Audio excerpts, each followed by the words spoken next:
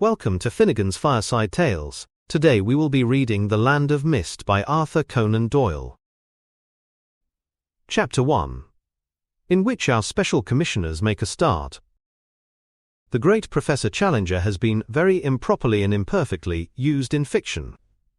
A daring author placed him in impossible and romantic situations in order to see how he would react to them. He reacted to the extent of a libel action, an abortive appeal for suppression, a riot in Sloane Street, 2 personal assaults, and the loss of his position as lecturer upon physiology at the London School of Subtropical Hygiene. Otherwise, the matter passed more peaceably than might have been expected. But he was losing something of his fire. Those huge shoulders were a little bowed. The spade-shaped Assyrian beard showed tangles of grey amid the black. His eyes were a trifle less aggressive, his smile less self-complacent, his voice as monstrous as ever but less ready to roar down all opposition. Yet he was dangerous, as all around him were painfully aware. The volcano was not extinct, and constant rumblings threatened some new explosion. Life had much yet to teach him, but he was a little less intolerant in learning. There was a definite date for the change which had been wrought in him. It was the death of his wife. That little bird of a woman had made her nest in the big man's heart. He had all the tenderness and chivalry which the strong can have for the weak. By yielding everything she had won everything, as a sweet-natured, tactful woman can. And when she died suddenly from virulent pneumonia following influenza, the man staggered and went down. He came up again smiling ruefully like the stricken boxer, and ready to carry on for many a round with fate. But he was not the same man, and if it had not been for the help and comradeship of his daughter Enid, he might never have rallied from the blow. She it was who, with clever craft, lured him into every subject which would excite his combative nature and infuriate his mind, until he lived once more in the present, and not the past.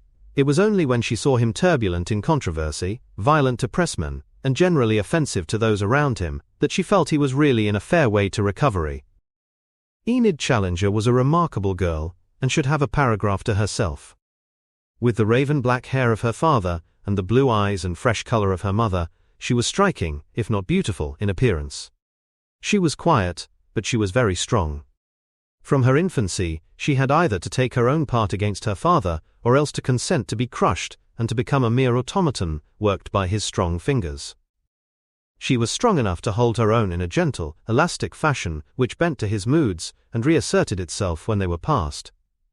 Lately she had felt the constant pressure too oppressive, and she had relieved it by feeling out for a career of her own.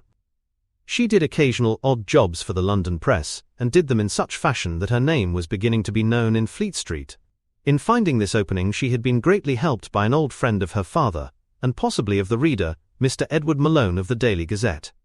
Malone was still the same athletic Irishman who had once won his international cap at rugby, but life had toned him down also, and made him a more subdued and thoughtful man. He had put away a good deal when at last his football boots had been packed away for good.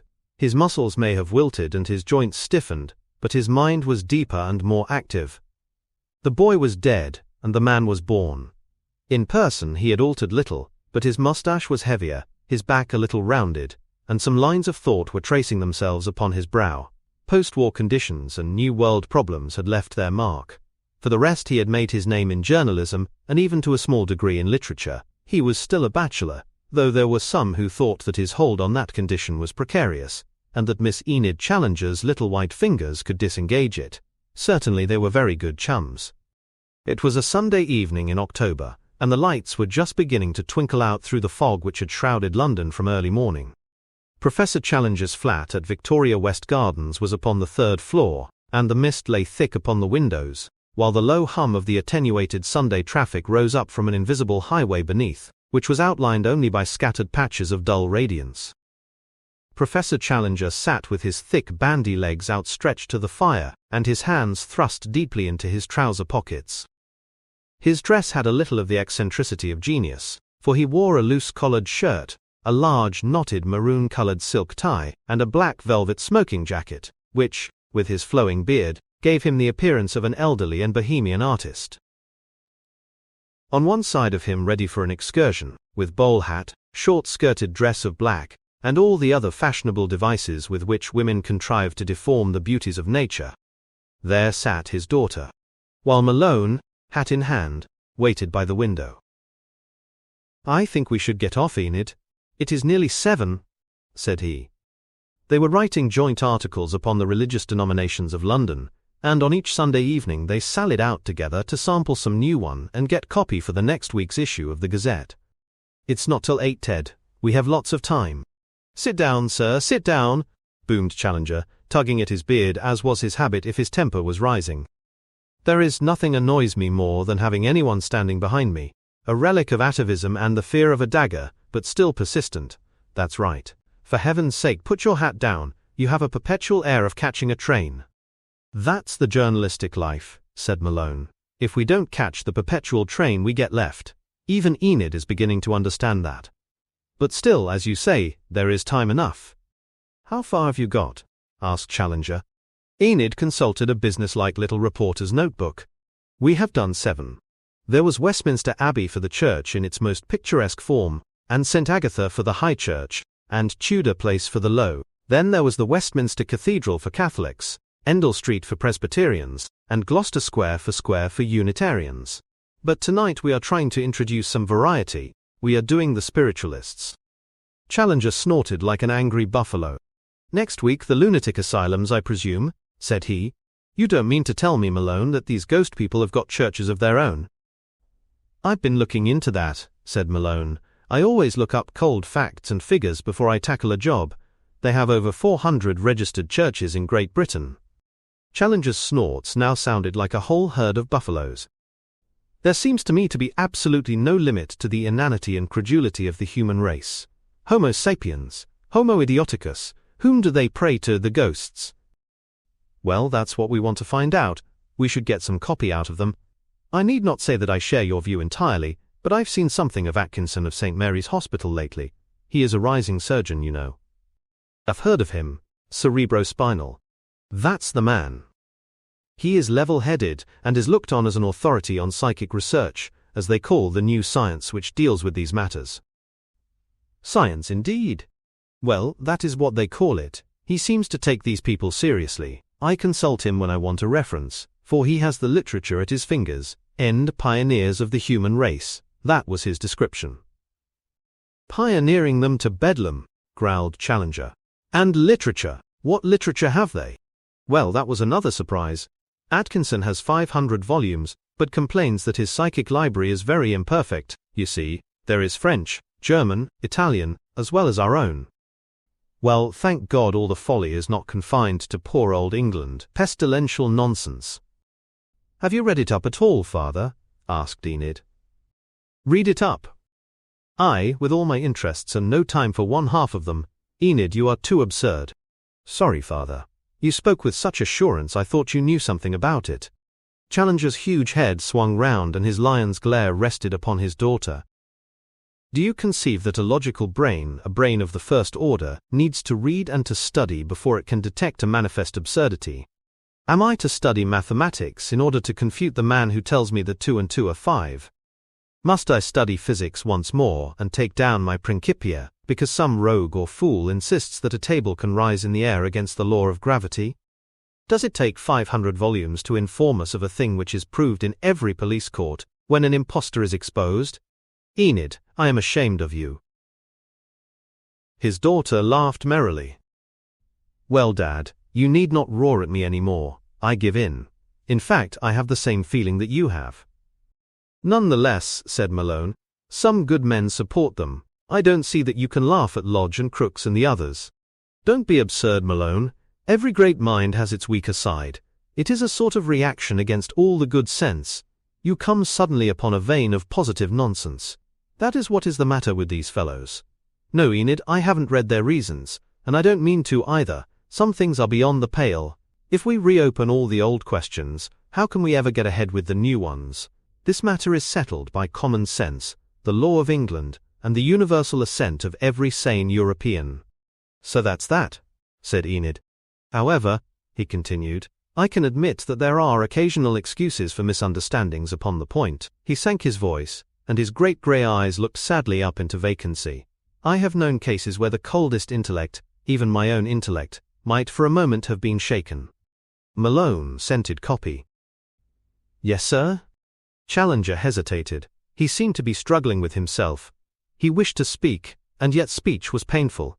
Then, with an abrupt, impatient gesture, he plunged into his story. "I never told you, Enid. It was too intimate, perhaps too absurd. I was ashamed to have been so shaken, but it shows how even the best balanced may be caught unawares." "Yes, sir?" "It was after my wife's death. You knew her, Malone. You can guess what it meant to me. It was the night after the cremation. Horrible, Malone, horrible. I saw the dear little body slide down, and then the glare of flame and the door clanged to." His great body shook past his big, hairy hand over his eyes. "I don't know why I tell you this, the talk seemed to lead up to it. It may be a warning to you. That night, the night after the cremation, I sat up in the hall. She was there." He nodded at Enid. "She had fallen asleep in a chair, poor girl. You know the house at Rotherfield, Malone. It was in the big hall. I sat by the fireplace, the room all draped in shadow, and my mind draped in shadow also. I should have sent her to bed, but she was lying back in her chair, and I did not wish to wake her. It may have been 1 in the morning. I remember the moon shining through the stained glass window. I sat and I brooded. Then suddenly there came a noise." "Yes, sir?" "It was low at first, just a ticking. Then it grew louder and more distinct. It was a clear rat-tat-tat. Now comes the queer coincidence, the sort of thing out of which legends grow when credulous folk have the shaping of them.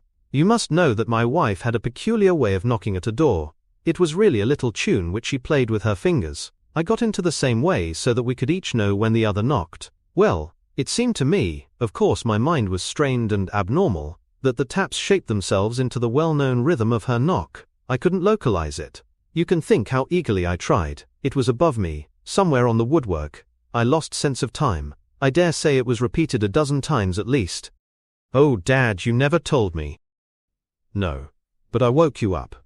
I asked you to sit quiet with me for a little." "Yes, I remember that." "Well, we sat, but nothing happened, not a sound more. Of course it was a delusion, some insect in the wood, the ivy on the outer wall. My own brain furnished the rhythm. Thus do we make fools and children of ourselves. But it gave me an insight. I saw how even a clever man could be deceived by his own emotions." "But how do you know, sir, that it was not your wife?" "Absurd, Malone, absurd, I say. I tell you I saw her in the flames. What was there left?" "Her soul, her spirit." Challenger shook his head sadly. "When the dear body dissolved into its elements, when its gases went into the air, and its residue of solids sank into a grey dust, it was the end, there was no more. She had played her part, played it beautifully, nobly. It was done. Death ends all, Malone. This soul talk is the animism of savages. It is a superstition, a myth. As a physiologist, I will undertake to produce crime or virtue by vascular control or cerebral stimulation. I will turn a Jekyll into a Hyde by a surgical operation. Another can do it by a psychological suggestion. Alcohol will do it, drugs will do it. Absurd, Malone, absurd. As the tree falls, so does it lie. There is no next morning. Night, eternal night, and long rest for the weary worker. Well, it's a sad philosophy. Better a sad than a false one. Perhaps so. There is something virile and manly in facing the worst. I would not contradict. My reason is with you. But my instincts are against, cried Enid. No, never can I believe it. She threw her arms round the great bull neck. Don't tell me, Daddy, that you, with all your complex brain and wonderful self, are a thing with no more life hereafter than a broken clock. 4 buckets of water and a bag full of salts, said Challenger, as he smilingly detached his daughter's grip. That's your daddy, my lass, and you may as well reconcile your mind to it. Well, it's 20 to 8. Come back if you can, Malone, and let me hear your adventures among the insane. Chapter 2, which describes an evening in strange company. The love affair of Enid Challenger and Edward Malone is not of the slightest interest to the reader, for the simple reason that it is not of the slightest interest to the writer. The unseen, unnoticed lure of the unborn babe is common to all youthful humanity. We deal in this chronicle with matters which are less common and of higher interest. It is only mentioned in order to explain those terms of frank and intimate comradeship which the narrative discloses. If the human race has obviously improved in anything, in Anglo-Celtic countries at least, it is that the prim affectations and sly deceits of the past are lessened, and that young men and women can meet in an equality of clean and honest comradeship. A taxi took the adventurers down Edgware Road and into the side street called Helbeck Terrace. Halfway down, the dull line of brick houses was broken by one glowing gap, where an open arch threw a flood of light into the street. The cab pulled up and the man opened the door. "This is the Spiritualist Church, sir," said he. Then, as he saluted to acknowledge his tip, he added in the wheezy voice of the man of all weathers, "Tommy rot, I call it, sir." Having eased his conscience thus, he climbed into his seat, and a moment later his red rear lamp was a waning circle in the gloom. Malone laughed. "Vox populi, Enid. That is as far as the public has got at the present." "Well, it is as far as we have got, for that matter." "Yes, but we are prepared to give them a show." "I don't suppose cabby is. By Jove, it will be hard luck if we can't get in." There was a crowd at the door and a man was facing them from the top of the step, waving his arms to keep them back. "It's no good, friends. I am very sorry, but we can't help it. We've been threatened twice with prosecution for overcrowding." He turned facetious. "Never heard of an Orthodox church getting into trouble for that. No, sir, no." "I've come all the way from Hammersmith," wailed a voice. The light beat upon the eager, anxious face of the speaker, a little woman in black with a baby in her arms. "You've come for clairvoyance, ma'am," said the usher with intelligence. "See here, give me the name and address and I will write you, and Mrs. Debs will give you a sitting gratis. That's better than taking your chance in the crowd when, with all the will in the world, you can't all get a turn. You'll have her to yourself." "No, sir, there's no use shoving." "What's that? Press?" He had caught Malone by the elbow. "Did you say press? The press boycott us, sir. Look at the weekly list of services in a Saturday's Times if you doubt it. You wouldn't know there was such a thing as spiritualism." "What paper, sir?" "The Daily Gazette." "Well, well, we are getting on. And the lady too?" "Special article. My word. Stick to me, sir, and I'll see what I can do. Shut the doors, Joe. No use, friends. When the building fund gets on a bit, we'll have more room for you. Now, miss, this way, if you please." This way proved to be down the street and round a side alley, which brought them to a small door with a red lamp shining above it. "I'll have to put you on the platform. There's no standing room in the body of the hall." "Good gracious," cried Enid. "You'll have a fine view, miss, and maybe get a reading for yourself if you're lucky. It often happens that those nearest the medium get the best chance. Now, sir, in here." Here was a frowsy little room with some hats and topcoats draping the dirty whitewashed walls. A thin, austere woman with eyes which gleamed from behind her glasses was warming her gaunt hands over a small fire. With his back to the fire in the traditional British attitude was a large fat man with a bloodless face, a ginger moustache and curious, light blue eyes, the eyes of a deep-sea mariner. A little bald-headed man with huge horn-rimmed spectacles, and a very handsome and athletic youth in a blue lounge suit, completed the group. "The others have gone on the platform, Mr. Peeble. There's only 5 seats left for ourselves." It was the fat man talking. I know," said the man who had been addressed as Peeble, a nervous, stringy, dried-up person as he now appeared in the light. "But this is the press, Mr. Bolsover. Daily Gazette special article. Malone the name, and Challenger. This is Mr. Bolsover, our president. This is Mrs. Debs of Liverpool, the famous clairvoyante. Here is Mr. James, and this tall young gentleman is Mr. Hardy Williams, our energetic secretary. Mr. Williams is a nailer for the building fund. Keep an eye on your pockets if Mr. Williams is around." They all laughed. "Collection comes later," said Mr. Williams, smiling. "A good rousing article is our best collection," said the stout president. "Ever been to a meeting before, sir?" "No," said Malone. "Don't know much about it, I expect." "No, I don't." Well, we must expect a slating. They get it from the humorous angle at first. We'll have you writing a very comic account. I never could see anything very funny in the spirit of one's dead wife, but it's a matter of taste and of knowledge also. If they don't know, how can they take it seriously? I don't blame them. We were mostly like that ourselves once. I was one of Bradlaugh's men, and sat under Joseph McCabe until my old dad came and pulled out. "Good for him," said the Liverpool medium. "It was the first time I found I had powers of my own. I saw him like I see you now." "Was he one of us in the body?" "You know more than I did. But they come on amazing at the other side if the right folk get hold of them." "Time's up," said Mr. Peeble, snapping his watch. "You are on the right of the chair, Mrs. Debs. Will you go first? Then you, Mr. Chairman. Then you two, and myself. Get on the left, Mr. Hardy Williams, and lead the singing. They want warming up and you can do it. Now then, if you please." The platform was already crowded, but the newcomers threaded their way to the front amid a decorous murmur of welcome. Mr. Peeble shoved and exhorted, and two end seats emerged, upon which Enid and Malone perched themselves. The arrangement suited them well, for they could use their notebooks freely behind the shelter of the folk in front. "What is your reaction?" whispered Enid. "Not impressed as yet." "No, nor I," said Enid, "but it's very interesting all the same. People who are in earnest are always interesting, whether you agree with them or not, and it was impossible to doubt that the people were extremely earnest. The hall was crammed, and as one looked down one saw line after line of upturned faces, curiously alike in type, women predominating but men running them close. That type was not distinguished nor intellectual, but it was undeniably healthy, honest and sane. Small tradesfolk, male and female shop-not walkers, better-class artisans, lower middle-class women worn with household cares, occasional young folk in search of a sensation. These were the impressions which the audience conveyed to the trained observation of Malone. The fat president rose and raised his hand. "My friends," said he, "we have had once more to exclude a great number of people who desired to be with us tonight. It's all a question of the building fund, and Mr. Williams on my left will be glad to hear from any of you.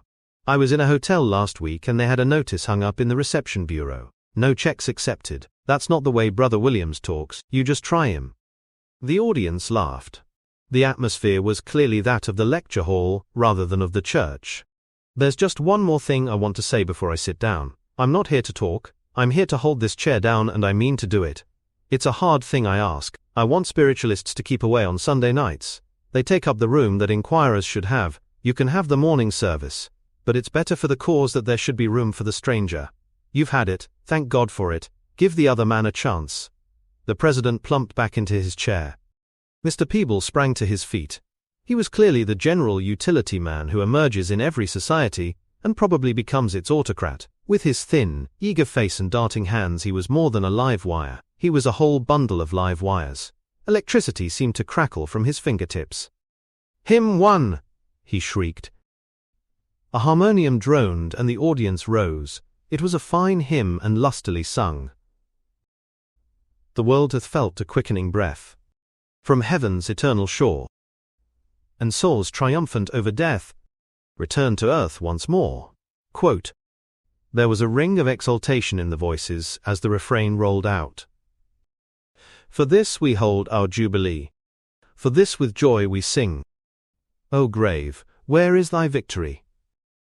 O death, where is thy sting?" Yes, they were in earnest, these people. And they did not appear to be mentally weaker than their fellows. And yet both Enid and Malone felt a sensation of great pity as they looked at them. How sad to be deceived upon so intimate a matter as this, to be duped by impostors who used their most sacred feelings and their beloved dead as counters with which to cheat them. What did they know of the laws of evidence, of the cold, immutable decrees of scientific law? Poor, earnest, honest, deluded people. "Now," screamed Mr. Peeble, "we shall ask Mr. Munro from Australia to give us the invocation." A wild-looking old man with a shaggy beard and slumbering fire in his eyes rose up and stood for a few seconds with his gaze cast down. Then he began a prayer, very simple, very unpremeditated. Malone jotted down the first sentence. "O Father, we are very ignorant folk, and do not well know how to approach you, but we will pray to you the best we know how." It was all cast in that humble key. Enid and Malone exchanged a swift glance of appreciation. There was another hymn, less successful than the first, and the chairman then announced that Mr. James Jones of North Wales would now deliver a trance address which would embody the views of his well-known control, Elisha the Atlantean. Mr. James Jones, a brisk and decided little man in a faded check suit, came to the front and, after standing a minute or so as if in deep thought, gave a violent shudder and began to talk. It must be admitted that save for a certain fixed stare and vacuous glazing of the eye, there was nothing to show that anything save Mr. James Jones of North Wales was the orator. It is also to be stated that if Mr. Jones shuddered at the beginning, it was the turn of his audience to shudder afterwards. Granting his own claim, he had proved clearly that an Atlantean spirit might be a portentous bore. He droned on with platitudes and ineptitudes, while Malone whispered to Enid that if Alasha was a fair specimen of the population, it was just as well that his native land was safely engulfed in the Atlantic Ocean. When, with another rather melodramatic shudder, he emerged from his trance, the chairman sprang to his feet with an alacrity which showed that he was taking no risks lest the Atlantean should return. "We have present with us tonight," he cried, "Mrs. Debs, the well-known clairvoyant of Liverpool. Mrs. Debs is, as many of you know, richly endowed with several of those gifts of the spirit of which St. Paul speaks, and the discerning of spirits is among them. These things depend upon laws which are beyond our control, but a sympathetic atmosphere is essential, and Mrs. Debs will ask for your good wishes and your prayers, while she endeavors to get into touch with some of those shining ones on the other side who may honor us with their presence tonight." The president sat down and Mrs. Debs rose amid discreet applause. Very tall, very pale, very thin, with an aquiline face and eyes shining brightly from behind her gold-rimmed glasses, she stood facing her expectant audience. Her head was bent. She seemed to be listening. "Vibrations," she cried at last. "I want helpful vibrations. Give me a verse on the harmonium, please." The instrument droned out, "Jesus, lover of my soul."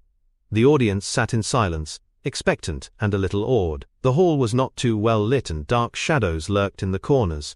The medium still bent her head as if her ears were straining. Then she raised her hand, and the music stopped. Presently. All in good time," said the woman, addressing some invisible companion. Then to the audience, "I don't feel that the conditions are very good tonight.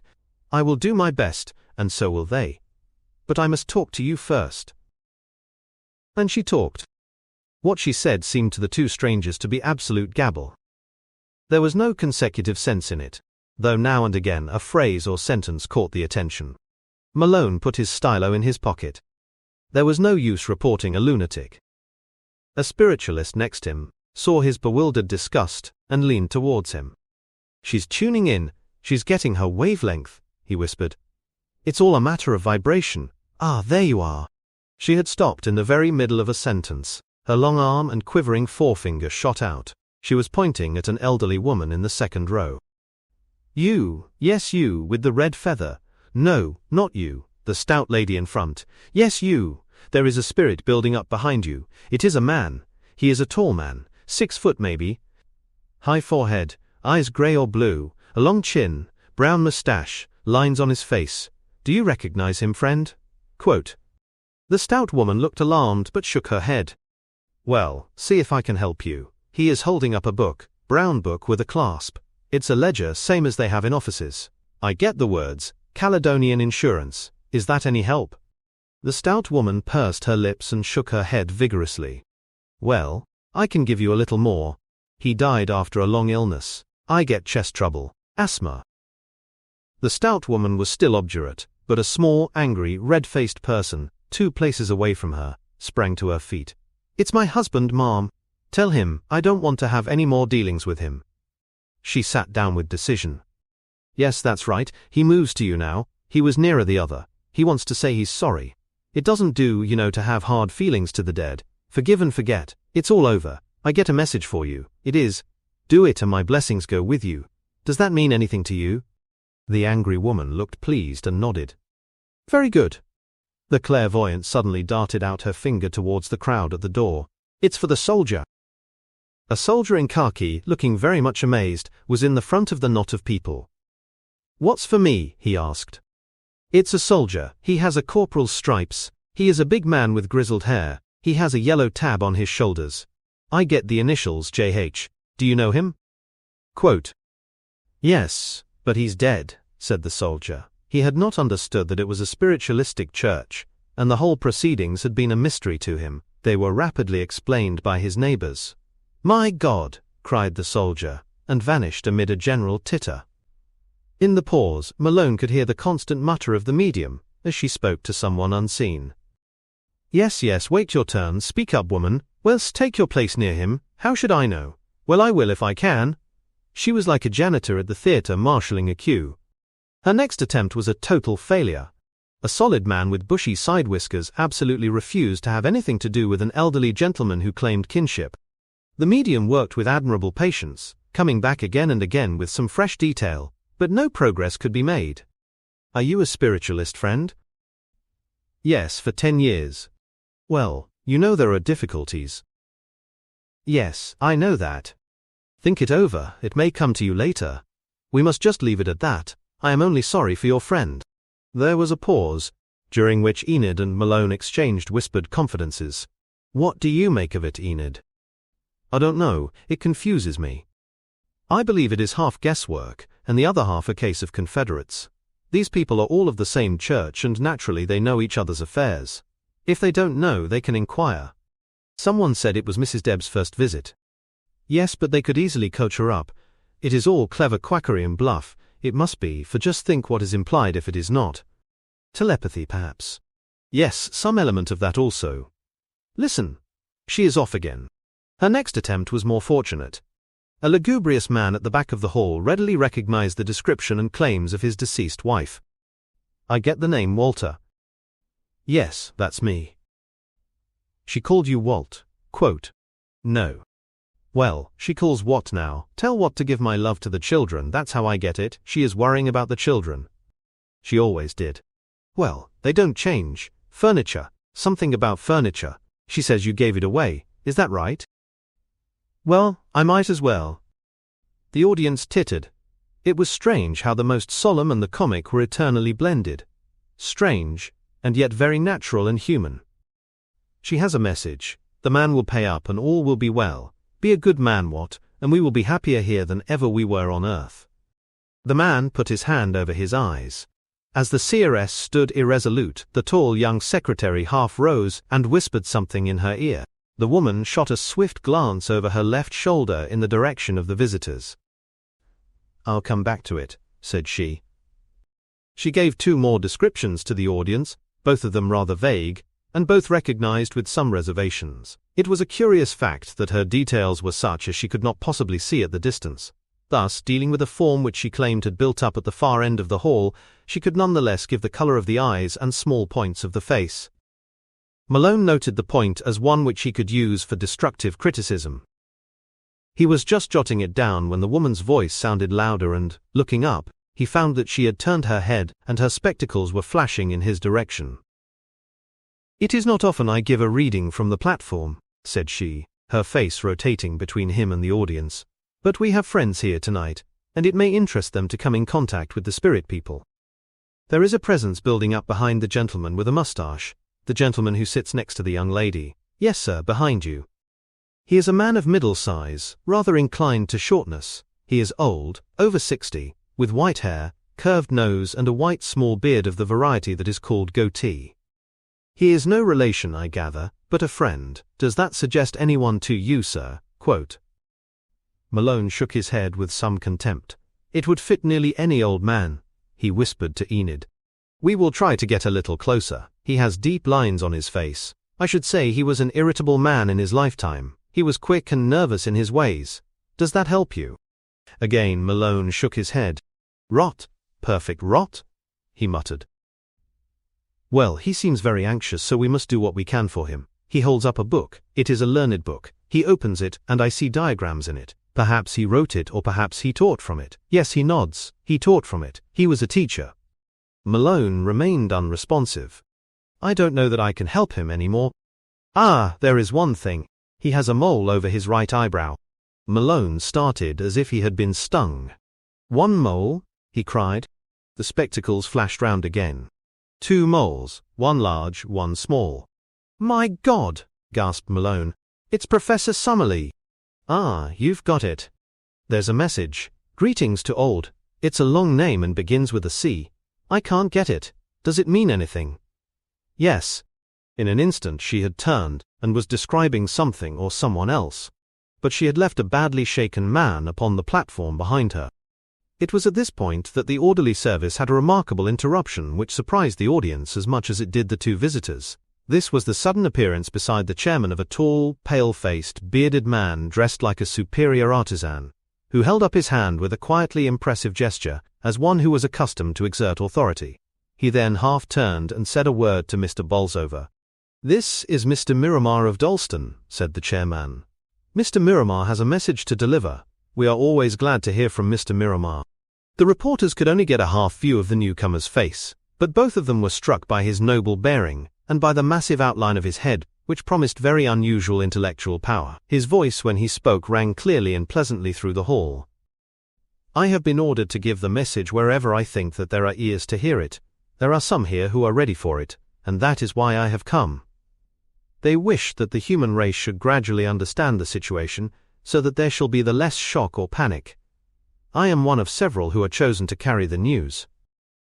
"A lunatic, I'm afraid," whispered Malone, scribbling hard upon his knee. There was a general inclination to smile among the audience, and yet there was something in the man's manner and voice which made them hang on every word. Things have now reached a climax. The very idea of progress has been made material. It is progress to go swiftly, to send swift messages, to build new machinery. All this is a diversion of real ambition. There is only one real progress, spiritual progress. Mankind gives it a lip tribute but presses on upon its false road of material science.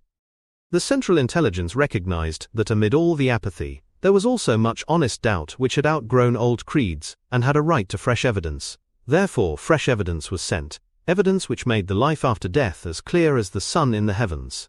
It was laughed at by scientists, condemned by the churches, became the butt of the newspapers, and was discarded with contempt. That was the last and greatest blunder of humanity. The audience had their chins up now. General speculations were beyond their mental horizon. But this was very clear to their comprehension. There was a murmur of sympathy and applause. The thing was now hopeless. It had got beyond all control. Therefore something sterner was needed since heaven's gift had been disregarded. The blow fell. 10 million men were laid dead upon the ground. Twice as many were mutilated. That was God's first warning to mankind.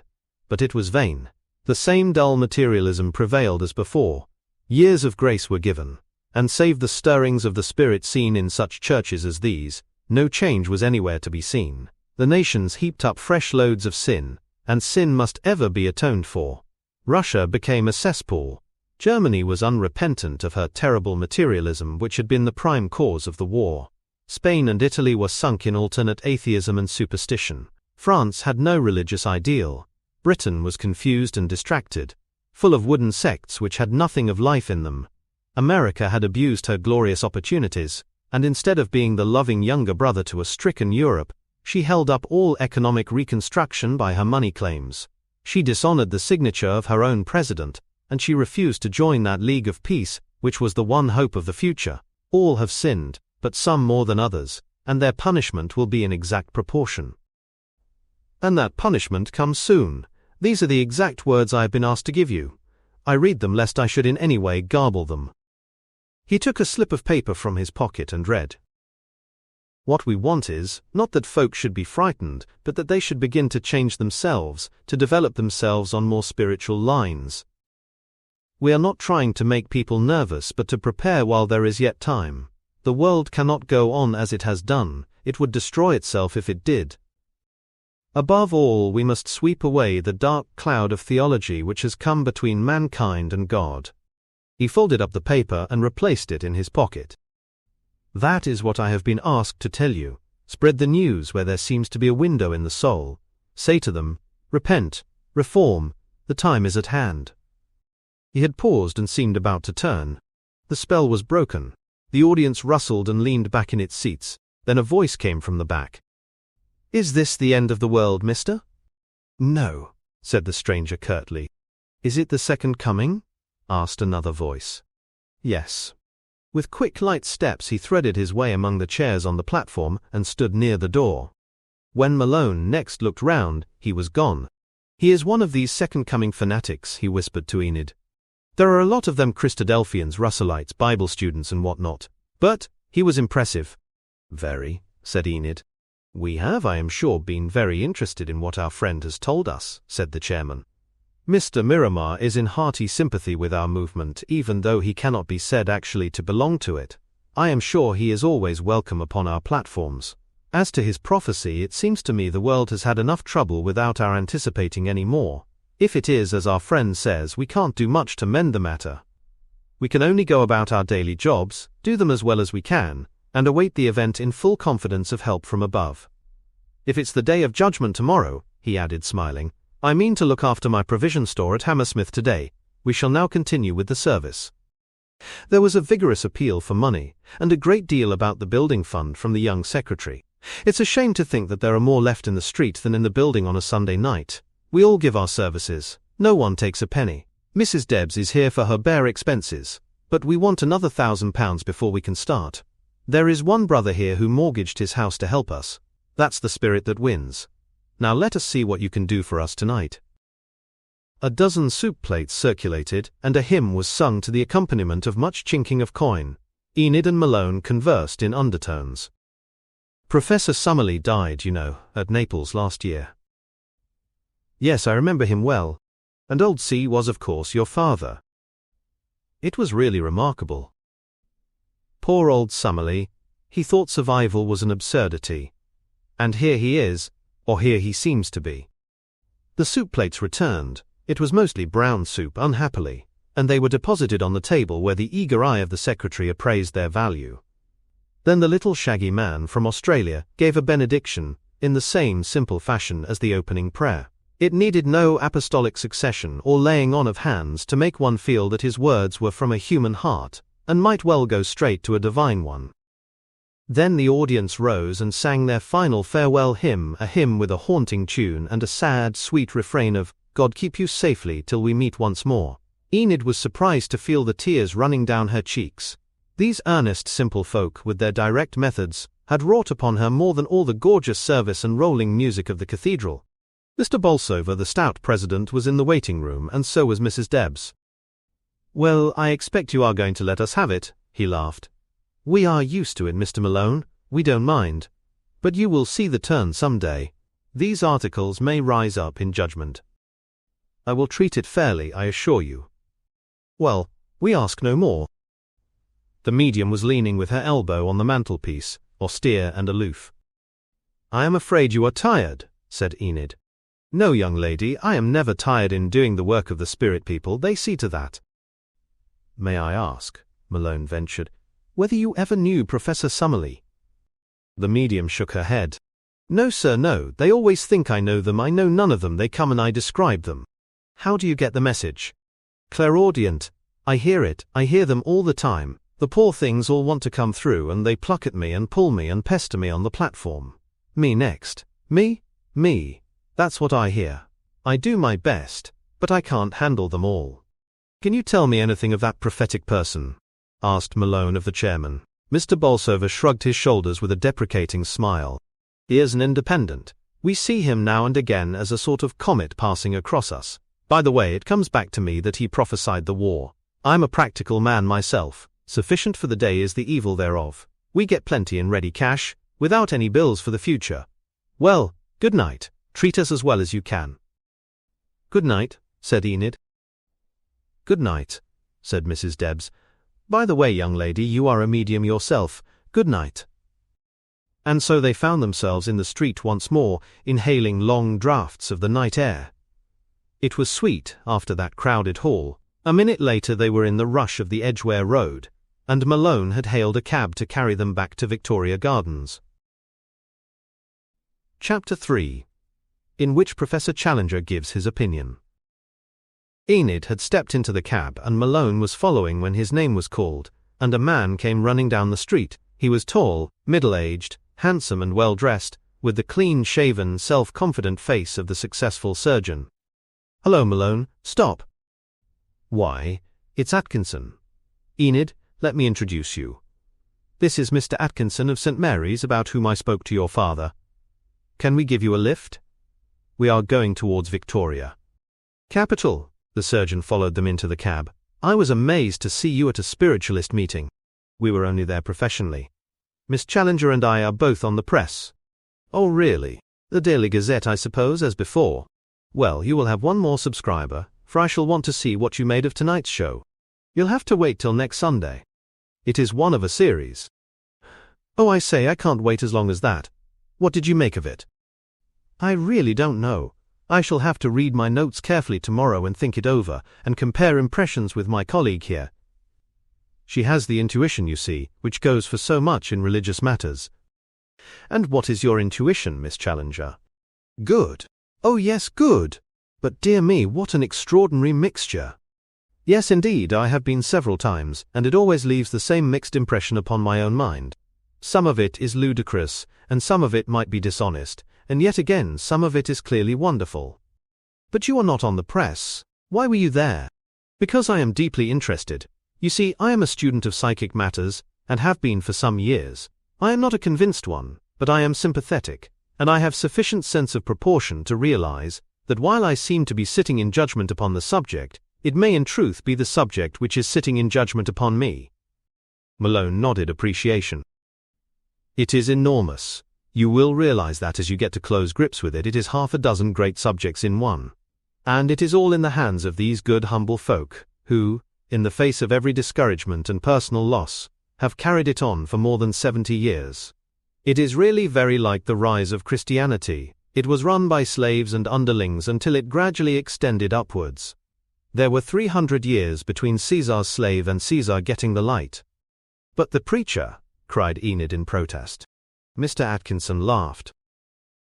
You mean our friend from Atlantis? What a terrible bore the fellow was.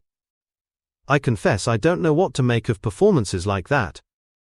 Self-deception, I think, and the temporary emergence of some fresh strand of personality which dramatizes itself in this way.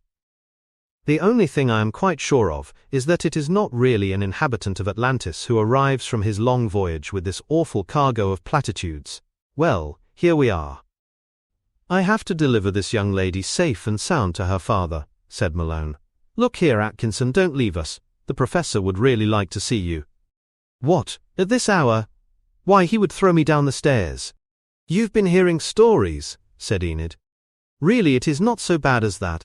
Some people annoy him, but I am sure you are not one of them. Won't you chance it? With that encouragement, certainly. And the three walked down the bright outer corridor to the lift.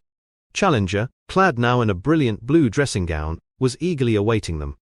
He eyed Atkinson as a fighting bulldog eyes some canine stranger. The inspection seemed to satisfy him, however, for he growled that he was glad to meet him. I've heard of your name, sir, and of your rising reputation. Your resection of the cord last year made some stir, I understand. But have you been down among the lunatics also?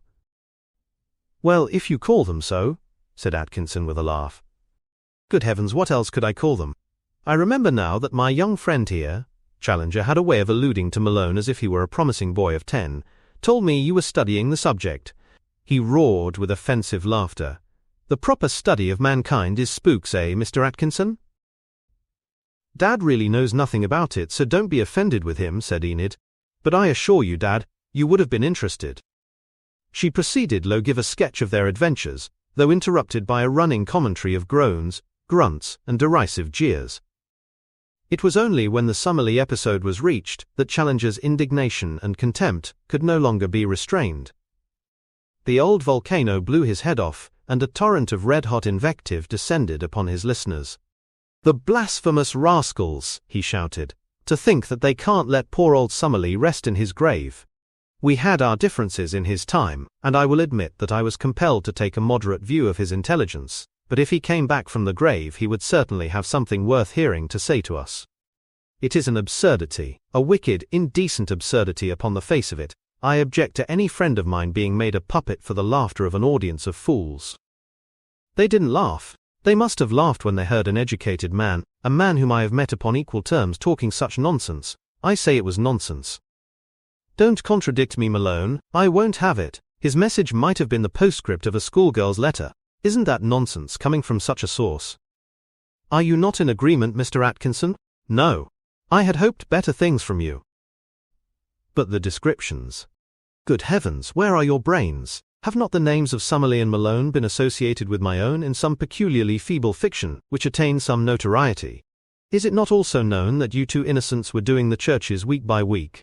Was it not patent that sooner or later you would come to a spiritualist gathering? Here was a chance for a convert. They set a bait and poor old gudgeon Malone came along and swallowed it. Here he is with the hook still stuck in his silly mouth. Oh yes, Malone, plain speaking is needed and you shall have it. The professor's black mane was bristling, and his eyes glaring from one member of the company to another. Well, we want every view expressed, said Atkinson. You seem very qualified, sir, to express the negative one.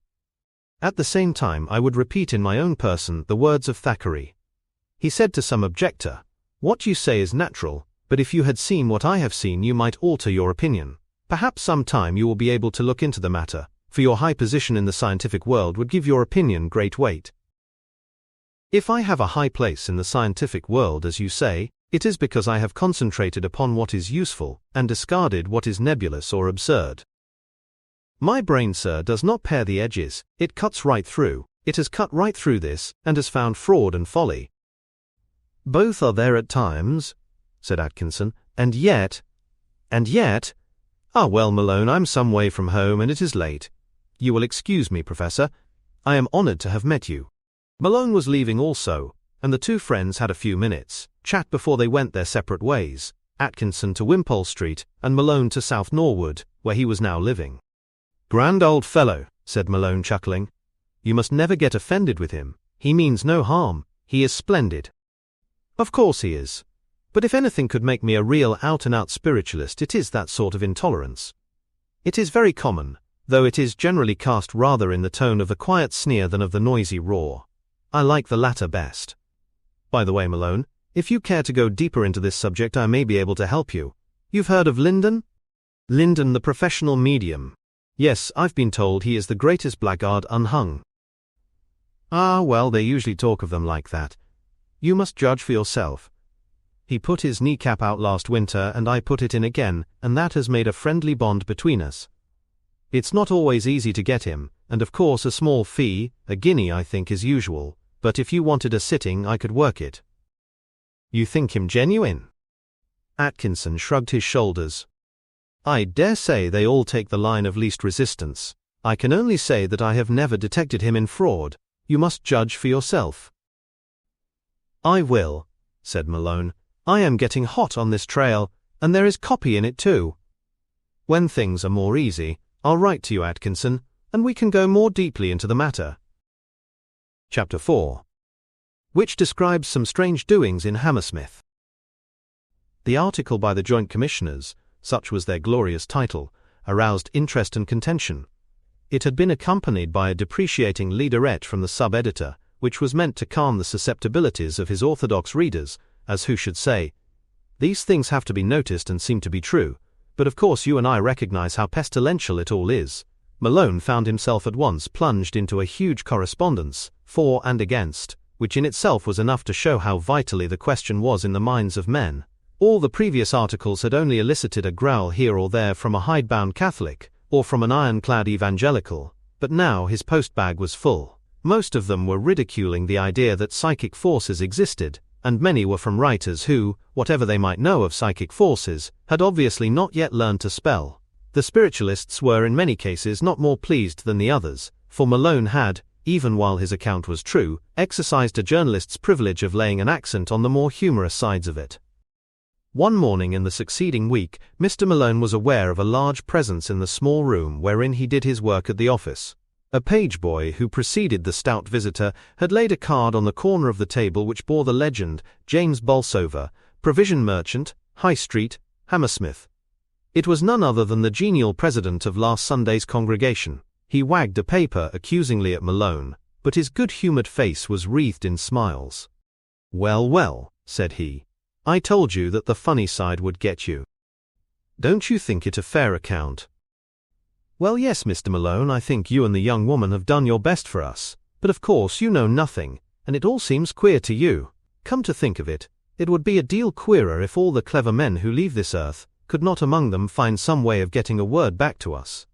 But it's such a stupid word sometimes. Well, there are a lot of stupid people leave the world, they don't change.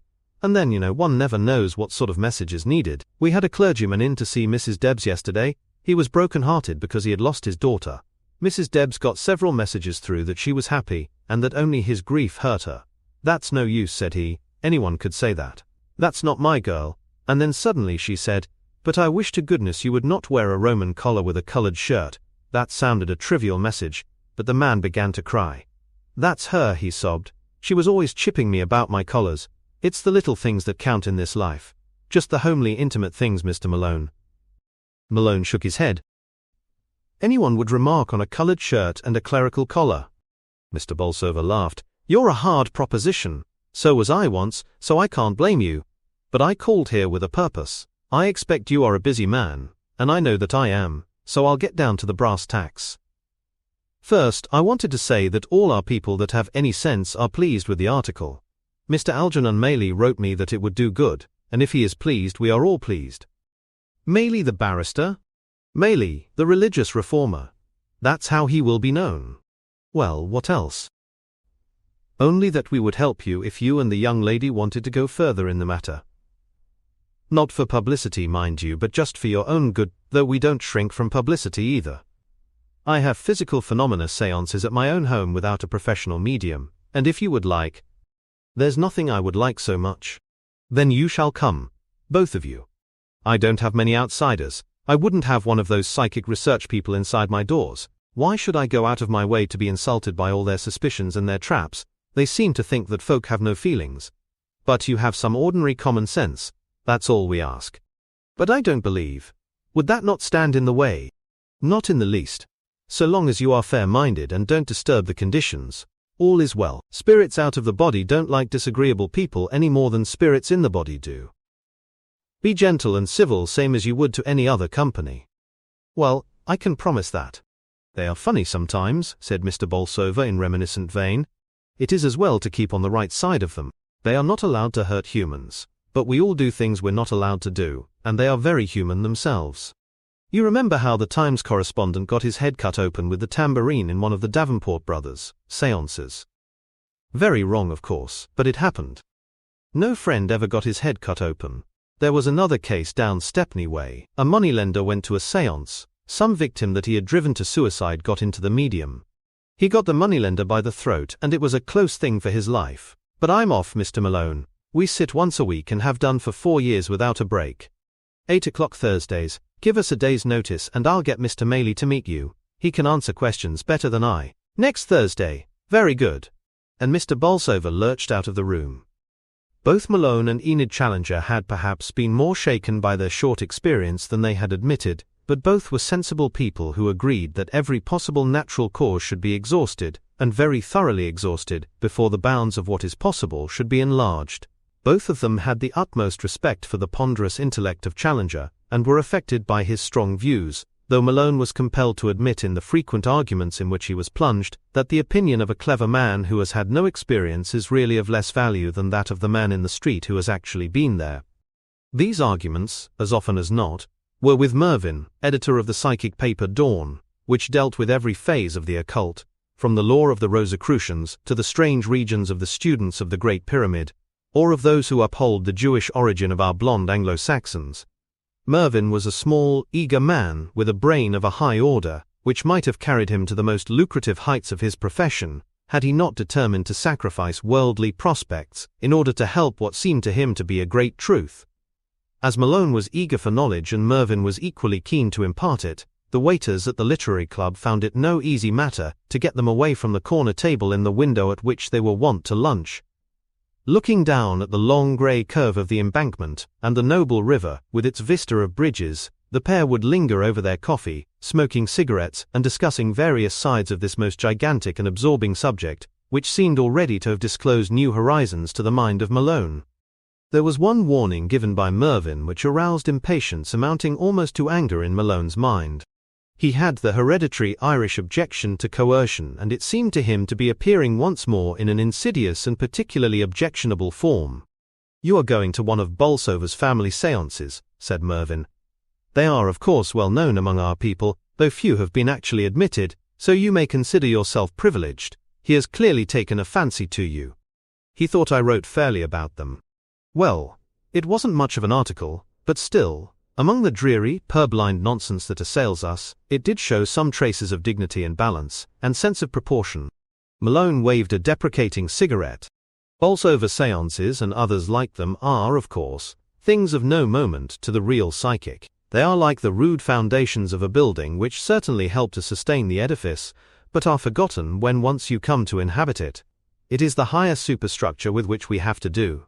You would think that the physical phenomena were the whole subject, those and a fringe of ghosts and haunted houses, if you were to believe the cheap papers who cater for the sensationalist. Of course, these physical phenomena have a use of their own. They rivet the attention of the inquirer and encourage him to go further. Personally, having seen them all, I would not go across the road to see them again, but I would go across many roads to get high messages from the beyond. Yes, I quite appreciate the distinction, looking at it from your point of view. Personally, of course, I am equally agnostic as to the messages and the phenomena. Quite so. St. Paul was a good psychic. He makes the point so neatly that even his ignorant translators were unable to disguise the real occult meanings, as they have succeeded in doing in so many cases. Can you quote it? I know my New Testament pretty well, but I am not letter perfect. It is the passage where he says that the gift of tongues, which was an obvious sensational thing, was for the uninstructed, but that prophecies, that is, real spiritual messages, were for the elect. In other words, that an experienced spiritualist has no need of phenomena. I'll look that passage up. You will find it in Corinthians, I think. By the way, there must have been a pretty high average of intelligence among those old congregations, if Paul's letters could have been read aloud to them and thoroughly comprehended. That is generally admitted, is it not? Well, it is a concrete example of it. However, I am down a side track. What I wanted to say to you is that you must not take Bolsover's little spirit circus too seriously. It is honest as far as it goes, but it goes a mighty short way. It's a disease, this phenomena hunting. I know some of our people, women mostly, who buzz around séance rooms continually, seeing the same thing over and over, sometimes real, sometimes, I fear, imitation. What the better are they for that, as souls or as citizens, or any other way? No, when your foot is firm on the bottom rung, don't mark time on it, but step up to the next rung and get firm upon that. I quite get your point, but I'm still on the solid ground. Solid? Cried Mervyn. Good Lord! But the paper goes to press today and I must get down to the printer. With a circulation of 10,000 or so, we do things modestly, you know, not like you plutocrats of the daily press. I am practically the staff. You said you had a warning. Yes, I wanted to give you a warning. Mervyn's thin, eager face became intensely serious. If you have any ingrained religious or other prejudices which may cause you to turn down this subject after you have investigated it, then don't investigate at all, for it is dangerous. What do you mean, dangerous? They don't mind honest doubt or honest criticism, but if they are badly treated, they are dangerous. Who are they? Who are they? I wonder. Guides, controls, psychic entities of some kind. Who the agents of vengeance, or I should say justice, are, is really not essential. The point is that they exist. Oh, rot, Mervyn. Don't be too sure of that. Pernicious rot. These are the old theological bogies of the Middle Ages coming up again. I am surprised at a sensible man like you. Mervyn smiled. He had a whimsical smile, but his eyes, looking out from under bushy yellow brows, were as serious as ever.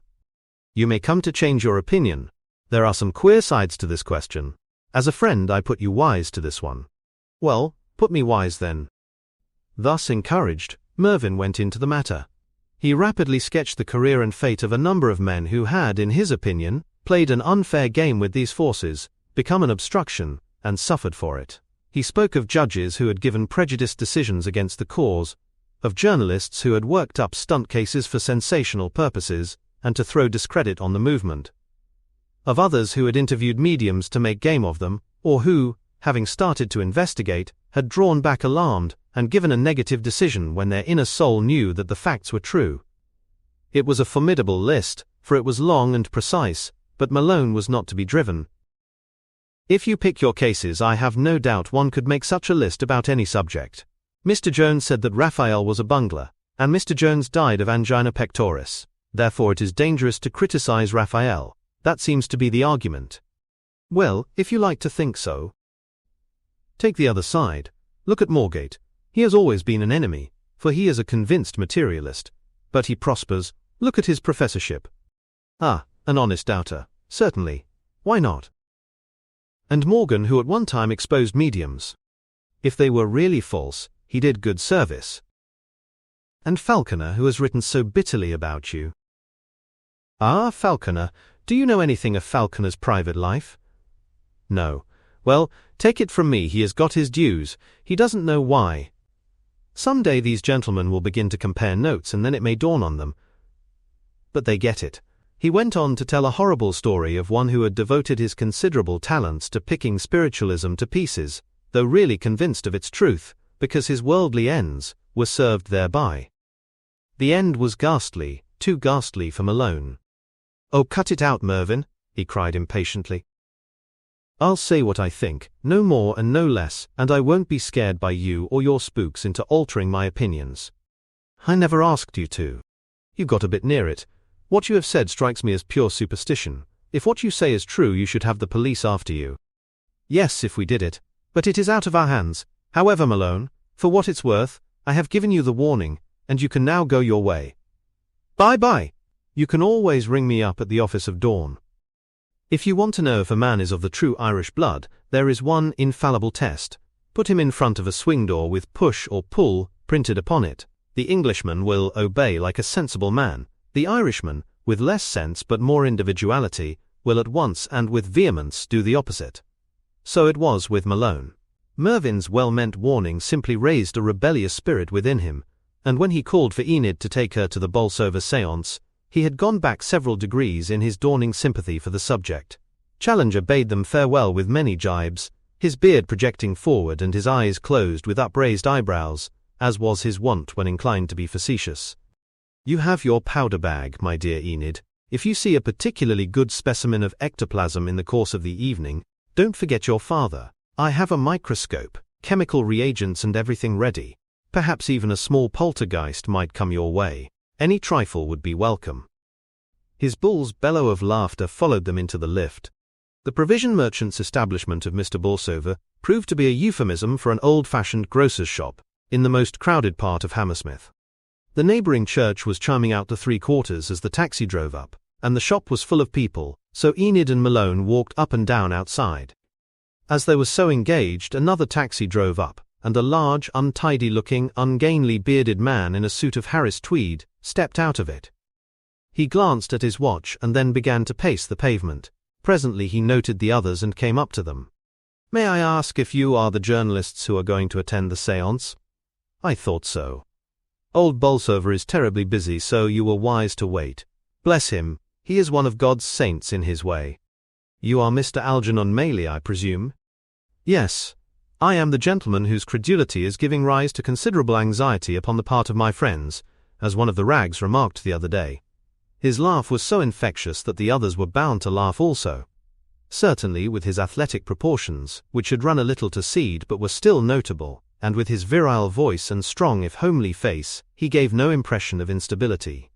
"We are all labelled with some stigma by our opponents," said he. "I wonder what yours will be." "We must not sail under false colours, Mr. Maylie," said Enid. "We are not yet among the believers." "Quite right. You should take your time over it. It is infinitely the most important thing in the world, so it is worth taking time over. I took many years myself. Folk can be blamed for neglecting it, but no one can be blamed for being cautious in examination. Now I am all out for it, as you are aware, because I know it is true. There is such a difference between believing and knowing. I lecture a good deal. But I never want to convert my audience. I don't believe in sudden conversions. They are shallow, superficial things. All I want is to put the thing before the people as clearly as I can. I just tell them the truth and why we know it is the truth. Then my job is done. They can take it or leave it. If they are wise, they will explore along the paths that I indicate. If they are unwise, they miss their chance. I don't want to press them or to proselytize. It's their affair, not mine." "Well, that seems a reasonable view," said Enid, who was attracted by the frank manner of their new acquaintance. They were standing now in the full flood of light cast by Bolsover's big plate-glass window. She had a good look at him, his broad forehead, his curious grey eyes, thoughtful and yet eager, his straw-coloured beard, which indicated the outline of an aggressive chin. He was solidity personified, the very opposite of the fanatic whom she had imagined. His name had been a good deal in the papers lately as a protagonist in the long battle, and she remembered that it had never been mentioned without an answering snort from her father. "I wonder," she said to Malone, "what would happen if Mr. Maylie were locked up in a room with Dad?" Malone laughed. There used to be a schoolboy question as to what would occur if an irresistible force were to strike an invincible obstacle. "Oh, you are the daughter of Professor Challenger," said Maylie with interest. "He is a big figure in the scientific world. What a grand world it would be if it would only realize its own limitations." "I don't quite follow you. It is this scientific world which is at the bottom of much of our materialism. It has helped us in comfort, if comfort is any use to us. Otherwise it has usually been a curse to us, for it has called itself progress, and given us a false impression that we are making progress, whereas we are really drifting very steadily backwards." "Really, I can't quite agree with you there, Mr. Maylie," said Malone, who was getting restive under what seemed to him dogmatic assertion. "Look at wireless. Look at the SOS call at sea. Is that not a benefit to mankind?" "Oh, it works out all right sometimes. I value my electric reading lamp, and that is a product of science. It gives us, as I said before, comfort and occasionally safety." "Why then do you depreciate it?" "Because it obscures the vital thing, the object of life. We were not put into this planet in order that we should go 50 miles an hour in a motor car, or cross the Atlantic in an airship, or send messages either with or without wires. These are the mere trimmings and fringes of life. But these men of science have so riveted our attention on these fringes that we forget the central object." "I don't follow you." "It is not how fast you go that matters, it is the object of your journey. It is not how you send a message, it is what the value of the message may be. At every stage this so-called progress may be a curse, and yet as long as we use the word, we confuse it with real progress and imagine that we are doing that for which God sent us into the world. Which is to prepare ourselves for the next phase of life. There is mental preparation and spiritual preparation, and we are neglecting both. To be in old age, better men and women, more unselfish, more broad-minded, more genial and tolerant, that is what we are for. It is a soul factory, and it is turning out a bad article. But, hello! He burst into his infectious laugh. "Here I am, delivering my lecture in the street. Force of habit, you see. My son says that if you press the third button of my waistcoat I automatically deliver a lecture. But here is the good Bolsover to your rescue." The worthy grocer had caught sight of them through the window, and came bustling out, untying his white apron. "Good evening all. I won't have you waiting in the cold. Besides, there's the clock, and time's up. It does not do to keep them waiting. Punctuality for all. That's my motto and theirs. My lads will shut up the shop, this way, and mind the sugar barrel." They threaded their way amid boxes of dried fruits and piles of cheese, finally passing between two great casks which hardly left room for the grocer's portly form. A narrow door beyond opened into the residential part of the establishment. Ascending the narrow stair, Bolsover threw open a door, and the visitors found themselves in a considerable room, in which a number of people were seated round a large table. There was Mrs. Bolsover herself, large, cheerful and buxom like her husband. 3 daughters were all of the same pleasing type. There was an elderly woman who seemed to be some relation, and 2 other colourless females who were described as neighbours and spiritualists. The only other man was a little grey-headed fellow with a pleasant face and quick, twinkling eyes, who sat at a harmonium in the corner. "Mr. Smiley, our musician," said Bolsover. "I don't know what we could do without Mr. Smiley. It's vibrations, you know. Mr. Maylie could tell you about that. Ladies, you know Mr. Maylie, our very good friend, and these are 2 inquirers, Miss Challenger and Mr. Malone." The Bolsover family all smiled genially, but the nondescript elderly person rose to her feet and surveyed them with an austere face.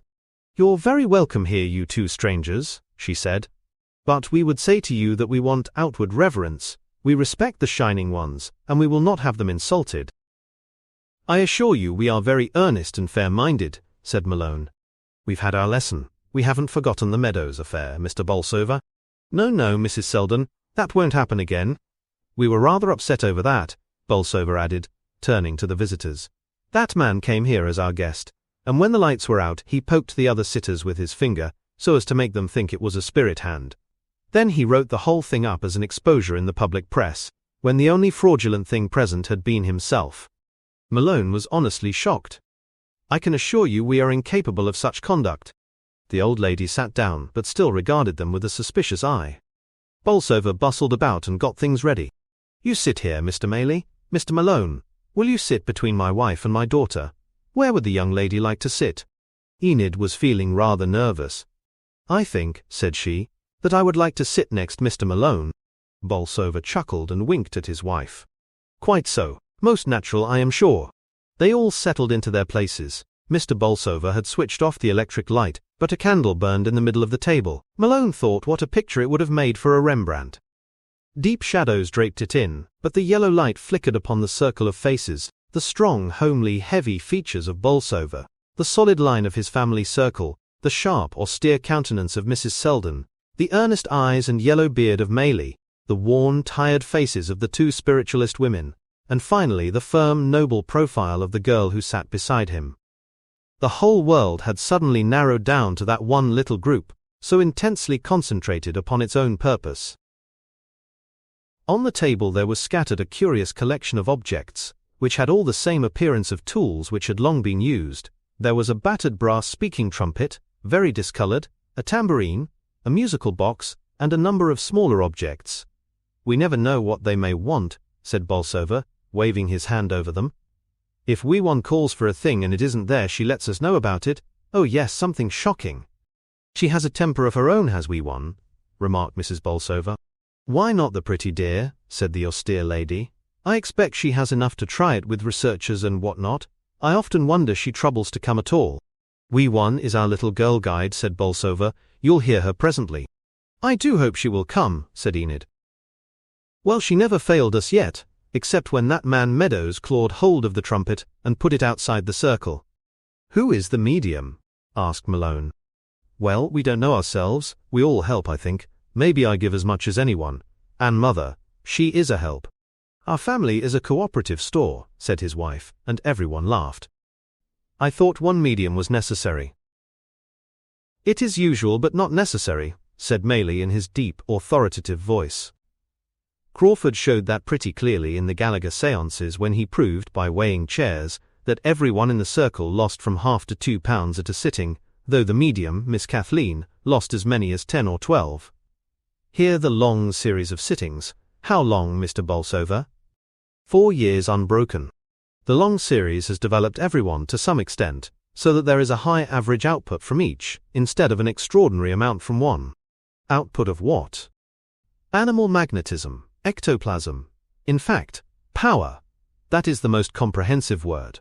The Christ used that word. Much power has gone out of me. It is dunamis in the Greek, but the translators missed the point and translated it virtue. If a good Greek scholar who was also a profound occult student were to retranslate the New Testament, we should get some eye-openers. Dear old Ellis Powell did a little in that direction. His death was a loss to the world. "Aye, indeed," said Bolsover in a reverent voice. "But now, before we get to work, Mr. Malone, I want you just to note one or two things. You see the white spots on the trumpet and the tambourine? Those are luminous points, so that we can see where they are. The table is just our dining table, good British oak. You can examine it if you like. But you'll see things that won't depend upon the table. Now, Mr. Smiley, out goes the light, and we'll ask you for Rock of Ages." The harmonium droned in the darkness and the circle sang. They sang very tunefully too, for the girls had fresh voices and true ears. Low and vibrant, the solemn rhythm became most impressive, when no sense but that of hearing was free to act. Their hands, according to instructions, were laid lightly upon the table, and they were warned not to cross their legs.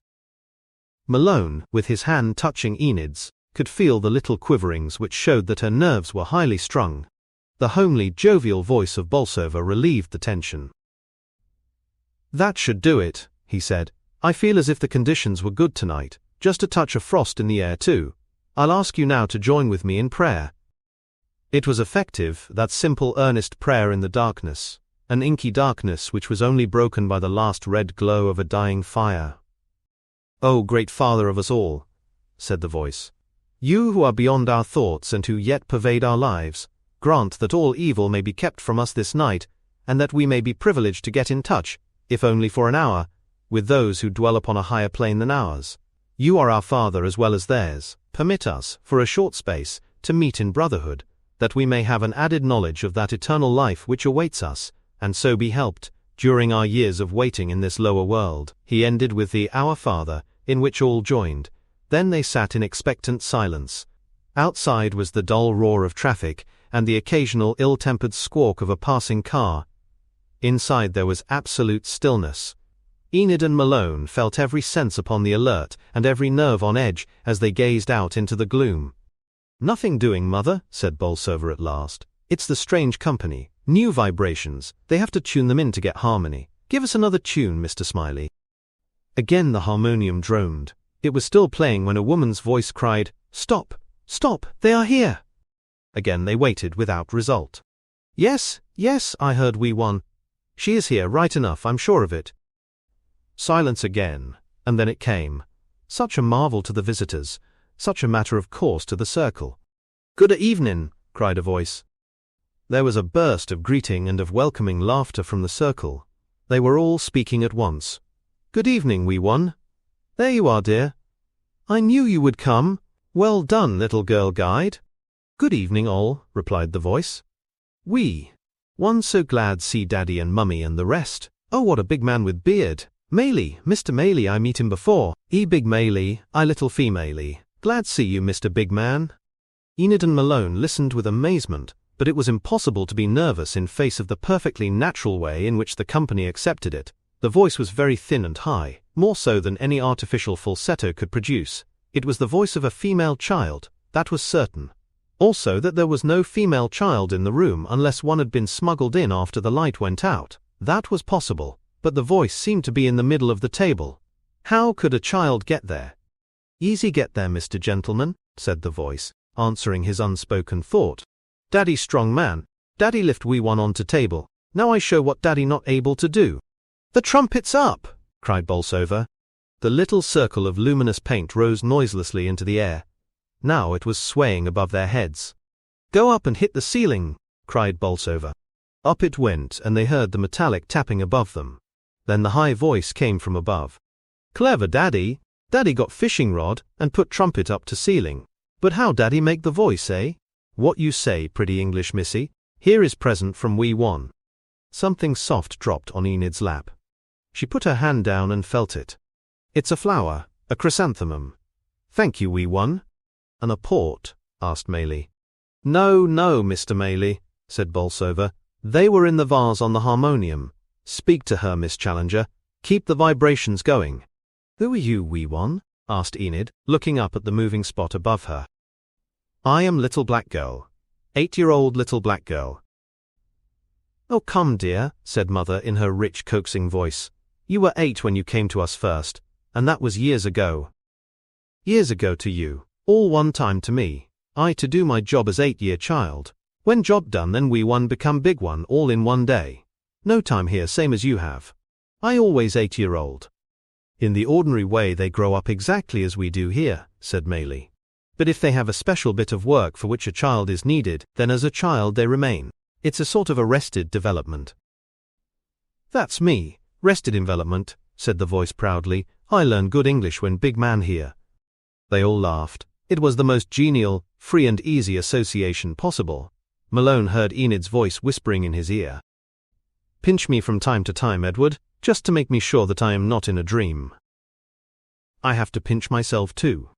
"What about your song, wee one?" asked Bolsover. "Oh, yes, indeed. Wee one sing to you." She began some simple song but faded away in a squeak, while the trumpet clattered onto the table. "Ah, power run down," said Maley. "I think a little more music will set us right. Lead kindly light, Smiley." They sang the beautiful hymn together. As the verse closed, an amazing thing happened, amazing at least to the novices, though it called for no remark from the circle. The trumpet still shone upon the table, but 2 voices, those apparently of a man and a woman, broke out in the air above them, and joined very tunefully in the singing. The hymn died away, and all was silence and tense expectancy once more. It was broken by a deep male voice from the darkness. It was an educated English voice, well modulated, a voice which spoke in a fashion to which the good Bolsover could never attain. "Good evening, friends. The power seems good tonight." "Good evening, Luke. Good evening," cried everyone. "It is our teaching guide," Bolsover explained. "He is a high spirit from the 6th sphere, who gives us instruction." "I may seem high to you," said the voice, "but what am I to those who in turn instruct me? It is not my wisdom. Give me no credit, I do but pass it on." "Always like that," said Bolsover. "No swank, it's a sign of his height."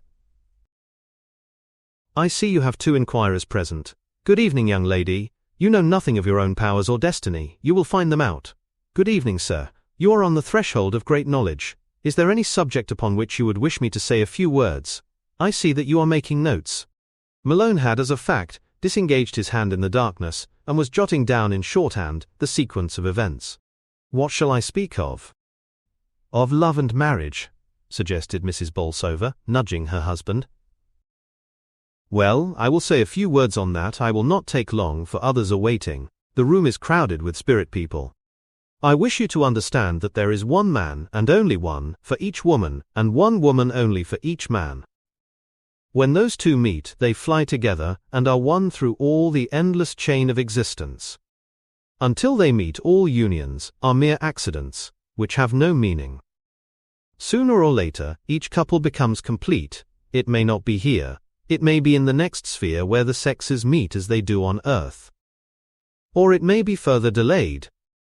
But every man and every woman has his or her affinity, and will find it. Of earthly marriages, perhaps 1 in 5 is permanent. The others are accidental. Real marriage is of the soul and spirit. Sex actions are a mere external symbol, which mean nothing and are foolish, or even pernicious, when the thing which they should symbolize is wanting. Am I clear? Very clear, said Maylie. Some have the wrong mate here, some have no mate, which is more fortunate. But all will sooner or later get the right mate. That is certain.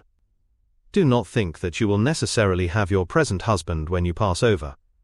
God be praised, God be thanked, cried a voice. No, Mrs. Melder, it is love, real love, which unites us here. He goes his way, you go yours. You are on separate planes, perhaps. Some day you will each find your own, when your youth has come back as it will over here. You speak of love. Do you mean sexual love? Asked Maylie. Where are we getting to? Murmured Mrs. Bolsover. Children are not born here. That is only on the earth plane. It was this aspect of marriage to which the great teacher referred when he said, there will be neither marriage nor giving in marriage. No, it is purer, deeper, more wonderful, a unity of souls, a complete merging of interests and knowledge without a loss of individuality. The nearest you ever get to it is the first high passion, too beautiful for physical expression. When 2 high-souled lovers meet upon your plane, they find lower expression afterwards, but they will always in their hearts know that the first, delicate, exquisite soul union was the more lovely. So it is with us. Any questions?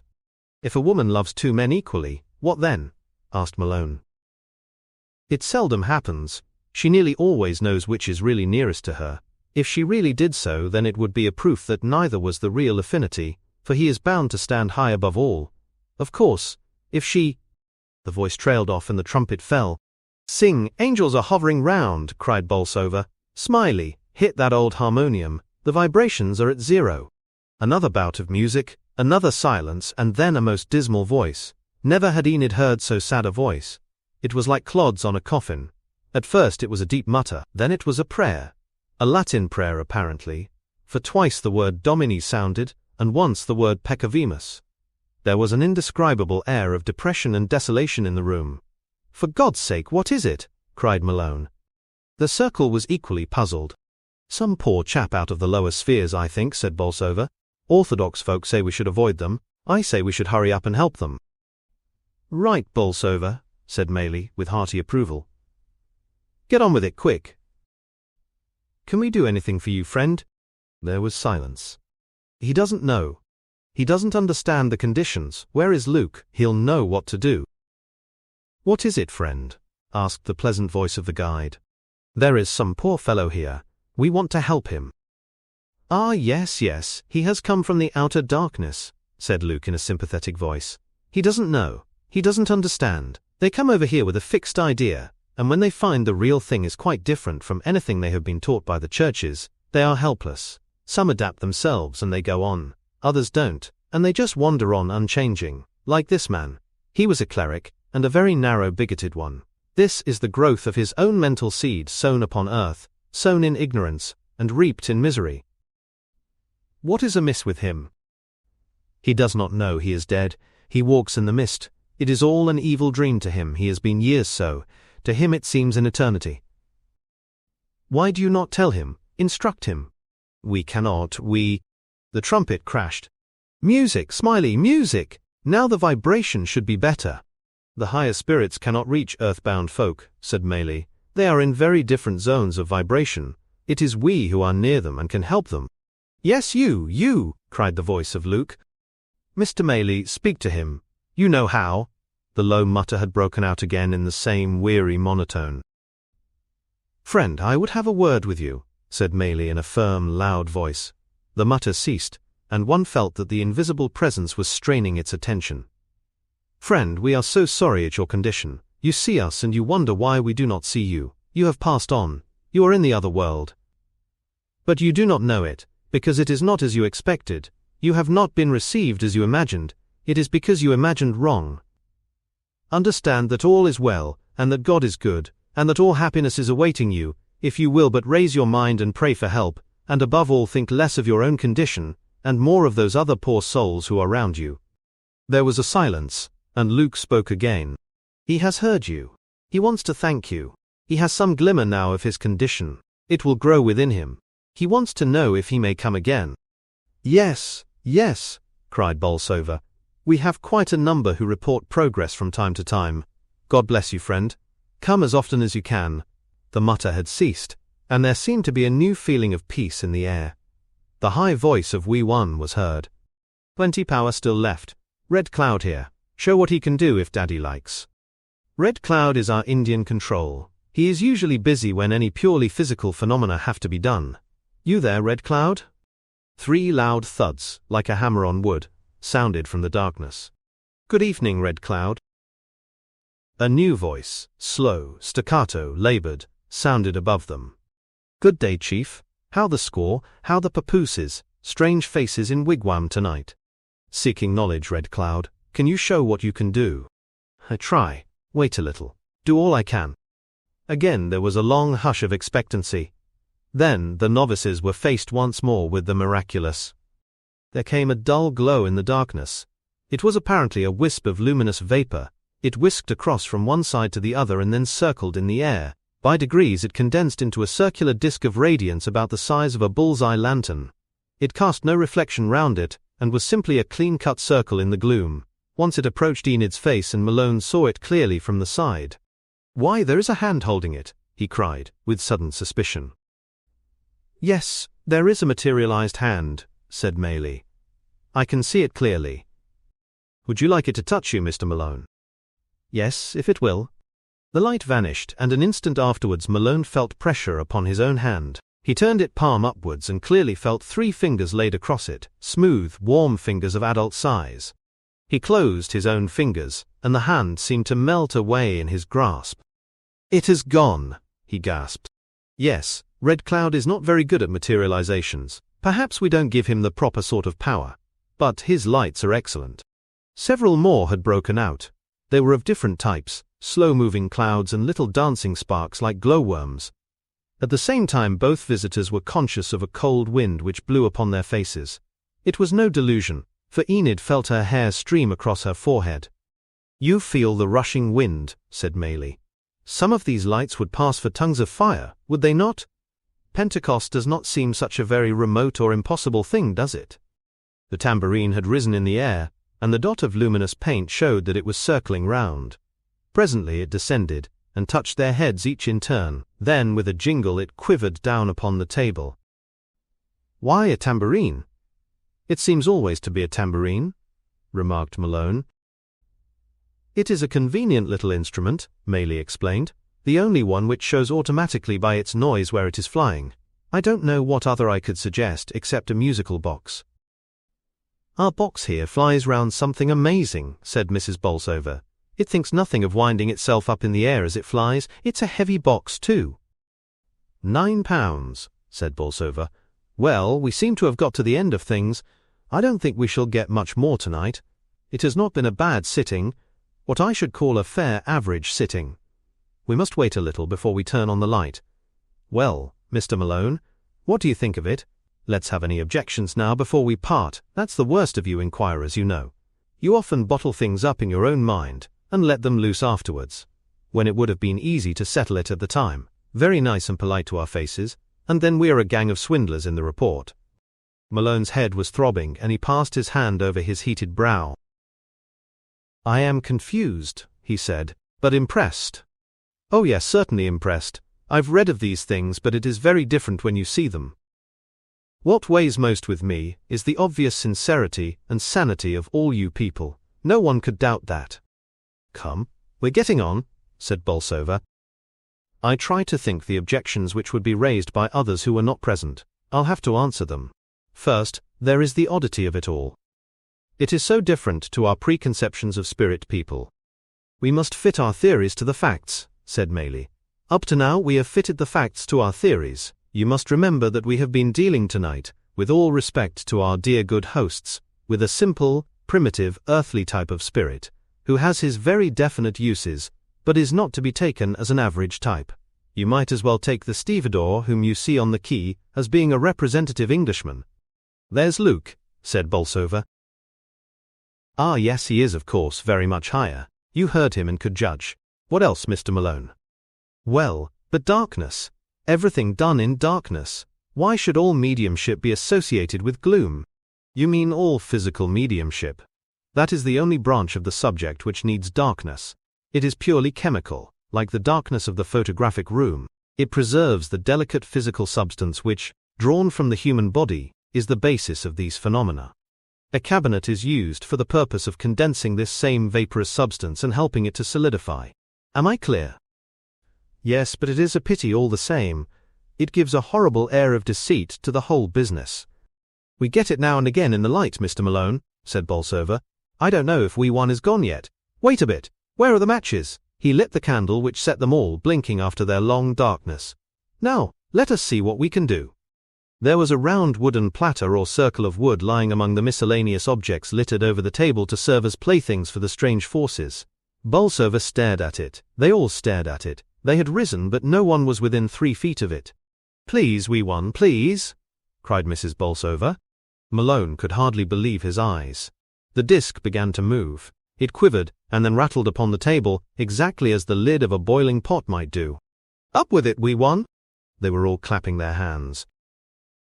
The circle of wood, in the full light of the candle, rose upon edge, and stood there shaking as if trying to keep its balance. "Give 3 tilts, wee one." The disc inclined forward 3 times. Then it fell flat and remained so. "I am so glad you have seen that," said Maley.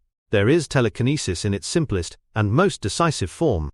"I could not have believed it," cried Enid. "Nor I," said Malone. "I have extended my knowledge of what is possible. Mr. Bolsover, you have enlarged my views."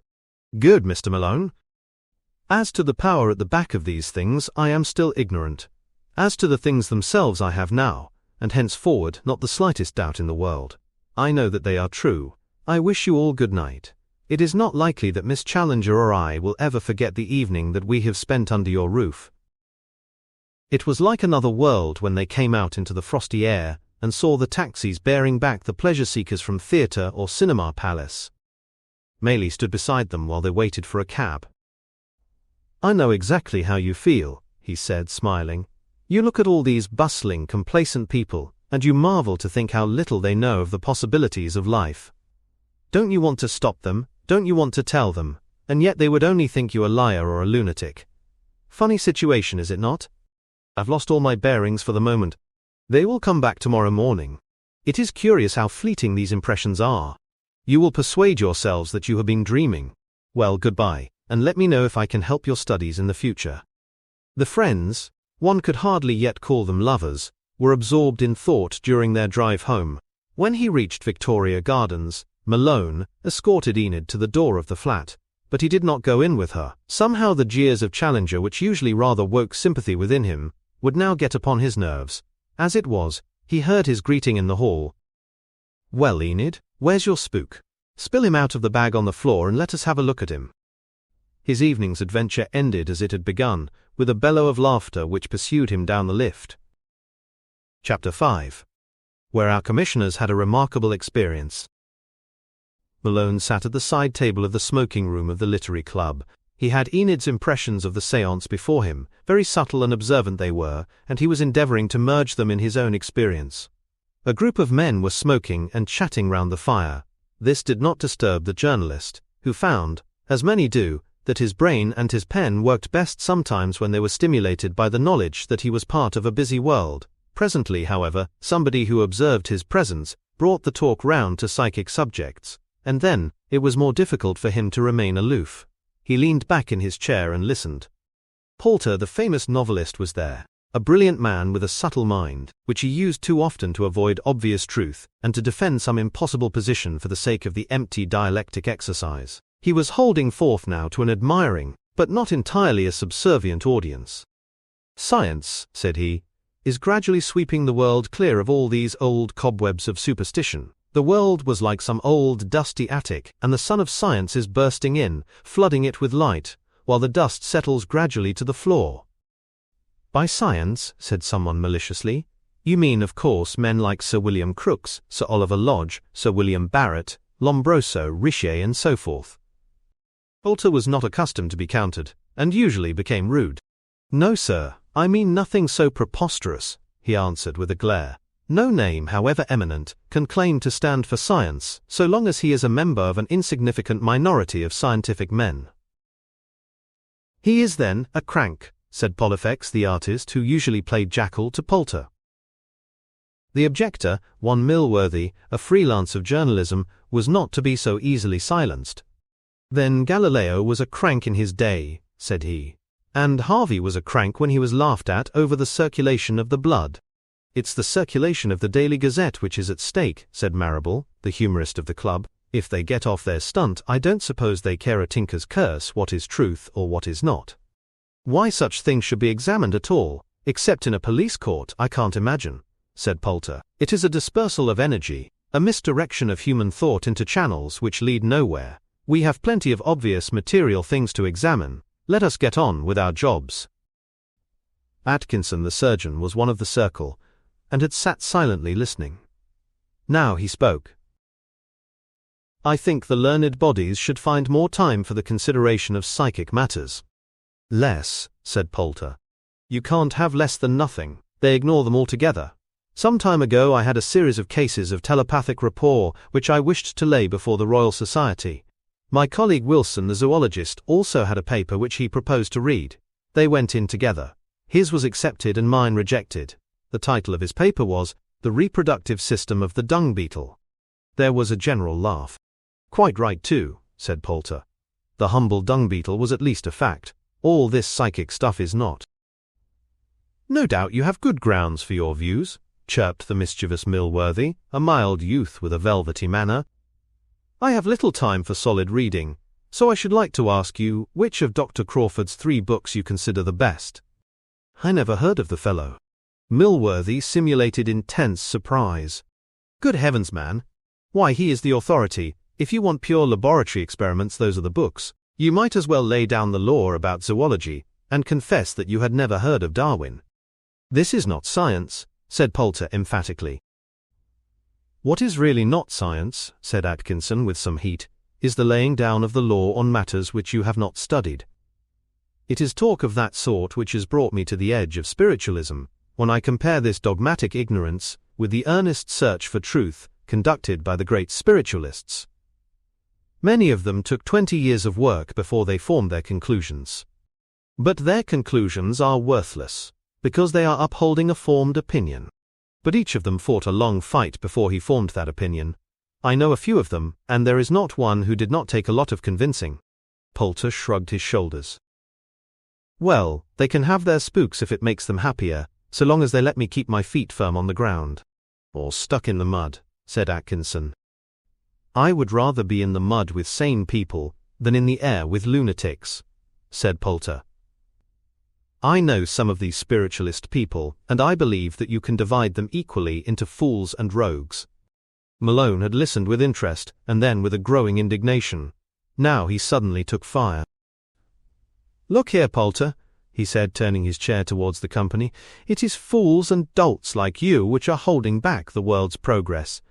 You admit that you have read nothing of this, and I'll swear that you have seen nothing, yet you use the position and the name which you have won in other matters, in order to discredit a number of people who, whatever they may be, are certainly very earnest and very thoughtful." "Oh," said Poulter, "I had no idea you had got so far. You don't dare to say so in your articles. You are a spiritualist, then. That rather discounts your views, does it not?" "I am not a spiritualist, but I am an honest inquirer, and that is more than you have ever been. You call them rogues and fools, but little as I know, I am sure that some of them are men and women whose boots you are not worthy to clean." "Oh, come, Malone," cried one or two voices, but the insulted Poulter was on his feet. "It's men like you who empty this club," he cried, as he swept out. "I shall certainly never come here again to be insulted." "I say, you've done it, Malone." I felt inclined to help him out with a kick. Why should he ride roughshod over other people's feelings and beliefs? He has got on and most of us haven't, so he thinks it's a condescension to come among us. "Dear old Irishman," said Atkinson, patting his shoulder. "Rest, perturbed spirit, rest. But I wanted to have a word with you. Indeed, I was waiting here because I did not want to interrupt you." "I've had interruptions enough," cried Malone. "How could I work with that damned donkey braying in my ear?" "Well, I've only a word to say. I've got a sitting with Lyndon, the famous medium of whom I spoke to you, at the Psychic College tonight. I have an extra ticket. Would you care to come?" "Come? I should think so. I have another ticket. I should have asked Poulter if he had not been so offensive. Lyndon does not mind skeptics but objects to scoffers. Whom should I ask?" "Let Miss Enid Challenger come. We work together, you know." "Why, of course I will. Will you let her know?" "Certainly." "It's at 7 o'clock tonight. The Psychic College. You know the place down at Holland Park." "Yes, I have the address. Very well, Miss Challenger, and I will certainly be there." Behold the pair, then, upon a fresh psychic adventure. They picked Atkinson up at Wimpole Street, and then traversed that long, roaring, rushing driving belt of the great city, which extends through Oxford Street and Bayswater to Notting Hill, and the stately Victorian houses of Holland Park. It was at one of these that the taxi drew up, a large, imposing building, standing back a little from the road. A smart maid admitted them, and the subdued light of the tinted hall lamp fell upon shining linoleum and polished woodwork, with the gleam of white marble statuary in the corner. Enid's female perceptions told her of a well-run, well-appointed establishment, with a capable direction at the head. This direction took the shape of a kindly Scottish lady, who met them in the hall and greeted Mr. Atkinson as an old friend. She was, in turn, introduced to the journalists as Mrs. Ogilvy. Malone had already heard how her husband and she had founded and run this remarkable institute, which is the centre of psychic experiment in London, at a very great cost, both in labour and in money, to themselves. "Lyndon and his wife have gone up," said Mrs. Ogilvy. "He seems to think that the conditions are favourable.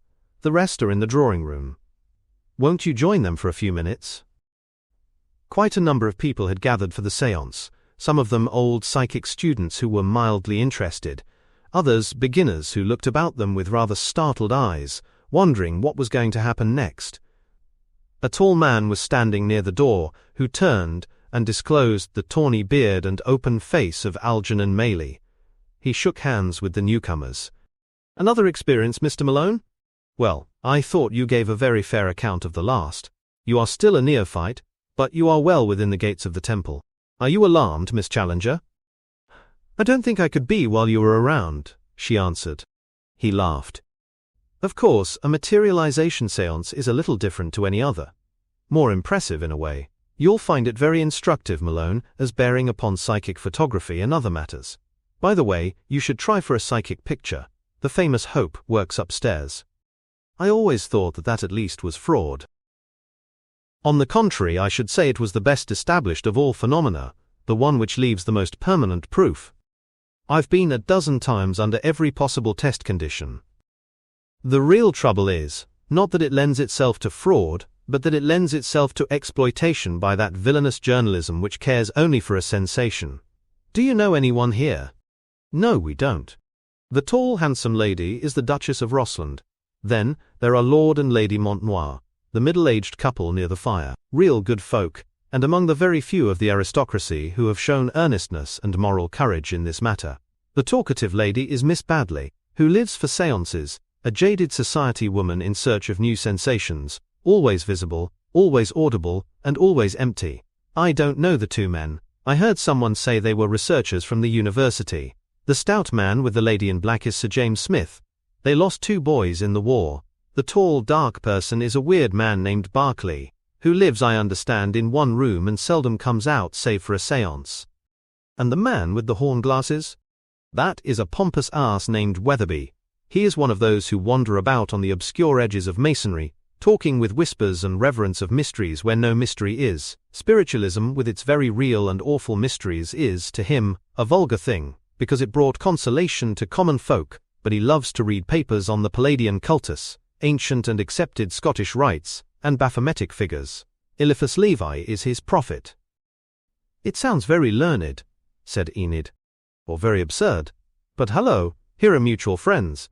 The 2 Bolsovers had arrived, very hot and frowsy and genial. There is no such leveler of classes as spiritualism, and the charwoman with psychic force is the superior of the millionaire who lacks it. The Bolsovers and the aristocrats fraternized instantly. The Duchess was just asking for admission to the grocer's circle, when Mrs. Ogilvy bustled in. I think everyone is here now, she said. It is time to go upstairs. The séance room was a large, comfortable chamber on the 1st floor, with a circle of easy chairs and a curtain-hung divan, which served as a cabinet. The medium and his wife were waiting there. Mr. Linden was a gentle, large-featured man, stoutish in build, deep-chested, clean-shaven, with dreamy blue eyes and flaxen, curly hair which rose in a pyramid at the apex of his head. He was of middle age.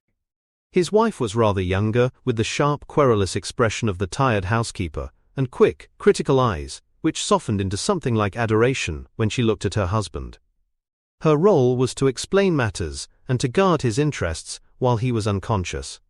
The sitters had better just take their own places, said the medium. If you can alternate the sexes, it is as well. Don't cross your knees, it breaks the current. If we have a materialization, don't grab at it. If you do, you are liable to injure me. The 2 sleuths of the research society looked at each other knowingly. Maley observed it. Quite right, he said. I have seen 2 cases of dangerous hemorrhage in the medium brought on by that very cause. Why? Asked Malone. Because the ectoplasm used is drawn from the medium, it recoils upon him like a snapped elastic band. Where it comes through the skin, you get a bruise. Where it comes from mucous membrane, you get bleeding. And when it comes from nothing, you get nothing, said the researcher with a grin. I will explain the procedure in a few words, said Mrs. Ogilvy, when everyone was seated. Mr. Linden does not enter the cabinet at all. He sits outside it, and as he tolerates red light, you will be able to satisfy yourselves that he does not leave his seat. Mrs. Linden sits on the other side. She is there to regulate and explain. In the first place, we would wish you to examine the cabinet. One of you will also please lock the door on the inside and be responsible for the key. The cabinet proved to be a mere tent of hangings, detached from the wall and standing on a solid platform. The researchers ferreted about inside it and stamped on the boards. All seemed solid. What is the use of it? Malone whispered to Maley.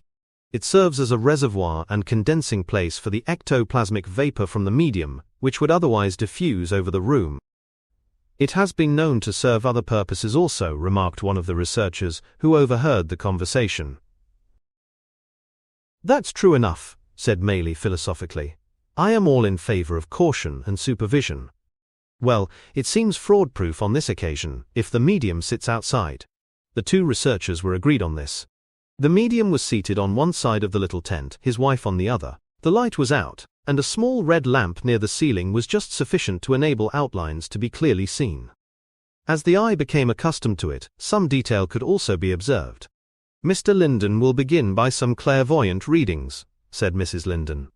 Her whole attitude, seated beside the cabinet with her hands on her lap, and the air of a proprietor, made Enid smile, for she thought of Mrs. Jarley and her waxworks. Linden, who was not in trance, began to give clairvoyance. It was not very good. Possibly the mixed influence of so many sitters of various types at close quarters was too disturbing. That was the excuse which he gave himself when several of his descriptions were unrecognized. But Malone was more shocked by those which were recognized, since it was so clear that the word was put into the medium's mouth. It was the folly of the sitter rather than the fault of the medium, but it was disconcerting all the same. I see a young man with brown eyes and a rather drooping moustache. Oh, darling, darling, have you then come back? Cried Miss Badley. Oh, has he a message? He sends his love and does not forget. Oh, how evidential! It is so exactly what the dear boy would have said. My first lover, you know, she added in a simpering voice to the company. He never fails to come. Mr. Linden has brought him again and again. There is a young fellow in khaki building upon the left. I see a symbol over his head. It might be a Greek cross. Jim, it is surely Jim, cried Lady Smith. Yes, he nods his head. And the Greek cross is probably a propeller, said Sir James. He was in the air service, you know. Malone and Enid were both rather shocked. Maylie was also uneasy. This is not good, he whispered to Enid. Wait a bit. You will get something better. There were several good recognitions, and then someone resembling Summerlee was described for Malone. This was wisely discounted by him, since Linden might have been in the audience on the former occasion. Mrs. Deb's exhibition seemed to him far more convincing than that of Linden. Wait a bit, Maylie repeated. The medium will now try for materializations, said Mrs. Linden. If the figures appear, I would ask you not to touch them, save by request. Victor will tell you if you may do so. Victor is the medium's control. The medium had settled down in his chair, and he now began to draw long whistling breaths with deep intakes, puffing the air out between his lips. Finally he steadied down and seemed to sink into a deep coma, his chin upon his breast. Suddenly he spoke, but it seemed that his voice was better modulated and more cultivated than before. Good evening, all, said the voice. There was a general murmur of, Good evening, Victor. I am afraid that the vibrations are not very harmonious. The skeptical element is present, but not, I think, predominant, so that we may hope for results. Martin Lightfoot is doing what he can. That is the Indian control, Maylie whispered. I think that if you would start the gramophone it would be helpful. A hymn is always best, though there is no real objection to secular music. Give us what you think best, Mrs. Ogilvy. There was the rasping of a needle which had not yet found its grooves. Then, Lead, kindly light, was churned out. The audience joined in a subdued fashion. Mrs. Ogilvy then changed it to, O God, our help in ages past. They often change the records themselves, said Mrs. Ogilvy. But tonight, there is not enough power. Oh yes, said the voice. There is enough power, Mrs. Ogilvy, but we are anxious to conserve it all for the materializations. Martin says they are building up very well. At this moment the curtain in front of the cabinet began to sway. It bellied out as if a strong wind were behind it. At the same time a breeze was felt by all who were in the circle, together with a sensation of cold. It is quite chilly, whispered Enid, with a shiver. It is not a subjective feeling, Maylie answered. Mr. Harry Price has tested it with thermometric readings. So did Professor Crawford. My God! Cried a startled voice. It belonged to the pompous dabbler in mysteries, who was suddenly faced with a real mystery. The curtains of the cabinet had parted, and a human figure had stolen noiselessly out. There was the medium clearly outlined on one side. There was Mrs. Linden, who had sprung to her feet on the other. And between them, the little black hesitating figure, which seemed to be terrified at its own position. Mrs. Linden soothed and encouraged it. Don't be alarmed, dear. It is all quite right. No one will hurt you. It is someone who has never been through before, she explained to the company. Naturally it seems very strange to her, just as strange as if we broke into their world. That's right, dear. You are gaining strength, I can see. Well done. The figure was moving forward. Everyone sat spellbound with staring eyes. Miss Badley began to giggle hysterically. Weatherby lay back in his chair, gasping with horror. Neither Malone nor Enid felt any fear, but were consumed with curiosity. How marvelous to hear the humdrum flow of life in the street outside, and to be face to face with such a sight as that. Slowly the figure moved round. Now it was close to Enid, and between her and the red light. Stooping, she could get the silhouette sharply outlined. It was that of a little elderly woman, with sharp, clear-cut features. It's Susan! Cried Mrs. Bolsover. Oh, Susan, don't you know me? The figure turned and nodded her head. Yes, yes, dear, it is your sister Susie, cried her husband. I never saw her in anything but black. Susan, speak to us. The head was shaken. They seldom speak the first time they come, said Mrs. Linden, whose rather blasé, businesslike air was in contrast to the intense emotion of the company. I'm afraid she can't hold together long. Ah, there, she has gone. The figure had disappeared. There had been some backward movement towards the cabinet, but it seemed to the observers that she sank into the ground before she reached it. At any rate, she was gone. Gramophone, please, said Mrs. Linden. Everyone relaxed, and sat back with a sigh. The gramophone struck up a lively air. Suddenly the curtains parted, and a second figure appeared. It was a young girl, with flowing hair down her back. She came forward swiftly and with perfect assurance to the center of the circle. Mrs. Linden laughed in a satisfied way. "Now you will get something good," she said. "Here is Lucille." "Good evening, Lucille," cried the Duchess. "I met you last month, you will remember, when your medium came to Maltravers Towers." "Yes, yes, lady, I remember you. You have a little boy, Tommy, on our side of life." "No, no, not dead, lady. We are far more alive than you are. All the fun and frolic are with us." She spoke in a high, clear voice and perfect English. "Shall I show you what we do over here?" She began a graceful gliding dance, while she whistled as melodiously as a bird. Poor Susan could not do that. Susan has had no practice. Lucille knows how to use a built-up body. "Do you remember me, Lucille?" asked Maylie.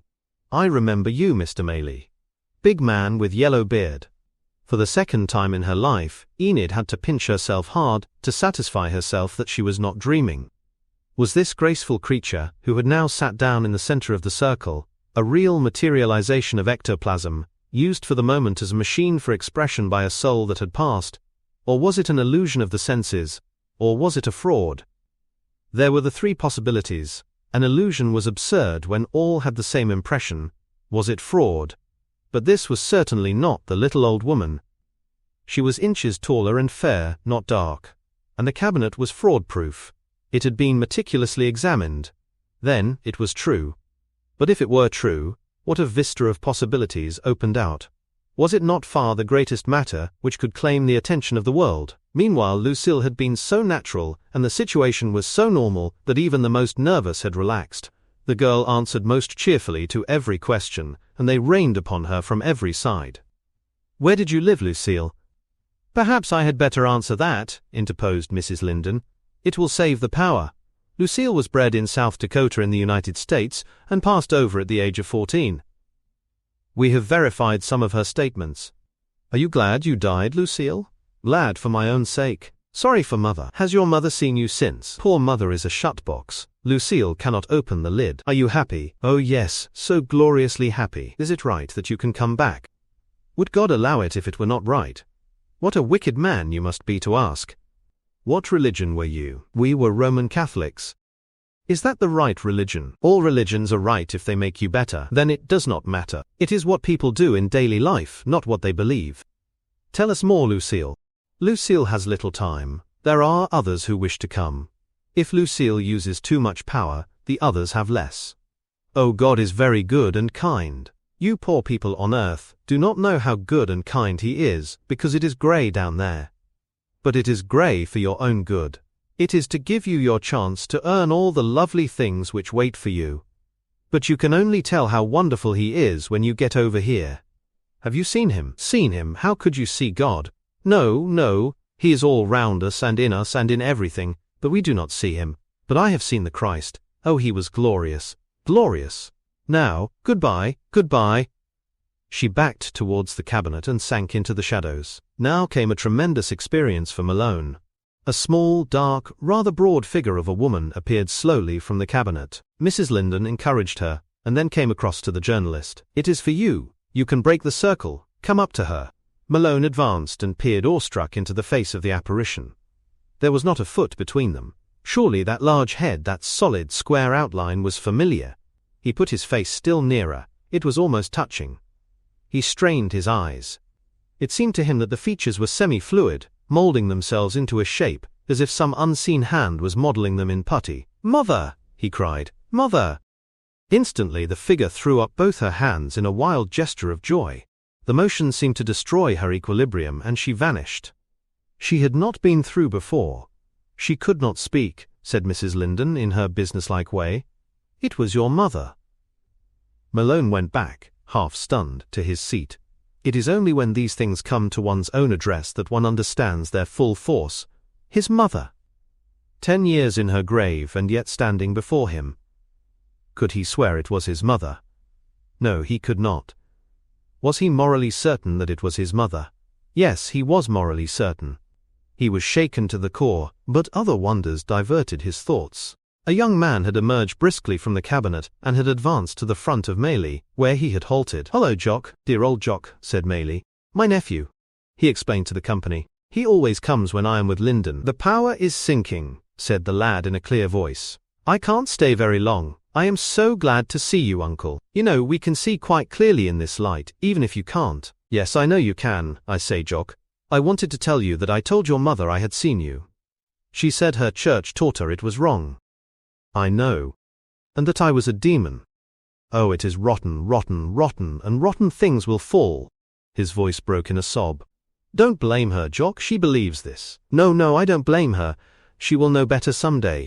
The day is coming soon when all truth will be manifest, and all these corrupt churches will be swept off the earth with their cruel doctrines and their caricatures of God.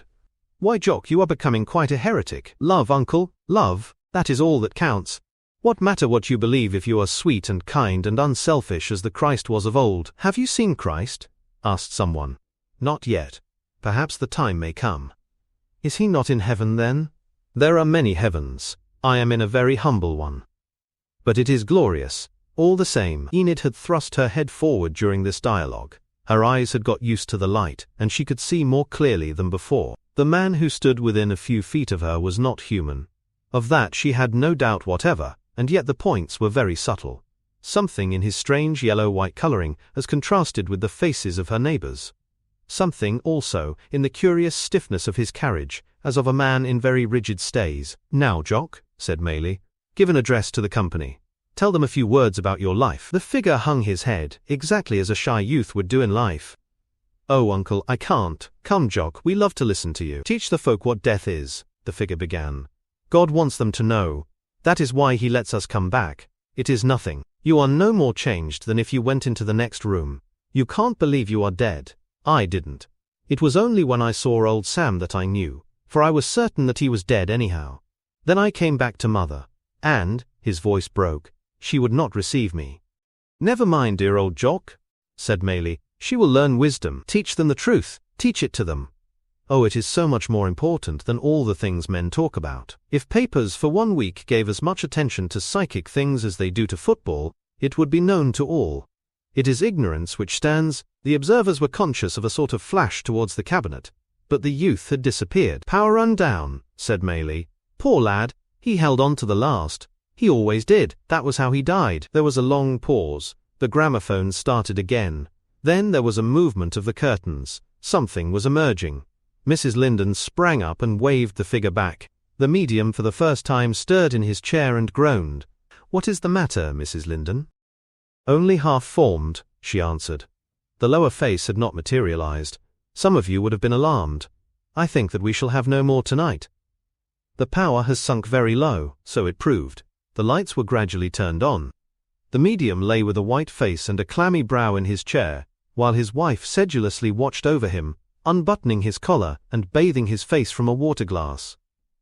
The company broke into little groups, discussing what they had seen. Oh, wasn't it thrilling? Cried Miss Badley. It really was most exciting. But what a pity we could not see the one with the semi-materialized face. Thank you, I have seen quite enough, said the pompous mystic, all the pomposity shaken out of him. I confess that it has been rather too much for my nerves. Dr. Atkinson found himself near the psychic researchers. Well, what do you make of it? He asked. I have seen it better done at Maskelyne's Hall, said one. Oh, come, Scott, said the other. You've no right to say that. You admitted that the cabinet was fraud-proof. Well, so do the committees who go on the stage at Maskelyne's. Yes, but it is Maskelyne's own stage. This is not Lyndon's own stage. He has no machinery. Populus vult decipi. The other answered, shrugging his shoulders. I should certainly reserve judgment. He moved away with the dignity of one who cannot be deceived, while his more rational companion still argued with him as they went. Did you hear that? Said Atkinson. There is a certain class of psychic researcher who is absolutely incapable of receiving evidence. They misuse their brains by straining them to find a way round when the road is quite clear before them. When the human race advances into its new kingdom, these intellectual men will form the absolute rear. No, said Maylie, laughing. The bishops are predestined to be the rearguard. I see them all marching in step, a solid body, with their gaiters and cassocks, the last in the whole world to reach spiritual truth. Oh, come, said Enid, that is too severe. They are all good men. Of course they are. It's quite physiological. They are a body of elderly men, and the elderly brain is sclerosed and cannot record new impressions. It's not their fault, but the fact remains. You are very silent, Malone, but Malone was thinking of a little, squat, dark figure, which waved its hands in joy when he spoke to it. It was with that image in his mind that he turned from this room of wonders and passed down into the street. Chapter 6. In which the reader is shown the habits of a notorious criminal. We will now leave that little group with whom we have made our first exploration of these grey and ill-defined but immensely important regions of human thought and experiences. From the researchers we will turn to the researched. Come with me and we will visit Mr. Linden at home, and will examine the lights and shades which make up the life of a professional medium. To reach him we will pass down the crowded thoroughfare of Tottenham Court Road, where the huge furniture emporia flank the way, and we will turn into a small street of drab houses which leads eastwards towards the British Museum. Tullis Street is the name, and 40 the number.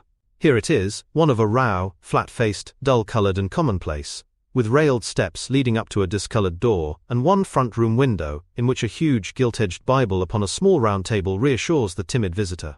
With the universal pass-key of imagination, we open the dingy door, pass down a dark passage and up a narrow stair. It is nearly 10 o'clock in the morning, and yet it is in his bedroom that we must seek the famous worker of miracles. The fact is that he has had, as we have seen, an exhausting sitting the night before, and that he has to conserve his strength in the mornings. At the moment of our inopportune but invisible visit he was sitting up, propped by the pillows, with a breakfast tray upon his knees. The vision he presented would have amused those who have prayed with him in the humble spiritualist temples, or had sat with awe at the séances where he had exhibited the modern equivalents of the gifts of the spirit. He looked unhealthily pallid in the dim morning light, and his curly hair rose up in a tangled pyramid above his broad intellectual brow. The open collar of his nightshirt displayed a broad bull's neck, and the depth of his chest and spread of his shoulders showed that he was a man of considerable personal strength. He was eating his breakfast with avidity, while he conversed with the little, eager, dark-eyed wife, who was seated on the side of the bed. "And you reckon it a good meeting, Mary?" "Fair to middling, Tom. There was 2 of them researchers raking round with their feet and upsetting everybody. Do you think those folk in the Bible would have got their phenomena if they had chaps of that sort on the premises? Of one accord, that's what they say in the book." "Of course," cried Linden heartily. "Was the Duchess pleased?" "Yes, I think she was very pleased. So was Mr. Atkinson, the surgeon. There was a new man there called Malone of the press. Then Lord and Lady Montnoir got evidence, and so did Sir James Smith and Mr. Mayley." "I wasn't satisfied with the clairvoyance," said the medium. "The silly idiots kept on putting things into my mind. That's surely my Uncle Sam and so forth. It blurs me, so that I can see nothing clear." "Yes, and they think they are helping to muddle you and deceive themselves. I know the kind. But I went under nicely, and I am glad there were some fine materializations. It took it out of me, though. I'm a rag this morning." "They work you too hard, dear. I'll take you to Margate and build you up." "Well, maybe at Easter we could do a week. It would be fine. I don't mind readings and clairvoyance, but the physicals do try you. I'm not as bad as Hallows. They say he just lies white and gasping on the floor after them." "Yes," cried the woman bitterly. "And then they run to him with whiskey. And so they teach him to rely on the bottle, and you get another case of a drunken medium. I know them. You keep off it, Tom." "Yes, one of our trade should stick to soft drinks. If he can stick to vegetables too, he's all the better. But I can't preach that while I am wolfing up ham and eggs. By gosh, Mary, it's past 10, and I have a string of them coming this morning. I'm going to make a bit today." "You give it away as quick as you make it, Tom." "Well, some hard cases come my way. So long as we can make both ends meet, what more do we want? I expect they will look after us all right.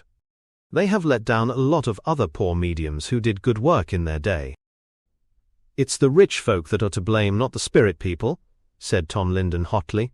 "It makes me see red when I remember these folk, Lady this and Countess that, declaring all the comfort they have had, and then leaving those who gave it to die in the gutter or rot in the workhouse. Poor old Tweedy and Soames and the rest all living on old-age pensions, and the papers talking of the money that mediums make, while some damned conjurer makes more than all of us put together by a rotten imitation, with 2 tons of machinery to help him." "Don't worry, dear. cried the medium's wife, putting her thin hand caressingly upon the tangled mane of her man. "It all comes level in time and everybody pays the price for what they have done." Linden laughed loudly. "It's my Welsh half that comes out when I flare up. Let the conjurers take their dirty money and let the rich folk keep their purses shut. I wonder what they think money is for. Paying death duties is about the only fun some of them seem to get out of it. If I had their money." There was a knock at the door. "Please, sir, your brother Silas is below." The two looked at each other with some dismay. "More trouble," said Mrs. Linden sadly. Linden shrugged his shoulders. "All right, Susan," he cried. "Tell him I'll be down. Now, dear, you keep him going, and I'll be with you in a quarter of an hour." In less time than he named, he was down in the front room, his consulting room, where his wife was evidently having some difficulty in making agreeable conversation with their visitor. He was a big, heavy man, not unlike his elder brother, but with all the genial chubbiness of the medium coarsened into pure brutality. He had the same pile of curly hair, but he was clean-shaven with a heavy, obstinate jowl. He sat by the window with his huge, freckled hands upon his knees. A very important part of Mr. Silas Linden lay in those hands, for he had been a formidable professional boxer, and at one time was fancied for the welterweight honours of England. Now, as his stained tweed suit and frayed boots made clear, he had fallen on evil days, which he endeavoured to mitigate by cadging on his brother. "Morning, Tom," he said in a husky voice. Then as the wife left the room, "Got a drop of scotch about? I've a head on me this morning. I met some of the old set last night down at the Admiral Vernon. Quite a reunion it was, chaps I hadn't seen since my best ring days." "Sorry, Silas," said the medium, seating himself behind his desk. "I keep nothing in the house." "Spirits enough, but not the right sort," said Silas. "Well, the price of a drink will do as well. If you've got a Bradbury about you I could do with it, for there's nothing coming my way." Tom Linden took £1 from his desk. "Here you are, Silas. So long as I have any you have your share. But you had £2 last week. Is it gone?" "Gone?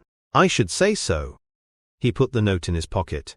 "Now look here, Tom. I want to speak to you very serious as between man and man." "Yes, Silas, what is it?" "You see that?" He pointed to a lump on the back of his hand. "That's a bone, see? It will never be right. It was when I hit Curly Jenkins' 3rd round, and outed him at the NSC. I outed myself for life that night. I can put up a show fight and exhibition bout, but I am done for the real thing. My right has gone west." "It's a hard case, Silas." "Damned hard. But that's neither here nor there. What matters is that I've got to pick up a living, and I want to know how to do it. An old scrapper don't find many openings. Chuck her out at a pub with free drinks, nothing doing there. What I want to know, Tom, is what's the matter with my becoming a medium?" "A medium? Why the devil should you stare at me? If it's good enough for you, it's good enough for me." "But you are not a medium." "Oh, come, keep that for the newspapers. It's all in the family, and between you and me, how do you do it?" "I don't do it. I do nothing. And get 4 or 5 quid a week for it. That's a good yarn. Now you can't fool me, Tom. I'm not one of those duds that pay you a thick one for an hour in the dark. We're on the square, you and me. How do you do it?" "Do what?" "Well, them raps, for example. I've seen you sit there at your desk, as it might be, and raps come answering questions over yonder on the bookshelf. It's damned clever fare puzzles them every time. How do you get them?" "I tell you I don't. It's outside myself." "Rats? You can tell me, Tom. I'm Griffiths, the safe man. It would set me up for life if I could do it." For the second time in one morning the medium's Welsh strain took control. "You're an impudent, blasphemous rascal, Silas Linden. It's men like you who come into our movement and give it a bad name. You should know me better than to think that I am a cheat. Get out of my house, you ungrateful rascal." "Not too much of your lip," growled the ruffian. "Out you go, or I'll put you out, brother or no brother." Silas doubled his great fists and looked ugly for a moment. Then the anticipation of favours to come softened his mood. "Well, well, no harm meant," he growled as he made for the door. "I expect I can make a shot at it without your help." His grievance suddenly overcame his prudence as he stood in the doorway. "You damned, canting, hypocritical box of tricks. I'll be even with you yet." The heavy door slammed behind him. Mrs. Linden had run into her husband. "The hulking blackguard," she cried. "I heard him. What did he want?" "Wanted me to put him wise to mediumship. Thinks it's a trick of some sort that I could teach him." The foolish lump. Well, it's a good thing, for he won't dare show his face here again. Oh, won't he? If he does, I'll slap it for him. To think of his upsetting you like this. Why, you're shaking all over. I suppose I wouldn't be a medium if I wasn't high-strung. Someone said we were poets, only more so.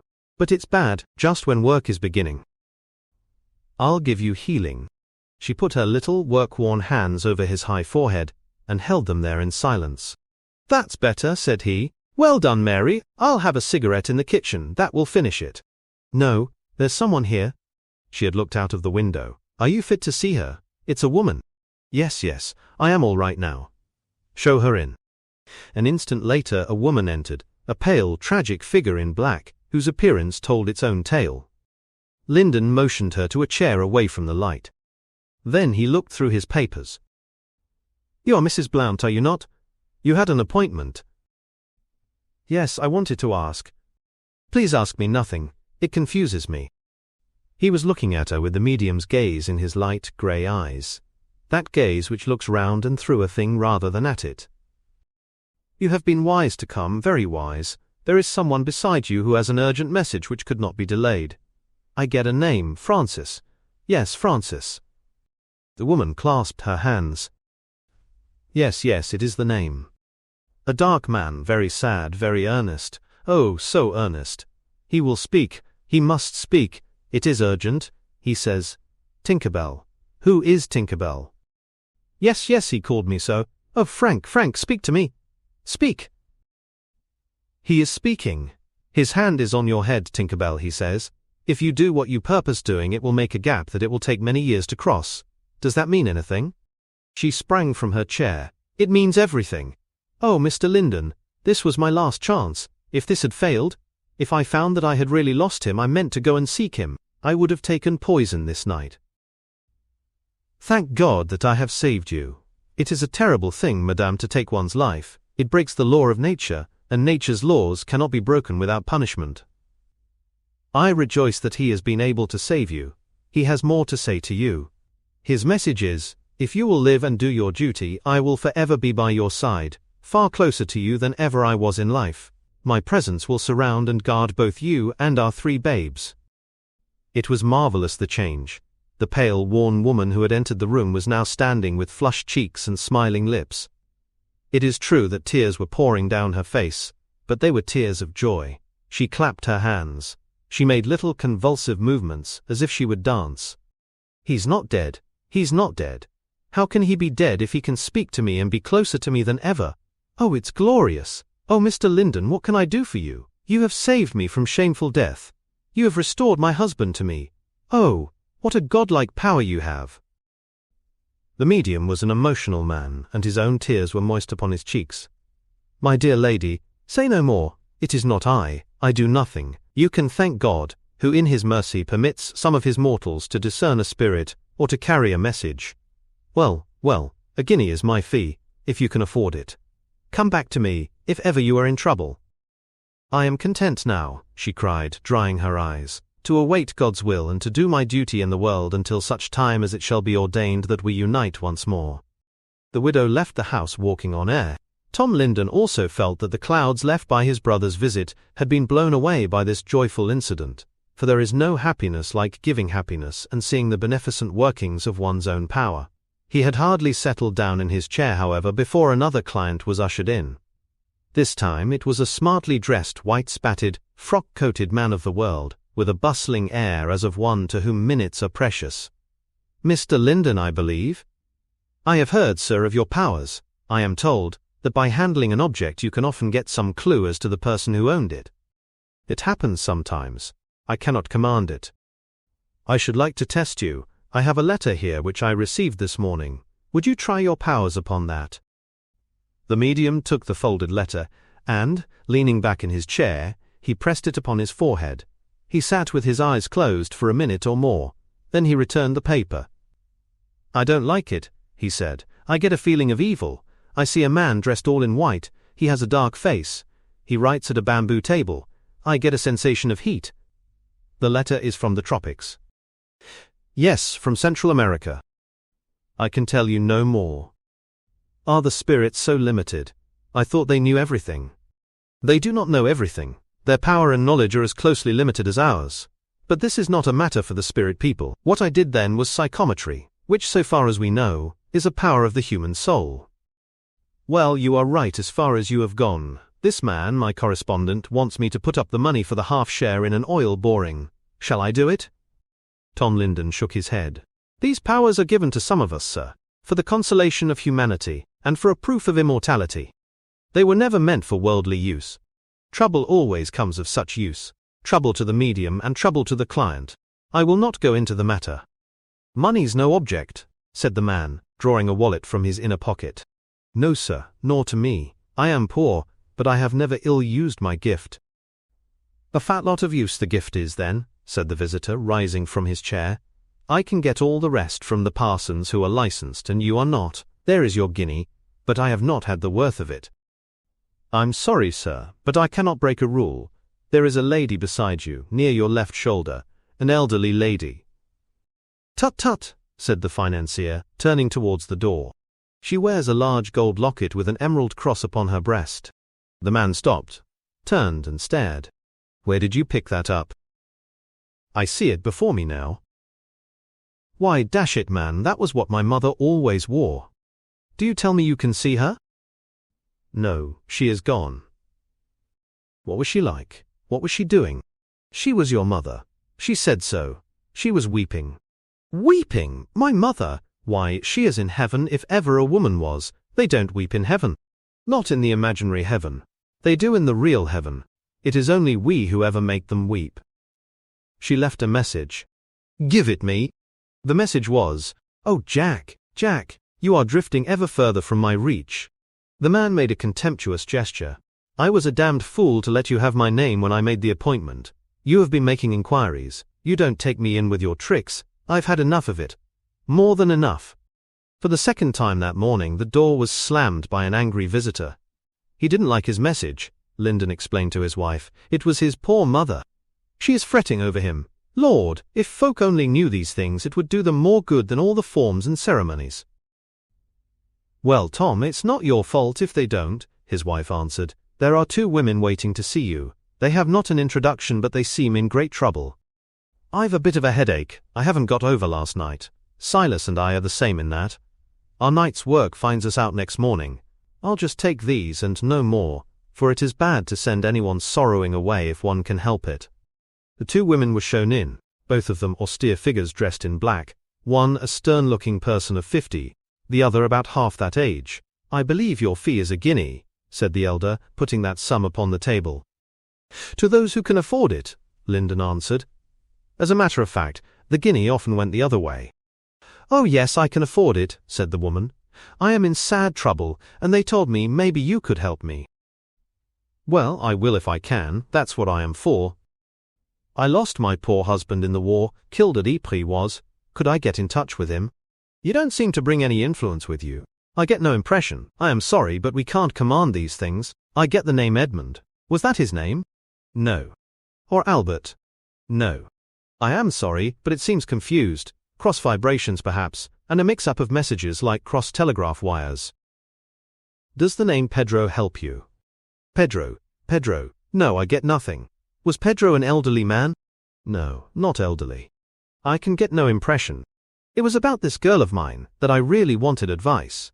My husband would have told me what to do. She has got engaged to a young man, a fitter by trade. But there are 1 or 2 things against it, and I want to know what to do. Doyle. Do give us some advice, said the young woman, looking at the medium with a hard eye. I would if I could, my dear. Do you love this man? Oh yes, he's all right.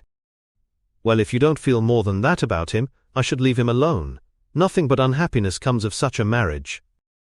Then you see unhappiness waiting for her. I see a good chance of it. I think she should be careful. Do you see anyone else coming along? Everyone, man or woman, meets his mate sometime somewhere. Then she will get a mate? Most certainly she will. I wonder if I should have any family, asked the girl. Nay, that's more than I can say. And money, will she have money? We are downhearted, Mr. Linden, and we want a little.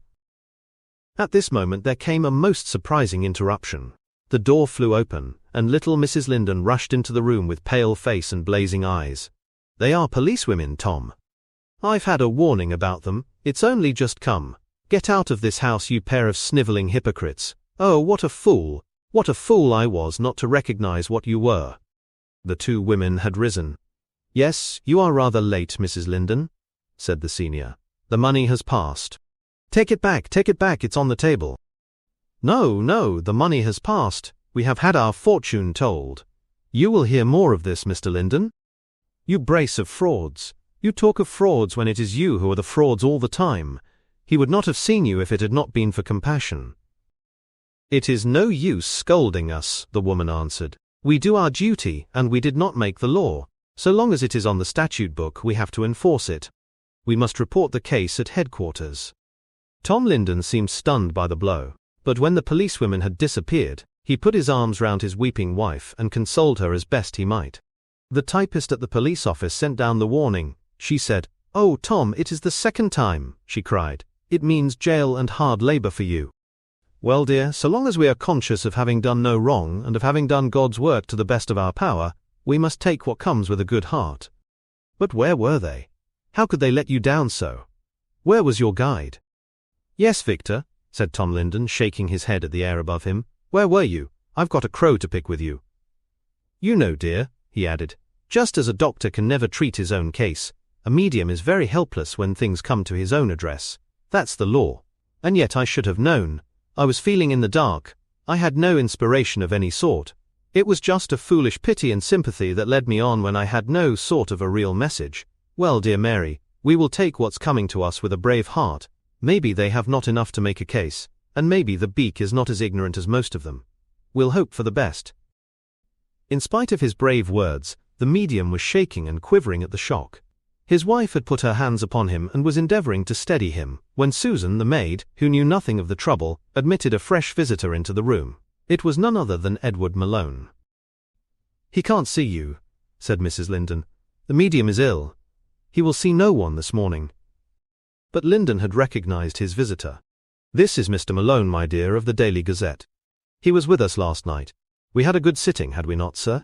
Marvelous, said Malone. But what is amiss? Both husband and wife poured out their sorrows.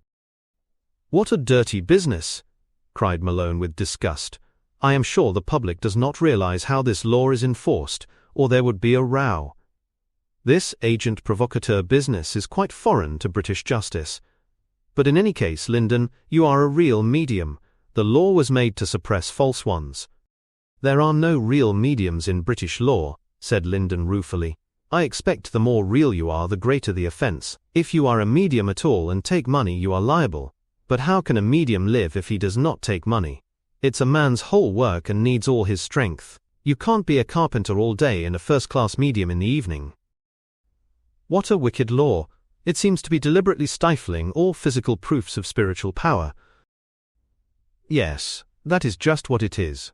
If the devil passed a law, it would be just that. It is supposed to be for the protection of the public, and yet no member of the public has ever been known to complain. Every case is a police trap. And yet the police know as well as you or I that every church charity garden party has got its clairvoyant or its fortune teller. It does seem monstrous. What will happen now? Well, I expect a summons will come along, then a police court case, then fine or imprisonment. It's the second time, you see. Well, your friends will give evidence for you and we will have a good man to defend you. Linden shrugged his shoulders. You never know who are your friends. They slip away like water when it comes to the pinch. Well, I won't for one, said Malone heartily. Keep me in touch with what is going on. But I called because I had something to ask you. I am sorry, but I am really not fit. Linden held out a quivering hand. No, nothing psychic. I simply wanted to ask you whether the presence of a strong skeptic would stop all your phenomena. Not necessarily, but of course it makes everything more difficult. If they will be quiet and reasonable, we can get results, but they know nothing, break every law, and ruin their own sittings. There was old Sherbank, the doctor, the other day. When the raps came on the table, he jumped up, put his hand on the wall and cried, "Now then, put a rap on the palm of my hand within 5 seconds. Because he did not get it, he declared it was all humbug and stamped out of the room. They will not admit that there are fixed laws in this as in everything else. Well, I must confess that the man I am thinking of might be quite as unreasonable, It is the great Professor Challenger. Oh yes, I've heard he is a hard case. Would you give him a sitting? Yes, if you desired it. He won't come to you or to any place you name. He imagines all sorts of wires and contrivances. You might have to come down to his country house. I would not refuse if it might convert him. And when? I can do nothing until this horrible affair is over. It will take a month or two. Well, I will keep in touch with you till then. When all is well again, we shall make our plans, and see if we can bring these facts before him as they have been brought before me. Meanwhile, let me say how much I sympathize. We will form a committee of your friends, and all that can will surely be done. Chapter 7. In which the notorious criminal gets what the British law considers to be his deserts. Before we pursue further the psychic adventures of our hero and heroine, it would be well to see how the British law dealt with that wicked man, Mr. Tom Linden. The two policewomen returned in triumph to Bardsley Square Station, where Inspector Murphy, who had sent them, was waiting for their report. Murphy was a jolly-looking, red-faced, black-moustached man, who had a cheerful, fatherly way with women which was by no means justified by his age or virility. He sat behind his official table, his papers strewn in front of him. "Well, girls," he said as the two women entered. "What luck?" "I think it's a go, Mr. Murphy," said the elder policewoman. "We have the evidence you want." The inspector took up a written list of questions from his desk. "You ran it on the general lines that I suggested?" he asked. "Yes, I said my husband was killed at Ypres." "What did he do?" "Well, he seemed sorry for me." "That, of course, is part of the game. He'll be sorry for himself before he is through with it. He didn't say, 'You are a single woman and never had a husband.' No. Well, that's one up against his spirits, is it not? That should impress the court. What more?" He felt round for names. They were all wrong. "Good. He believed me when I said that Miss Bellinger here was my daughter." "Good again. Did you try the Pedro stunt?" "Yes, he considered the name, but I got nothing." "Ah, that's a pity. But, anyhow, he did not know that Pedro was your Alsatian dog. He considered the name. That's good enough. Make the jury laugh and you have your verdict. Now about fortune-telling. Did you do what I suggested?" "Yes, I asked about Amy's young man. He did not give much that was definite." Cunning devil. He knows his business. "But he did say that she would be unhappy if she married him." "Oh, he did he? Well, if we spread that a little, we have got all we want. Now sit down and dictate your report while you have it fresh. Then we can go over it together and see how we can put it best. Amy must write one also." "Very good, Mr. Murphy.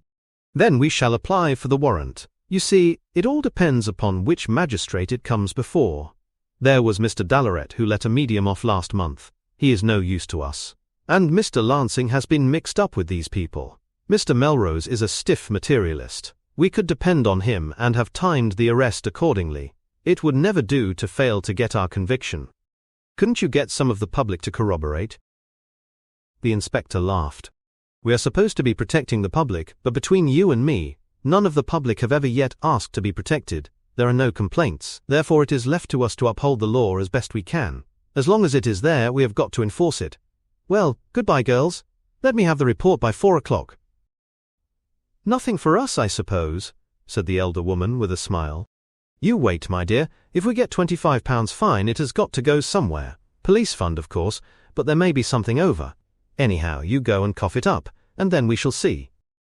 Next morning, a scared maid broke into Linden's modest study. "Please, sir, it's an officer." The man in blue followed hard at her heels. "Name of Linden," said he, and handing a folded sheet of foolscap, he departed. The stricken couple who spent their lives in bringing comfort to others were sadly in need of comfort themselves. She put her arm round his neck while they read the cheerless document. "To Thomas Linden of 40, Tullis Street, N.W. information has been laid this day by Patrick Murphy, Inspector of Police, that you the said Thomas Linden on the 10th day of November at the above dwelling, did profess to Henrietta Dresser and to Amy Bellinger, to tell fortunes to deceive and impose on certain of His Majesty's subjects, to wit those above mentioned. You are therefore summoned to appear before the magistrate of the police court in Bardsley Square, on Wednesday next, the 17th, at the hour of 11 in the forenoon, to answer to the said information. dated the 10th day of November, signed B.J. Withers. On the same afternoon Maley called upon Malone, and they sat in consultation over this document. Then they went together to see Summerway Jones, an acute solicitor and an earnest student of psychic affairs.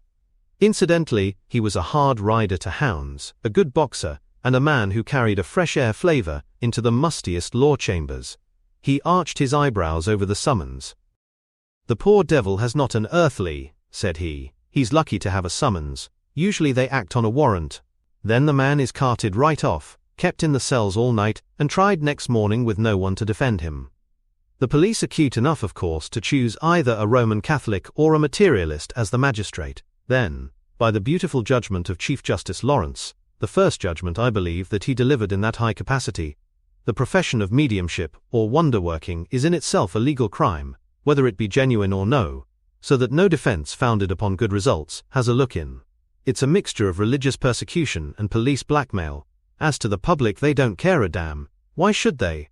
If they don't want their fortune told, they don't go. The whole thing is the most absolute bilge and a disgrace to our legislature." "I'll write it up," said Malone, glowing with Celtic fire. "What do you call the act?" "Well, there are two acts, each more putrid than the other, and both passed long before spiritualism was ever heard of. There is the Witchcraft Act, dating from George II. That has become too absurd, so they only use it as a second string. Then there is the Vagrancy Act of 1824. It was passed to control the wandering gypsy folk on the roadside, and was never intended, of course, to be used like this." He hunted among his papers. "Here is the beastly thing. Every person professing to tell fortunes or using any subtle craft, means or device to deceive and impose on any of His Majesty's subjects, shall be deemed a rogue and a vagabond, and so on and so forth." The two acts together would have roped in the whole early Christian movement, just as surely as the Roman persecution did. "Lucky there are no lions now," said Malone. "Jackasses," cried Maley. "That's the modern substitute. But what are we to do?" "I'm damned if I know," said the solicitor, scratching his head. "It's perfectly hopeless." "Oh, dash it all," cried Malone. "We can't give it up so easily. We know the man is an honest man." Maley turned and grasped Malone's hand. "I don't know if you call yourself a spiritualist yet," he said, "but you are the kind of chap we want. There are too many white-livered folk in our movement who fawn on a medium when all is well, and desert him at the first breath of an accusation. But thank God, there are a few stalwarts. There is Brooks, and Rodwin, and Sir James Smith. We can put up 100 or 2 among us." "Righto," said the solicitor cheerily. "If you feel like that, we will give you a run for your money. How about a KC? Well, they don't plead in police courts.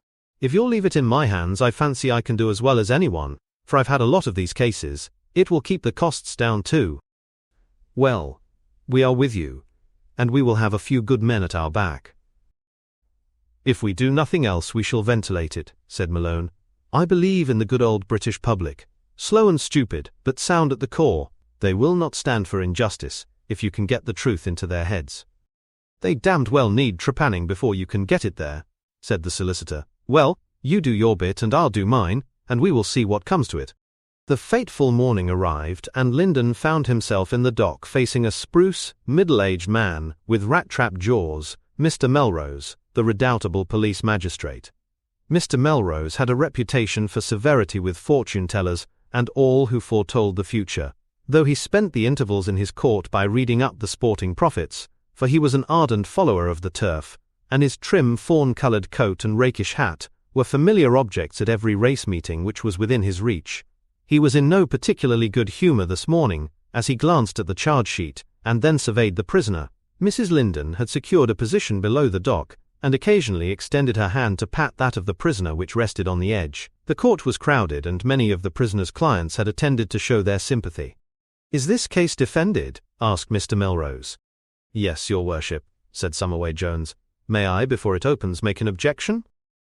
"If you think it worthwhile, Mr. Jones." "I beg to respectfully request your ruling before the case is proceeded with.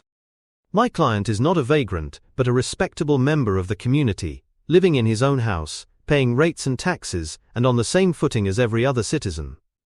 He is now prosecuted under the 4th section of the Vagrancy Act of 1824, which is styled, an act for punishing idle and disorderly persons, and rogues and vagabonds.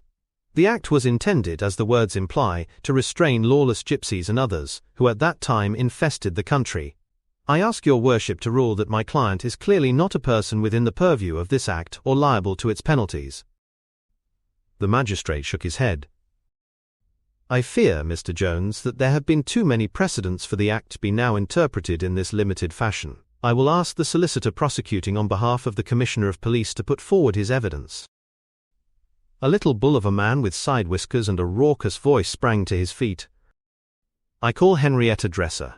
The elder policewoman popped up in the box with the alacrity of one who is used to it. She held an open notebook in her hand. You are a policewoman, are you not? Yes, sir. I understand that you watched the prisoner's home the day before you called on him. Yes, sir. How many people went in? 14, sir. 14 people, and I believe the prisoner's average fee is 10 and sixpence. Yes. £7 in one day, pretty good wages when many an honest man is content with 5 shillings. These were the tradespeople, cried Linden. I must ask you not to interrupt. You are already very efficiently represented, said the magistrate severely. Now, Henrietta Dresser, continued the prosecutor, wagging his pince-nez, let us hear what occurred when you and Amy Bellinger visited the prisoner. The policewoman gave an account which was in the main true, reading it from her book. She was not a married woman, but the medium had accepted her statement that she was. He had fumbled with several names, and had seemed greatly confused. The name of a dog Pedro had been submitted to him, but he had not recognized it as such. Finally, he had answered questions as the future of her alleged daughter, who was in fact no relation to her, and had foretold that she would be unhappy in her marriage. Any questions, Mr. Jones? Asked the magistrate. Did you come to this man as one who needed consolation, and did he attempt to give it? I suppose you might put it so. You professed deep grief, I understand. I tried to give that impression. You do not consider that to be hypocrisy? I did what was my duty. You saw no signs of psychic power or anything abnormal? Asked the prosecutor. No, he seemed a very nice ordinary sort of man. Amy Bellinger was the next witness. She appeared with her notebook in her hand. May I ask your worship whether it is in order that these witnesses should read their evidence? Asked Mr. Jones. Why not? Queried the magistrate. We desired the exact facts, do we not? We do. Possibly Mr. Jones does not, said the prosecuting solicitor. It is clearly a method of securing that the evidence of these 2 witnesses shall be in accord, said Jones. I submit that these accounts are carefully prepared and collated. Naturally, the police prepare their case, said the magistrate. I do not see that you have any grievance, Mr. Jones. Now, witness, let us hear your evidence. It followed on the exact lines of the other. You asked questions about your fiancé? You had no fiancé, said Mr. Jones. That is so. In fact, you both told a long sequence of lies, with a good object in view. You thought the end justifies the means? I carried out my instructions, which were given you beforehand. Yes, we were told what to ask. I think, said the magistrate, that the policewomen have given their evidence very fairly and well. Have you any witnesses for the defence, Mr. Jones? There are a number of people in court, your worship, who have received great benefit from the mediumship of the prisoner. I have subpoenaed one woman who was, by her own account, saved from suicide that very morning by what he told her. I have another man who was an atheist, and had lost all belief in future life. He was completely converted by his experience of psychic phenomena. I can produce men of the highest eminence in science and literature, who will testify to the real nature of Mr. Linden's powers. The magistrate shook his head. You must know, Mr. Jones, that such evidence would be quite beside the question. It has been clearly laid down by the ruling of the Lord Chief Justice and others, that the law of this country does not recognize supernatural powers of any sort whatever, and that a pretense of such powers where payment is involved constitutes a crime in itself. Therefore, your suggestion that you should call witnesses could not possibly lead to anything save a wasting of the time of the court. At the same time, I am, of course, ready to listen to any observations which you may care to make after the solicitor for the prosecution has spoken. Might I venture to point out, your worship, said Jones, that such a ruling would mean the condemnation of any sacred or holy person of whom we have any record, since even holy persons have to live and have therefore to receive money. If you refer to apostolic times, Mr. Jones, said the magistrate sharply, I can only remind you that the apostolic age is past, and also that Queen Anne is dead. Such an argument is hardly worthy of your intelligence. Now, sir, if you have anything to add. Thus encouraged, the prosecutor made a short address, stabbing the air at intervals with his pince-nez, as if every stab punctured afresh all claims of the spirit. He pictured the destitution among the working classes, and yet charlatans, by advancing wicked and blasphemous claims, were able to earn a rich living. That they had real powers was, as had been observed, beside the question, but even that excuse was shattered by the fact that these policewomen, who had discharged an unpleasant duty in a most exemplary way, had received nothing but nonsense in return for their money. Was it likely that other clients fared any better? These parasites were increasing in number, trading upon the finer feelings of bereaved parents, and it was high time that some exemplary punishment should warn them that they would be wise to turn their hands to some more honest trade. Mr. Summerway Jones replied as best he might. He began by pointing out that the acts were being used for a purpose for which they were never intended. That point has been already considered, snapped the magistrate. The whole position was open to criticism. The convictions were secured by evidence from agents provocateurs, who, if any crime had been committed, were obviously inciters to it, and also participants. The fines obtained were often deflected for purposes in which the police had a direct interest. Surely, Mr. Jones, you do not mean to cast a reflection upon the honesty of the police. The police were human, and were naturally inclined to stretch a point where their own interests were affected. All these cases were artificial. There was no record at any time of any real complaint from the public or any demand for protection. There were frauds in every profession, and if a man deliberately invested and lost a guinea in a false medium, he had no more right to protection than the man who invested his money in a bad company on the stock market. Whilst the police were wasting time upon such cases, and their agents were weeping crocodile tears in the character of forlorn mourners, many other branches of real crime received far less attention than they deserved. The law was quite arbitrary in its action. Every big garden party, even, as he had been informed, every police feat was incomplete without its fortune-teller or palmist. Some years ago the Daily Mail had raised an outcry against fortune-tellers. That great man, the late Lord Northcliffe, had been put in the box by the defence, and it had been shown that one of his other papers was running a palmistry column, and that the fees received were divided equally between the palmist and the proprietors. He mentioned this in no spirit which was derogatory to the memory of this great man, but merely as an example of the absurdity of the law as it was now administered. Whatever might be the individual opinion of members of that court, it was incontrovertible that a large number of intelligent and useful citizens regarded this power of mediumship as a remarkable manifestation of the power of spirit, making for the great improvement of the race. Was it not a most fatal policy in these days of materialism to crush down by law that which in its higher manifestation might work for the regeneration of mankind? As to the undoubted fact that information received by the policewomen was incorrect, and that their lying statements were not detected by the medium, it was a psychic law that harmonious conditions were essential for true results, and that deceit on one side produced confusion on the other. If the court would for a moment adopt the spiritualistic hypothesis, they would realize how absurd it would be to expect that angelic hosts would descend in order to answer the questions of two mercenary and hypocritical inquirers. Such, in a short synopsis, was the general line of Mr. Summerway Jones' defense, which reduced Mrs. Linden to tears, and threw the magistrate's clerk into a deep slumber. The magistrate himself rapidly brought the matter to a conclusion.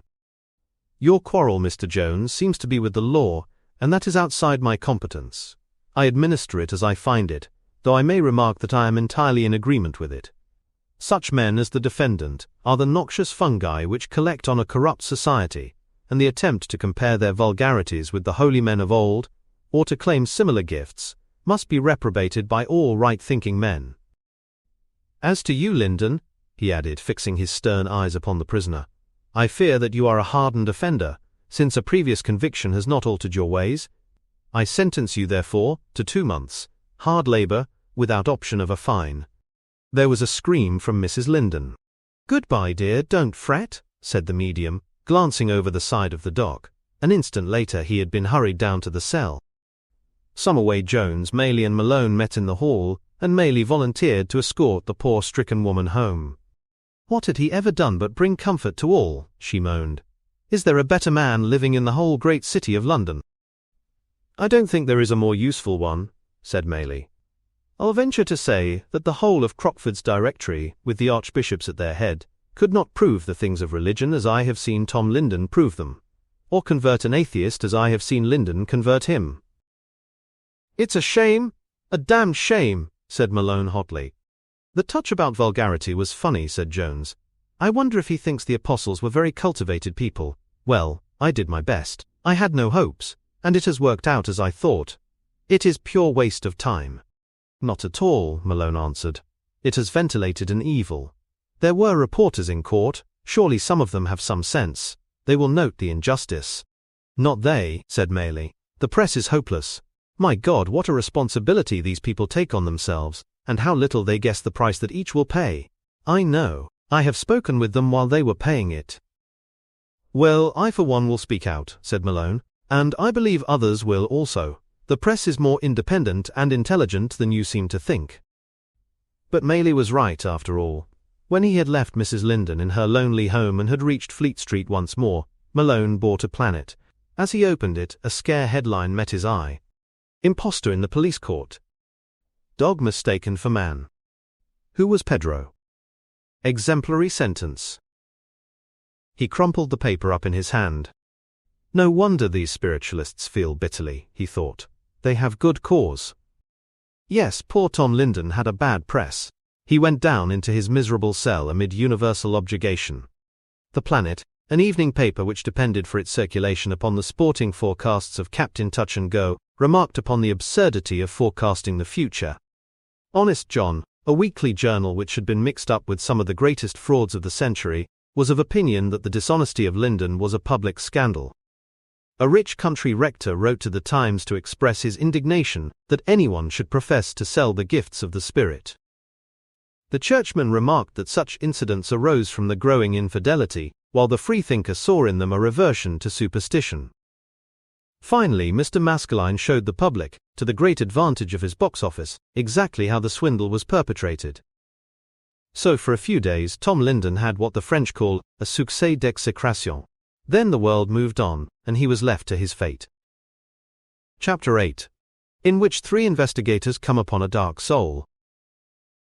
Lord Roxton had returned from Central African heavy game shooting, and had at once carried out a series of alpine ascents, which had satisfied and surprised everyone except himself. "Top of the Alps is becoming a perfect bear garden," said he. "Short of Everest, there don't seem to be any decent privacy left." His advent into London was acclaimed by a dinner given in his honour at the Travellers by the Heavy Game Society. The occasion was private and there were no reporters, but Lord Roxton's speech was fixed verbatim in the minds of all his audience, and has been imperishably preserved. He writhed for 20 minutes under the flowery and eulogistic periods of the President, and rose himself in the state of confused indignation which the Briton feels when he is publicly approved. "Oh, I say, by Jove, what?" was his oration, after which he resumed his seat and perspired profusely. Malone was first aware of Lord Roxton's return through McArdle, the crabbed old red-headed news editor, whose bald dome projected further and further from its ruddy fringe. As the years still found him slaving at the most grinding of tasks, he retained his keen scent of what was good copy, and it was this sense of his which caused him one winter morning to summon Malone to his presence. He removed the long glass tube which he used as a cigarette holder from his lips, and he blinked through his big round glasses at his subordinate. "You know that Lord Roxton is back in London?" "I had not heard." "Aye, he's back. Doubtless you've heard that he was wounded in the war. He led a small column in East Africa and made a wee war of his own, till he got an elephant bullet through his chest. Oh, he's done fine since then, or he couldn't be climbing these mountains. He's a devil of a man and stirring up something new." "What is the latest?" asked Malone, eyeing a slip of paper which McArdle was waving between his finger and thumb. "Well, that's where he impinges on you. I was thinking maybe you could hunt in couples, and there would be copy in it. There's a leaderette in the Evening Standard." He handed it over. It ran thus. "A quaint advertisement in the columns of a contemporary shows that the famous Lord John Roxton, third son of the Duke of Pomfret, is seeking fresh worlds to conquer. Having exhausted the sporting adventures of this terrestrial globe, he is now turning to those of the dim, dark and dubious regions of psychic research. He is in the market apparently for any genuine specimen of a haunted house, and is open to receive information as to any violent or dangerous manifestation which called for investigation. As Lord John Roxton is a man of resolute character, and one of the best revolver shots in England, we would warn any practical joker that he would be well advised to stand aside, and leave this matter to those who are said to be as impervious to bullets as their supporters are to common sense. McArdle gave his dry chuckle at the concluding words. I'm thinking they are getting personal there, friend Malone, for if you are no a supporter you're well on the way. But are you no of the opinion that this chiel and you between you might put up a spook and get 2 racy columns off him? Well, I can see Lord Roxton, said Malone. He's still, I suppose, in his old rooms in the Albany. I would wish to call in any case, so I can open this up as well. Thus it was that in the late afternoon, just as the murk of London broke into dim circles of silver, the pressman found himself once more walking down Vigo Street, and accosting the porter at the dark entrance of the old-fashioned chambers. Yes, Lord John Roxton was in, but a gentleman was with him. He would take a card. Presently he returned with word that in spite of the previous visitor, Lord Roxton would see Malone at once. An instant later, he had been ushered into the old luxurious rooms with their trophies of war and of the chase. The owner of them with outstretched hand was standing at the door, long, thin, austere, with the same gaunt, whimsical Don Quixote face as of old. There was no change save that he was more aquiline, and his eyebrows jutted more thickly over his reckless, restless eyes. "Hello, young fella," he cried. "I was hoping you'd draw this old covert once more. I was coming down to the office to look you up. Come in, come in. Let me introduce you to the Reverend Charles Mason." A very tall, thin clergyman, who was coiled up in a large basket chair, gradually unwound himself, and held out a bony hand to the newcomer. Malone was aware of 2 very earnest and human grey eyes looking searchingly into his, and of a broad, welcoming smile, which disclosed a double row of excellent teeth. It was a worn and weary face, the tired face of the spiritual fighter, but it was very kindly and companionable nonetheless. Malone had heard of the man, a Church of England vicar, who had left his model parish, and the church which he had built himself, in order to preach freely the doctrines of Christianity, with the new psychic knowledge superadded. "Why, I never seem to get away from the spiritualists," he exclaimed. "You never will, Mr. Malone," said the lean clergyman, chuckling. "The world never will until it has absorbed this new knowledge which God has sent. You can't get away from it. It is too big. At the present moment in this great city, there is not a place where men or women meet that it does not come up. And yet you would not know it from the press." "Well, you can't level that reproach at the Daily Gazette," said Malone. "Possibly you may have read my own descriptive articles." "Yes, I read them.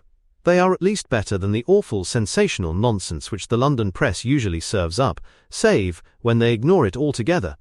To read a paper like the Times you would never know that this vital movement existed at all.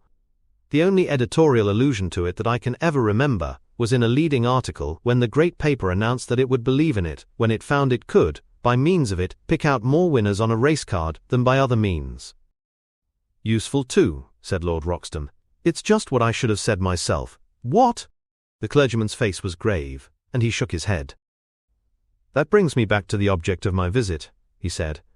He turned to Malone. "I took the liberty of calling upon Lord Roxton in connection with his advertisement, to say that if he went on such a quest with a good intention, no better work could be found in the world, but if he did it out of a love of sport, following some poor earthbound soul in the same spirit as he followed the white rhinoceros of the Lido, he might be playing with fire."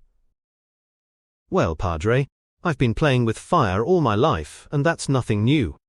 What I mean, if you want me to look at this ghost business from the religious angle, there's nothing doing, for the Church of England that I was brought up in fills my very modest need. But if it's got a spice of danger, as you say, then it's worthwhile." "What?" The Reverend Charles Mason smiled his kindly, toothsome grin. "Incorrigible, is he not?" he said to Malone. "Well, I can only wish you a fuller comprehension of the subject." He rose as if to depart. "Wait a bit, Padre," cried Lord Roxton hurriedly. "When I'm exploring I begin by roping in a friendly native. I expect you're just the man. Won't you come with me?" "Where to?" "Well, sit down and I'll tell you." He rummaged among a pile of letters on his desk. Fine selection of spooks, he said. I got on the track of over 20 by the first post. This is an easy winner though. Read it for yourself. Lonely house, man driven mad, tenants bolting in the night, horrible spectre. Sounds all right, what? The clergyman read the letter with puckered brows. It seems a bad case, said he. Well, suppose you come along. What? Maybe you can help clear it up. The Reverend Mr. Mason pulled out a pocket almanac. I have a service for ex-servicemen on Wednesday and a lecture the same evening. But we could start today. It's a long way. Only Dorsetshire, 3 hours. What is your plan? Well, I suppose a night in the house should do it. If there is any poor soul in trouble, it becomes a duty. Very well, I will come. And surely there is room for me, pleaded Malone. Of course there is, young fella. What I mean, I expect that old red-headed bird at the office sent you round with no other purpose. Ah, I thought so. Well, you can write an adventure that is not perfect bilge for a change. What? There's a train from Victoria at 8 o'clock. We can meet there, and I'll have a look in at Old Man Challenger as I pass. They dined together in the train and after dinner reassembled in their first-class carriage, which is the snuggest mode of travel which the world can show. Roxton, behind a big black cigar, was full of his visit to Challenger. The old dear is the same as ever. Bit my head off once or twice in his own familiar way. Talked unadulterated tripe. Says I've got brain softening if I could think there was such a thing as a real spook. When you're dead, you're dead. That's the old man's cheery slogan. Surveying his contemporaries, he said, extinction was a good thing. It's the only hope of the world, said he. Fancy the awful prospect if they survived. Wanted to give me a bottle of chlorine to chuck at the ghost. I told him that if my automatic was not a spook stopper, nothing else would serve. Tell me, Padre, is this the first time you've been on Solfari after this kind of game? You treat the matter too lightly, Lord John, said the clergyman gravely. You have clearly had no experience of it. In answer to your question, I may say that I have several times tried to help in similar cases. And you take it seriously? Asked Malone, making notes for his article. Very, very seriously. What do you think these influences are? I am no authority upon the general question. You know Algernon Maylie, the barrister, do you not? He could give you facts and figures. I approach the subject rather perhaps from the point of view of instinct and emotion. I remember Maylie lecturing on Professor Bozzano's book on ghosts, where over 500 well-authenticated instances were given, every one of them sufficient to establish an a priori case. There is Flammarion too. You can't laugh away evidence of that kind. I've read Bozzano and Flammarion too, said Malone, but it is your own experience and conclusions that I want. Well, if you quote me, remember that I do not look on myself as a great authority on psychic research. Wiser brains than mine may come along and give some other explanation. Still, what I have seen has led me to certain conclusions. One of them is to think that there is some truth in the theosophical idea of shells. What is that? They imagined that all spirit bodies near the earth were empty shells or husks from which the real entity had departed. Now, of course, we know that a general statement of that sort is nonsense, for we could not get the glorious communications which we do get from anything but high intelligences. But we also must beware of generalizations. They are not all high intelligences. Some are so low that I think the creature is purely external, and is an appearance, rather than a reality. But why should it be there? Yes, that is the question. It is usually allowed that there is the natural body, as St. Paul called it, which is dissolved at death, and the etheric or spiritual body which survives and functions upon an etheric plane. Those are the essential things. But we may really have as many coats as an onion, and there may be a mental body which may shed itself at any spot where great mental or emotional strain has been experienced. It may be a dull automatic simulacrum and yet carry something of our appearance and thoughts. Well, said Malone, that would to some extent get over the difficulty, for I could never imagine that a murderer or his victim could spend whole centuries reacting the old crime. What would be the sense of it? Quite right, young fella, said Lord Roxton. There was a pal of mine, Archie Soames, the gentleman jock, who had an old place in Berkshire. Well, Nell Gwynn had lived there once, and he was ready to swear he met her a dozen times in the passage. Archie never flinched at the big jump at the Grand National, but by Jove, he flinched at those passages after dark. Fine woman she was and all that, but dash it all. What I mean, one has to draw the line, what? Quite so, the clergyman answered. You can't imagine that the real soul of a vivid personality like Nell could spend centuries walking those passages, but if by chance she had ate her heart out in that house, brooding and fretting, one could think that she might have cast a shell and left some thought image of herself behind her. You said you had experiences of your own. I had one before ever I knew anything of spiritualism. I hardly expect that you will believe me, but I assure you it is true. I was a very young curate up in the north. There was a house in the village which had a poltergeist, one of those very mischievous influences which cause so much trouble. I volunteered to exorcise it. We have an official form of exorcism in the church, so I thought that I was well armed. I stood in the drawing room, which was the center of the disturbances, with all the family on their knees beside me, and I read the service. What do you think happened? Mason's gaunt face broke into a sweetly humorous laugh. Just as I reached Amen, when the creature should have been slinking away abashed, the big bearskin hearthrug stood up on end and simply enveloped me. I am ashamed to say that I was out of that house in 2 jumps. It was then that I learned that no formal religious proceeding has any effect at all. Then what has? Well, kindness and reason may do something. You see, they vary greatly. Some of these earthbound or earth-interested creatures are neutral, like these simulacra, or shells that I speak of. Others are essentially good, like these monks of Glastonbury, who have manifested so wonderfully of late years and are recorded by Bleibond. They are held to earth by a pious memory. Some are mischievous children like the poltergeists. And some, only a few I hope, are deadly beyond words, strong, malevolent creatures too heavy with matter to rise above our earth plane, so heavy with matter that their vibrations may be low enough to affect the human retina and to become visible. If they have been cruel, cunning brutes in life, they are cruel and cunning still, with more power to hurt. It is evil monsters of this kind who are let loose by our system of capital punishment, for they die with unused vitality, which may be expended upon revenge. This Dryfont spook has a bad record, said Lord Roxton. Exactly. That is why I disapprove of levity. He seems to me to be the very type of the creature I speak of. Just as an octopus may have his den in some ocean cave, and come floating out a silent image of horror, to attack a swimmer, so I picture such a spirit, lurking in the dark of the house which he curses by his presence, and ready to float out upon all whom he can injure. Malone's jaw began to drop. I say, he exclaimed, have we no protection? Yes, I think we have. If we had not, such a creature could devastate the earth. Our protection is that there are white forces as well as dark ones. We may call them guardian angels, as the Catholics do, or guides or controls, but whatever you call them, they really do exist, and they guard us from evil on the spiritual plane.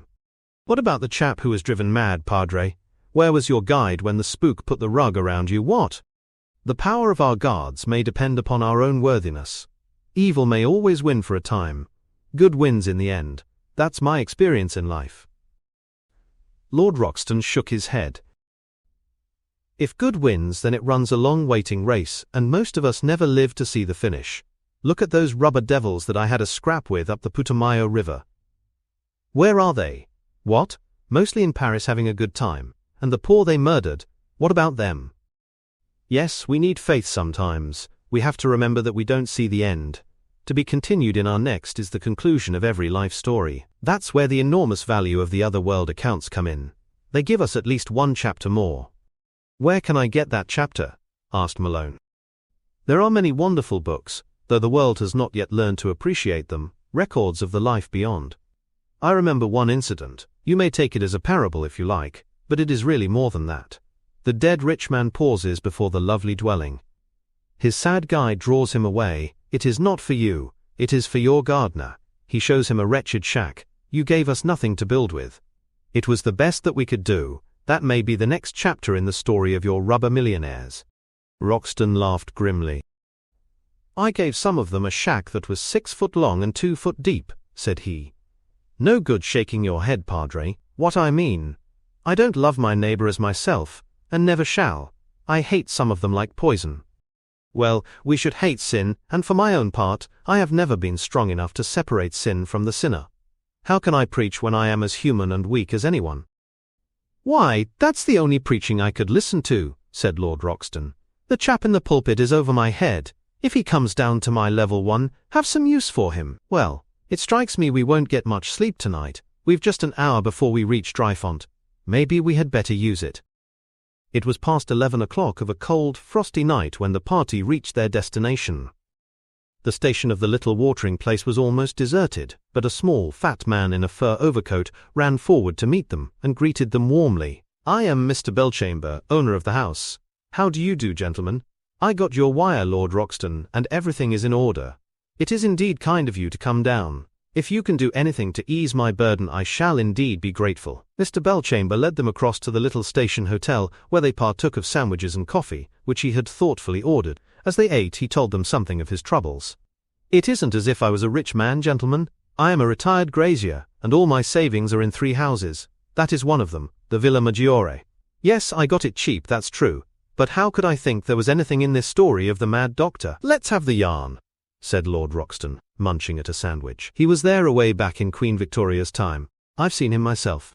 A long, stringy, dark-faced kind of man, with a round back and a queer, shuffling way of walking.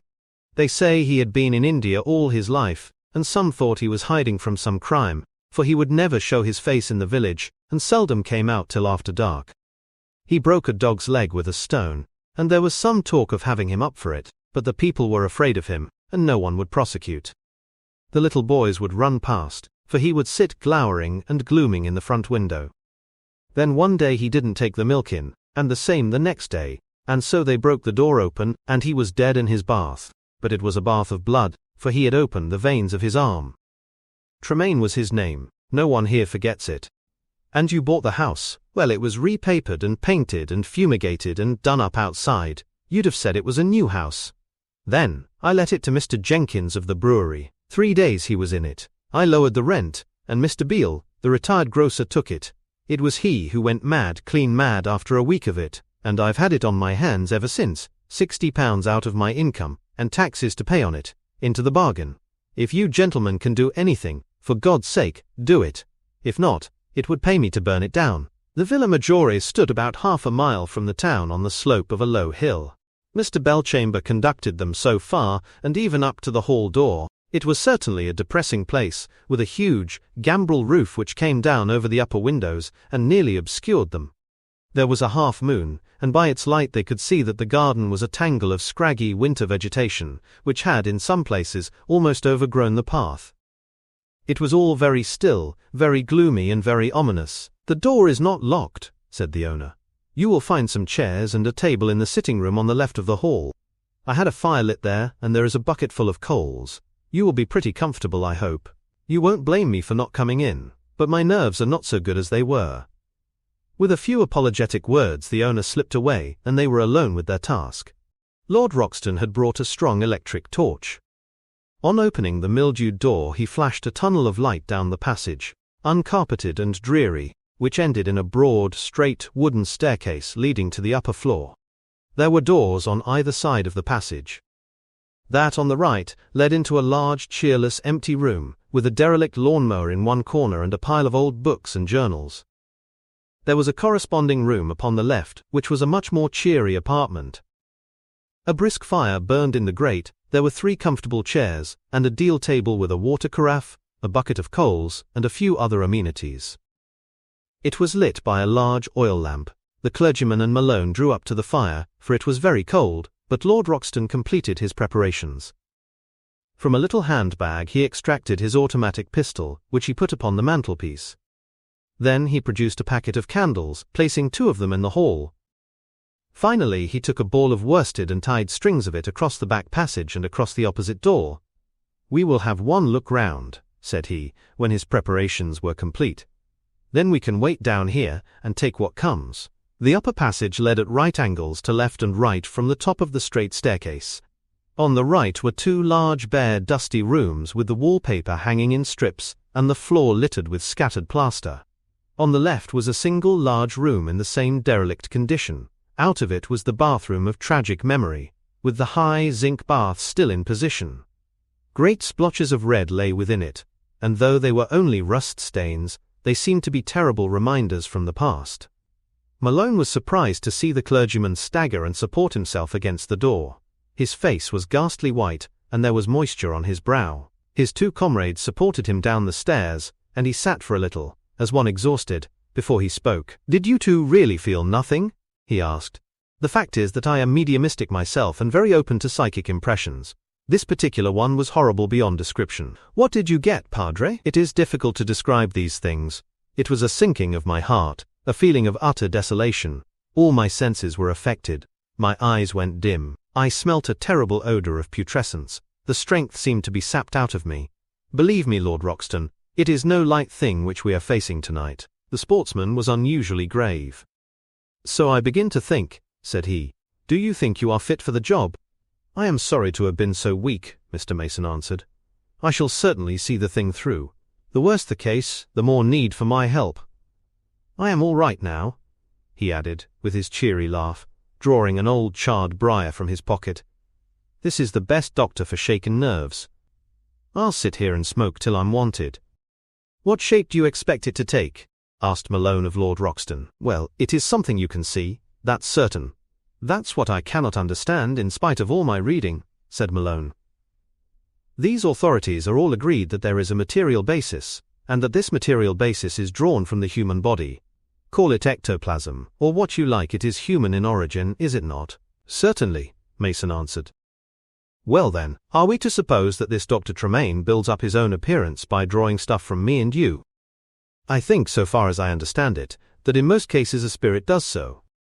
I believe that when the spectator feels that he goes cold, that his hair rises and the rest of it, he is really conscious of this draft upon his own vitality, which may be enough to make him faint, or even to kill him. Perhaps he was drawing on me then. Suppose we are not mediumistic, suppose we give out nothing." "There is a very full case that I read lately," Mr. Mason answered. "It was closely observed, reported by Professor Nielsen of Iceland. In that case the evil spirit used to go down to an unfortunate photographer in the town, draw his supplies from him, and then come back and use them. He would openly say, 'Give me time to get down to so-and-so, then I will show you what I can do.' He was a most formidable creature, and they had great difficulty in mastering him." "Strikes me, young fella, we have taken on a larger contract than we knew," said Lord Roxton. "Well, we've done what we could, the passage is well lit, no one can come at us except down the stair without breaking the worsted. There is nothing more we can do except just to wait." So they waited. It was a weary time. A carriage clock had been placed on the discoloured wooden mantelpiece, and slowly its hands crept on from 1 to 2 and from 2 to 3. Outside an owl was hooting most dismally in the darkness. The villa was on a by-road, and there was no human sound to link them up with life. The Padre lay dozing in his chair. Malone smoked incessantly. Lord Roxton turned over the pages of a magazine. There were the occasional strange tappings and creakings which come in the silence of the night. Nothing else until someone came down the stair. There could not be a doubt of it. It was a furtive, and yet a clear footstep. Creak, creak, creak. Then it had reached the level. Then it had reached their door. They were all sitting erect in their chairs, Roxton grasping his automatic. Had it come in? The door was ajar, but had not further opened. Yet all were aware of a sense that they were not alone, that they were being observed. It seemed suddenly colder, and Malone was shivering. An instant later the steps were retreating. They were low and swift, much swifter than before. One could imagine that a messenger was speeding back with intelligence to some great master who lurked in the shadows above. The three sat in silence, looking at each other. "By Jove," said Lord Roxton at last. His face was pale but firm. Malone scribbled some notes in the hour. The clergyman was praying. "Well, we are up against it," said Roxton after a pause. "We can't leave it at that. We have to go through with it. I don't mind telling you, Padre, that I've followed a wounded tiger in a thick jungle and never had quite the feeling I've got now. If I'm out for sensations, I've got them. But I'm going upstairs." "We will go too," cried his comrades, rising from their chairs. "Stay here, young fella, and you too, Padre. 3 of us make too much noise. I'll call you if I want you. My idea is just to steal out and wait quiet on the stair. If that thing, whatever it was, comes again, it will have to pass me." All 3 went into the passage. The 2 candles were throwing out little circles of light, and the stair was dimly illuminated, with heavy shadows at the top. Roxton sat down halfway up the stair, pistol in hand.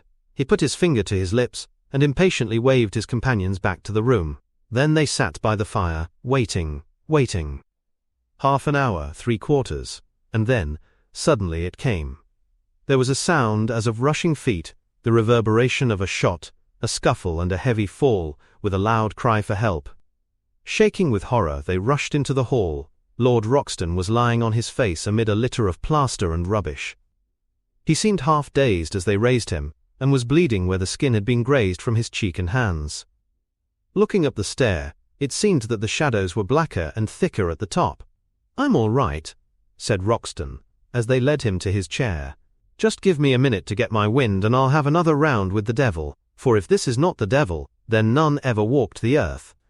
"You shan't go alone this time," said Malone. "You never should," added the clergyman. "But tell us what happened." "I hardly know myself. I sat, as you saw, with my back to the top landing. Suddenly I heard a rush. I was aware of something dark right on the top of me. I half turned and fired. The next instant I was chucked down as if I had been a baby. All that plaster came showering down after me. That's as much as I can tell you." "Why should we go further in the matter?" said Malone. "You are convinced that this is more than human, are you not?" "There is no doubt of that." "Well then, you have had your experience. What more can you want?" "Well, I at least want something more," said Mr. Mason. "I think our help is needed." "Strikes me that we shall need the help," said Lord Roxton, rubbing his knee. "We shall want a doctor before we get through. But I'm with you, Padre. I feel that we must see it through. If you don't like it, young fella." The mere suggestion was too much for Malone's Irish blood. "I am going up alone," he cried, making for the door. "No, indeed, I am with you." The clergyman hurried after him. "And you don't go without me?" cried Lord Roxton, limping in the rear. They stood together in the candle-lit, shadow-draped passage. Malone had his hand on the balustrade and his foot on the lower step when it happened. What was it? They could not tell themselves. They only knew that the black shadows at the top of the staircase had thickened, had coalesced, had taken a definite, bat-like shape. Great God, they were moving. They were rushing swiftly and noiselessly downwards, black as night, huge, ill-defined, semi-human and altogether evil and damnable. All three men screamed and blundered for the door. Lord Roxton caught the handle and threw it open. It was too late. The thing was upon them. They were conscious of a warm, glutinous contact, of a purulent smell, of a half-formed, dreadful face, and of entwining limbs. An instant later, all three were lying half-dazed and horrified, hurled outwards onto the gravel of the drive. The door had shut with a crash. Malone whimpered and Roxton swore, but the clergyman was silent as they gathered themselves together, each of them badly shaken and bruised, but with an inward horror which made all bodily ill seem insignificant. There they stood in a little group in the light of the sinking moon, their eyes turned upon the black square of the door. "That's enough," said Roxton at last. "More than enough," said Malone. "I wouldn't enter that house again for anything Fleet Street could offer." "Are you hurt? Defiled? Degraded?" "Oh, it was loathsome." "Foul," said Roxton. "Foul. Did you get the reek of it? And the purulent warmth?" Malone gave a cry of disgust. "Featureless, save for the dreadful eyes. Semi-materialized. Horrible." "What about the lights?" "Oh, damn the lights. Let them burn. I am not going in again." "Well, Belchamber can come in the morning. Maybe he is waiting for us now at the inn." "Yes, let us go to the inn. Let us get back to humanity." Malone and Roxton turned away, but the clergyman stood fast. He had drawn a crucifix from his pocket. "You can go," said he. "I am going back." "What? Into the house?" "Yes, into the house. Padre, this is madness. It will break your neck. We were all like stuffed dolls in its clutch." "Well, let it break my neck. I am going." "You are not." Here Malone catch hold of him, but it was too late.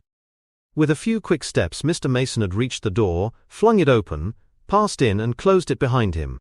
As his comrades tried to follow, they heard a creaking clang upon the further side. The Padre had bolted them out. There was a great slit where the letterbox had been. Through it, Lord Roxton entreated him to return. "Stay there," said the quick, stern voice of the clergyman. "I have my work to do. I will come when it is done." A moment later he began to speak. His sweet, homely, affectionate accents rang through the hall. They could only hear snatches outside, bits of prayer, bits of exhortation, bits of kindly greeting. Looking through the narrow opening, Malone could see the straight, dark figure in the candlelight, its back to the door, its face to the shadows of the stair, the crucifix held aloft in its right hand. His voice sank into silence, and then there came one more of the miracles of this eventful night. A voice answered him. It was such a sound as neither of the auditors had heard before, a guttural, rasping, croaking utterance, indescribably menacing. What it said was short, but it was instantly answered by the clergyman, his tone sharpened to a fine edge by emotion. His utterance seemed to be exhortation, and was at once answered by the ominous voice from beyond. Again and yet again came the speech and the answer, sometimes shorter, sometimes longer, varying in every key of pleading, arguing, praying, soothing, and everything save upbraiding. Chilled to the marrow, Roxton and Malone crouched by the door, catching snatches of that inconceivable dialogue. Then, after what seemed a weary time, though it was less than an hour, Mr. Mason, in a loud, full, exultant tone, repeated the "Our Father." Was it fancy, or echo, or was there really some accompanying voice in the darkness beyond him? A moment later the light went out in the left-hand window, the bolt was drawn, and the clergyman emerged carrying Lord Roxton's bag. His face looked ghastly in the moonlight, but his manner was brisk and happy. "I think you will find everything here," he said, handing over the bag. Roxton and Malone took him by either arm and hurried him down to the road. "By Jove, you don't give us the slip again," cried the nobleman. "Padre, you should have a row of Victoria Crosses." No, it was my duty, poor fellow, he needed help so badly. I am but a fellow sinner, and yet I was able to give it." "You did him good." "I humbly hope so. I was but the instrument of the higher forces. The house is haunted no longer," he promised. "But I will not speak of it now. It may be easier in days to come." The landlord and the maid stared at the three adventurers in amazement when, in the chill light of the winter dawn, they presented themselves at the inn once more. Each of them seemed to have aged 5 years in the night. Mr. Mason, with the reaction upon him, threw himself down upon the horsehair sofa in the humble coffee-room, and was instantly asleep. "Poor chap, he looks pretty bad," said Malone. Indeed, his white, haggard face and long, limp limbs might have been those of a corpse. "We will get a cup of hot tea into him," Lord Roxton answered, warming his hands at the fire, which the maid had just lit. "By Jove, we shall be none the worse for some ourselves. Well, young fella, we've got what we came for. I've had my sensation, and you've had your copy. And he has had the saving of a soul. Well, we must admit that our objects seem very humble compared to his." They caught the early train to London, and had a carriage to themselves. Mason had said little, and seemed to be lost in thought. Suddenly, he turned to his companions. "I say, you two, would you mind joining me in prayer?" Lord Roxton made a grimace. "I warn you, Padre, I am rather out of practice. Please kneel down with me. I want your aid." They knelt down, side by side, the Padre in the middle. Malone made a mental note of the prayer. "Father, we are all your children, poor, weak, helpless creatures, swayed by fate and circumstance. I implore you that you will turn eyes of compassion upon the man, Rupert Tremaine, who wandered far from you, and is now in the dark. He has sunk deep, very deep, for he had a proud heart which would not soften, and a cruel mind, which was filled with hate. But now he would turn to the light, and so I beg help for him, and for the woman, Emma, who, for the love of him, has gone down into the darkness. May she raise him, as she had tried to do. May they both break the bonds of evil memory which tie them to earth. May they for tonight move up towards that glorious light, which sooner or later shines upon even the lowest." They rose from their knees. "That's better," cried the Padre, thumping his chest with his bony hand, and breaking out into his expansive, toothsome grin. "What a night! Good Lord, what a night!" Chapter 9, which introduces some very physical phenomena. Malone seemed destined to be entangled in the affairs of the Linden family, for he had hardly seen the last of the unfortunate Tom before he became involved in a very much more unpleasant fashion with his unsavory brother. The episode began by a telephone ring in the morning, and the voice of Algernon Maley at the far end of the wire. "Are you clear for this afternoon?" "At your service." "I say, Malone, you are a hefty man. You played rugger for Ireland, did you not? You don't mind a possible rough and tumble, do you?" Malone grinned over the receiver. "You can count me in. It may really be rather formidable. We shall have possibly to tackle a prize-fighter." "Right-o," said Malone cheerfully.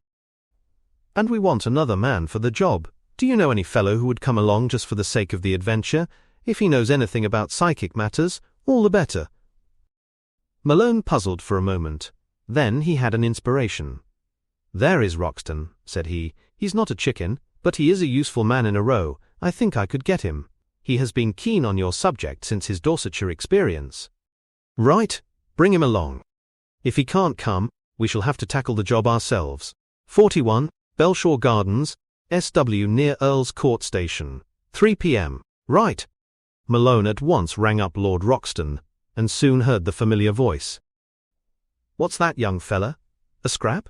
Why, certainly. What? I mean, I had a golf match at Richmond Deer Park, but this sounds more attractive. What? Very good.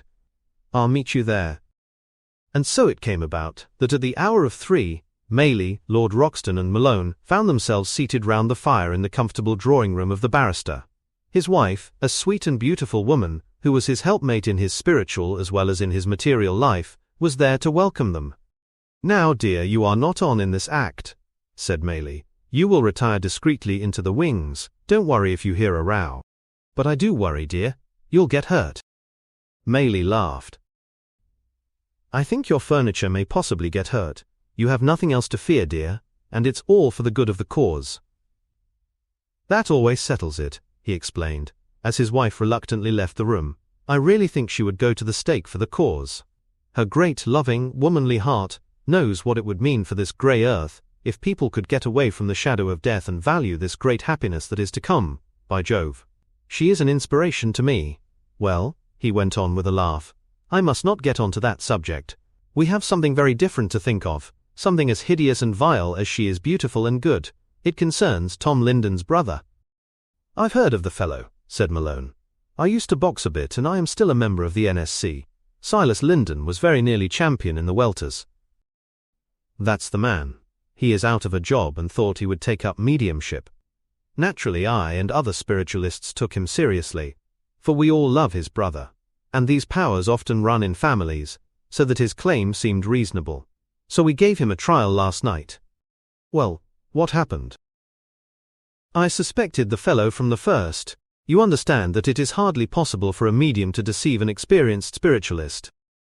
When there is deception, it is at the expense of outsiders. I watched him carefully from the first, and I seated myself near the cabinet. Presently he emerged clad in white. I broke the contact by pre-arrangement with my wife who sat next me, and I felt him as he passed me. He was, of course, in white. I had a pair of scissors in my pocket and I snipped off a bit from the edge. Maylie drew a triangular piece of linen from his pocket. There it is, you see, very ordinary linen. I have no doubt the fellow was wearing his nightgown. Why did you not have a show up at once? Asked Lord Roxton. There were several ladies there, and I was the only really able-bodied man in the room. Well, what do you propose? I have appointed that he come here at 3:30. He is due now. Unless he has noticed the small cut in his linen, I don't think he has any suspicion why I want him. What will you do? Well, that depends on him. We have to stop him at any cost. That is the way our cause gets bemired. Some villain who knows nothing about it comes into it for money, and so the labours of honest mediums get discounted. The public very naturally brackets them all together. With your help I can talk to this fellow on equal terms, which I certainly could not do if I were alone. By Jove, here he is. There was a heavy step outside, the door was opened, and Silas Linden, fake medium and ex-prizefighter, walked in. His small piggy grey eyes under their shaggy brows looked round with suspicion at the three men. Then he forced a smile and nodded to Maylie. Good day, Mr. Maylie. We had a good evening last night, had we not? Sit down, Linden, said Maylie, indicating a chair. It's about last night that I want to talk to you. You cheated us. Silas Linden's heavy face flushed red with anger.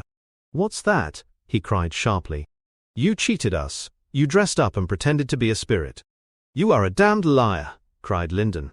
I did nothing of the sort. Maylie took the rag of linen from his pocket and spread it on his knee. What about that? He asked. Well, what about it? It was cut out of the white gown you wore. I cut it out myself as you stood in front of me. If you examine the gown you will find the place. It's no use, Linden. The game is up. You can't deny it. For a moment the man was completely taken aback. Then he burst into a stream of horrible profanity. What's the game? He cried, glaring round him. Do you think I am easy, and that you can play me for a sucker? Is it a frame-up or what? You've chose the wrong man for a try-on of that sort. There is no use being noisy or violent, Linden, said Maylie quietly. I could bring you up in the police court tomorrow.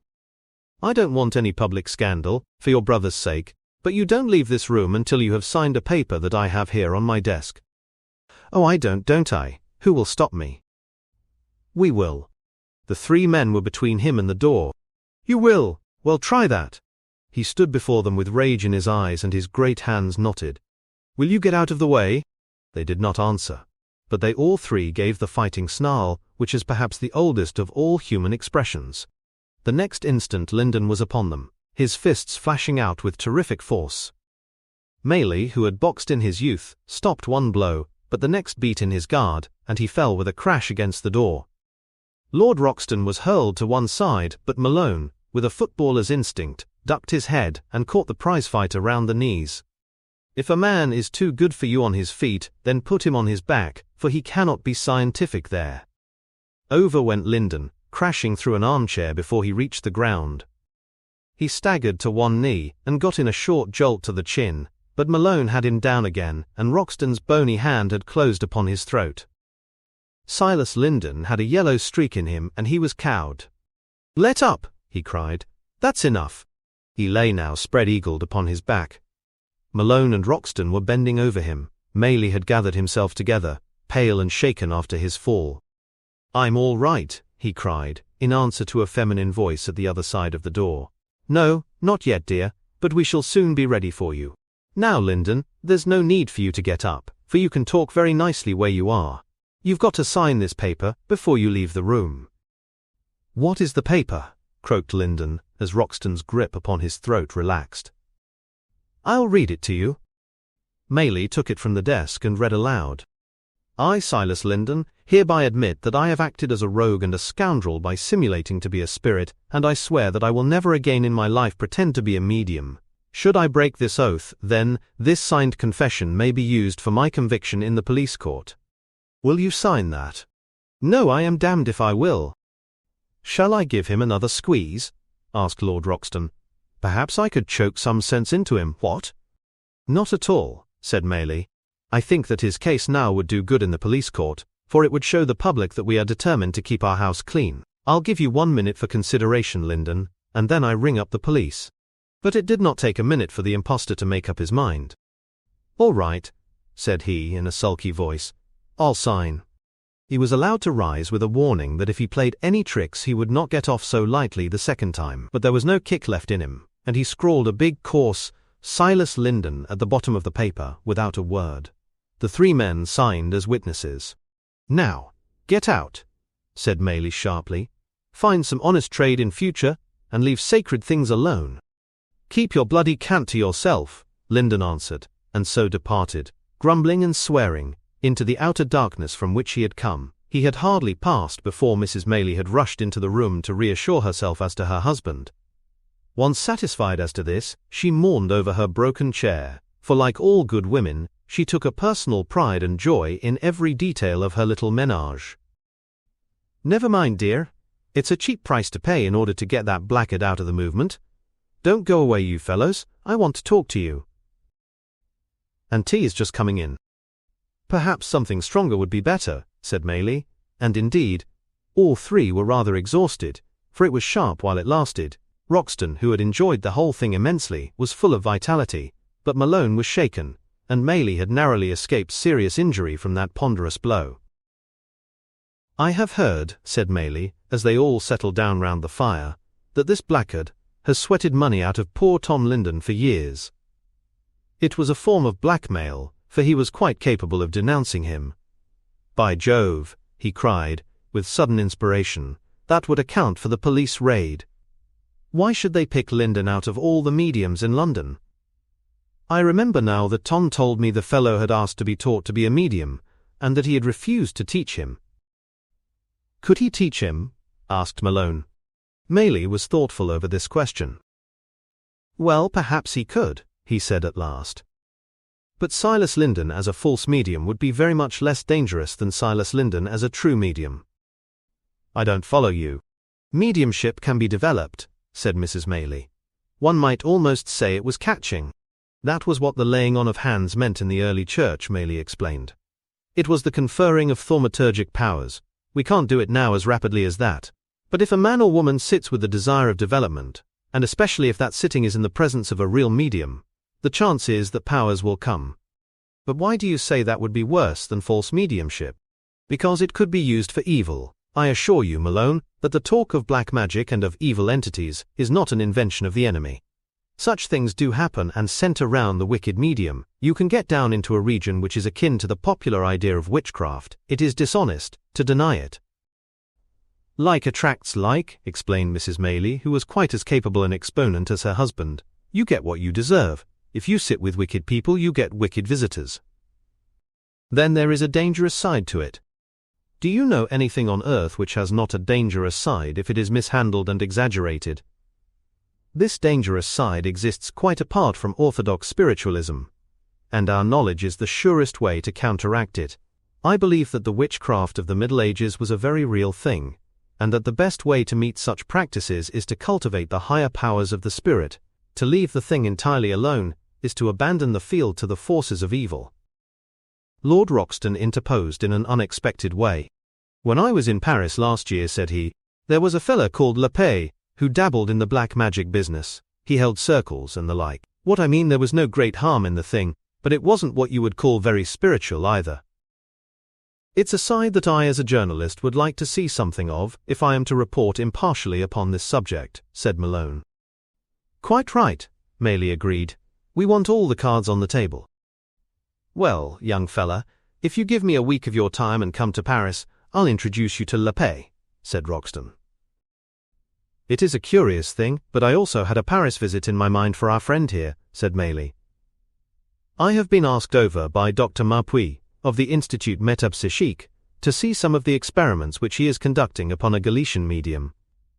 It is really the religious side of this matter which interests me, and that is conspicuously wanting in the minds of these scientific men of the continent, but for accurate, careful examination of the psychic facts they are ahead of anyone except poor Crawford of Belfast, who stood in a class by himself. I promised Maupuy to run across, and he has certainly been having some wonderful, in some respects, some rather alarming results. Why alarming? Well, his materializations lately have not been human at all. That is confirmed by photographs. I won't say more, for it is best that, if you go, you should approach it with an open mind. I shall certainly go, said Malone. I am sure my chief would wish it. Tea had arrived to interrupt the conversation in the irritating way that our bodily needs intrude upon our higher pursuits. But Malone was too keen to be thrown off his scent. You speak of these evil forces. Have you ever come in contact with them? Maylie looked at his wife and smiled. Continually, he said. It is part of our job. We specialize on it. I understood that when there was an intrusion of that kind, you drove it away. Not necessarily. If we can help any lower spirit, we do so, and we can only do it by encouraging it to tell us its troubles. Most of them are not wicked. They are poor, ignorant, stunted creatures who are suffering the effects of the narrow and false views which they have learned in this world. We try to help them, and we do. How do you know that you do? Because they report to us afterwards and register their progress. Such methods are often used by our people. They are called rescue circles. I have heard of rescue circles. Where could I attend one? This thing attracts me more and more. Fresh gulfs seem always opening. I would take it as a great favor if you would help me to see this fresh side of it. Maylie became thoughtful. We don't want to make a spectacle of these poor creatures. On the other hand, though we can hardly claim you yet as a spiritualist, you have treated the subject with some understanding and sympathy. He looked inquiringly at his wife, who smiled and nodded. Ah, you have permission. Well then, you must know that we run our own little rescue circle, and that at 5 o'clock today we have our weekly sitting. Mr. Turbayne is our medium. We don't usually have anyone else except Mr. Charles Mason, the clergyman. But if you both care to have the experience, we shall be very happy if you will stay. Turbayne should be here immediately after tea. He is a railway porter, so his time is not his own. Yes, psychic power, in its varied manifestations, is found in humble quarters, but surely that has been its main characteristic from the beginning. Fishermen, carpenters, tent makers, camel drivers, these were the prophets of old. At this moment some of the highest psychic gifts in England lie in a miner, a cotton operative, a railway porter, a bargeman, and a charwoman. Thus does history repeat itself, and that foolish beak, with Tom Linden before him, was but Felix judging Paul. The old wheel goes round. Chapter 10. De Profundis. They were still having tea when Mr. Charles Mason was ushered in. Nothing draws people together into such intimate soul-to-soul relationship as psychic quest, and thus it was that Roxton and Malone, who had only known him in the one episode, felt more near to this man than to others with whom they had associated for years. This close, vital comradeship is one of the outstanding features of such communion. When his loosely built, straggling, lean clerical figure appeared, with that gaunt, worn face illuminated by its human grin and dignified by its earnest eyes, through the doorway, they both felt as if an old friend had entered. His own greeting was equally cordial. "Still exploring," he cried as he shook them by the hand. "We will hope your new experiences will not be so nerve-wracking as our last." "By Jove, Padre," said Roxton, "I've worn out the brim of my hat taking it off to you since then." "Why, what did he do?" asked Mrs. Maylie. "No," cried Mason. "I tried in my poor way to guide a darkened soul. Let us leave it at that. But that is exactly what we are here for now, and what these dear people do every week of their lives. It was from Mr. Maylie here that I learned how to attempt it." "Well, certainly we have plenty of practice," said Maylie. "You have seen enough of it, Mason, to know that." "But I can't get the focus of this at all," cried Malone. "Could you clear my mind a little on the point? I accept for the moment your hypothesis, that we are surrounded by material, earthbound spirits, who find themselves under strange conditions which they don't understand, and who want counsel and guidance. That more or less expresses it, does it not?" The Maylies both nodded their agreement. "Well, their dead friends and relatives are presumably on the other side, and cognizant of their benighted condition.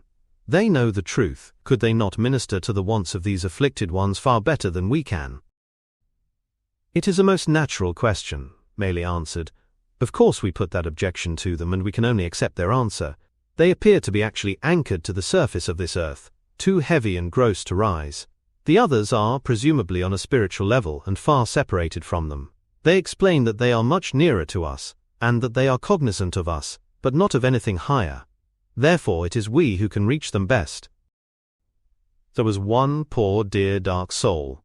My wife loves everybody and everything," Maylie explained. "She is capable of talking of the poor dear devil." "Well, surely they are to be pitied and loved," cried the lady. "This poor fellow was nursed along by us week by week. He had really come from the depths. Then one day he cried in rapture, 'My mother has come, my mother is here.' We naturally said, 'But why did she not come before?' 'How could she,' said he, 'when I was in so dark a place that she could not see me?'" "That's very well," said Malone, "but so far as I can follow your methods, it is some guide, or control, or higher spirit, who regulates the whole matter and brings the sufferer to you. If he can be cognizant, one would think other higher spirits could also be." "No, for it is his particular mission," said Maylie. "To show how marked the divisions are, I can remember one occasion when we had a dark soul here. Our own people came through and did not know he was there until we called their attention to it. When we said to the dark soul, 'Don't you see our friends beside you?' he answered, 'I can see a light but nothing else.'" At this point the conversation was interrupted by the arrival of Mr. John Tabane from Victoria Station, where his mundane duties lay. He was dressed now in civil garb, and appeared as a pale, sad-faced, clean-shaven, plump-featured man with dreamy, thoughtful eyes, but no other indication of the remarkable uses to which he was put. "Have you my record?" was his first question. Mrs. Maylie, smiling, handed him an envelope. "We kept it all ready for you, but you can read it at home. You see," she explained, "poor Mr. Tabane is in trance, and knows nothing of the wonderful work of which he is the instrument, so after each sitting my husband and I draw up an account for him." "Very much astonished I am when I read it," said Tabane. "And very proud, I should think," added Mason. "Well, I don't know about that," Tabane answered humbly. "I don't see that the tool need be proud, because the worker happens to use it. Yet it is a privilege, of course." "Good old Tabane," said Maylie, laying his hand affectionately on the railwayman's shoulder. "The better the medium, the more unselfish. That is my experience. The whole conception of a medium is one who gives himself up for the use of others, and that is incompatible with selfishness. Well, I suppose we had better get to work or Mr. Chang will scold us." "Who is he?" asked Malone. "Oh, you will soon make the acquaintance of Mr. Chang. We need not sit round the table. A semicircle round the fire does very well. Lights half down. That is all right. You'll make yourself comfortable, Tabane. Snuggle among the cushions." The medium was in the corner of a comfortable sofa, and had fallen at once into a doze. Both Maley and Malone sat with notebooks upon their knees awaiting developments. They were not long in coming. Tabane suddenly sat up, his dreamy self transformed into a very alert and masterful individuality. A subtle change had passed over his face. An ambiguous smile fluttered upon his lips, his eyes seemed more oblique and less open, his face projected. The two hands were thrust into the sleeves of his blue lounge jacket. "Good evening," said he, speaking crisply and in short staccato sentences. "New faces. Who these?" "Good evening, Chang," said the master of the house. "You know Mr. Mason. This is Mr. Malone, who studies our subject. This is Lord Roxton, who has helped me today." As each name was mentioned, Tabane made a sweeping oriental gesture of greeting, bringing his hand down from his forehead. His whole bearing was superbly dignified, and very different from the humble little man who had sat down a few minutes before. "Lord Roxton," he repeated. "An English milord. I knew Lord Macart. No, I cannot say it. Alas, I called him. Foreign devil then." Chang too had much to learn. "He is speaking of Lord Macartney. That would be over 100 years ago. Chang was a great living philosopher then," Maley explained. "Not lose time," cried the control. "Much to do today. Crowd waiting, some new, some old. I gather strange folk in my net. Now I go." He sank back among the cushions. A minute elapsed. Then he suddenly sat up. "I want to thank you," he said, speaking perfect English. "I came 2 weeks ago. I have thought over all you said. The path is lighter." "Were you the spirit who did not believe in God?" Yes, I said so in my anger. I was so weary, so weary. Oh, the time, the endless time, the grey mist, the heavy weight of remorse. Hopeless, hopeless. And you brought me comfort, you, and this great Chinese spirit. You gave me the first kind words I have had since I died." "When was it that you died?" "Oh, it seems an eternity. We do not measure as you do. It is a long, horrible dream without change or break." "Who was king in England?" "Victoria was queen. I had attuned my mind to matter, and so it clung to matter. I did not believe in a future life. Now I know that I was all wrong, but I could not adapt my mind to new conditions." "Is it bad where you are?" "It is all grey. That is the awful part of it. One's surroundings are so horrible. But there are many more. You are not alone. No, but they know no more than I. They, too, scoff and doubt and are miserable. You will soon get out. For God's sake, help me to do so." "Poor soul," said Mrs. Maley in her sweet, caressing voice, a voice which could bring every animal to her side. "You have suffered much. But do not think of yourself. Think of these others. Try to bring one of them up, and so you will best help yourself." "Thank you, lady, I will. There is one here whom I brought. He has heard you. We will go on together.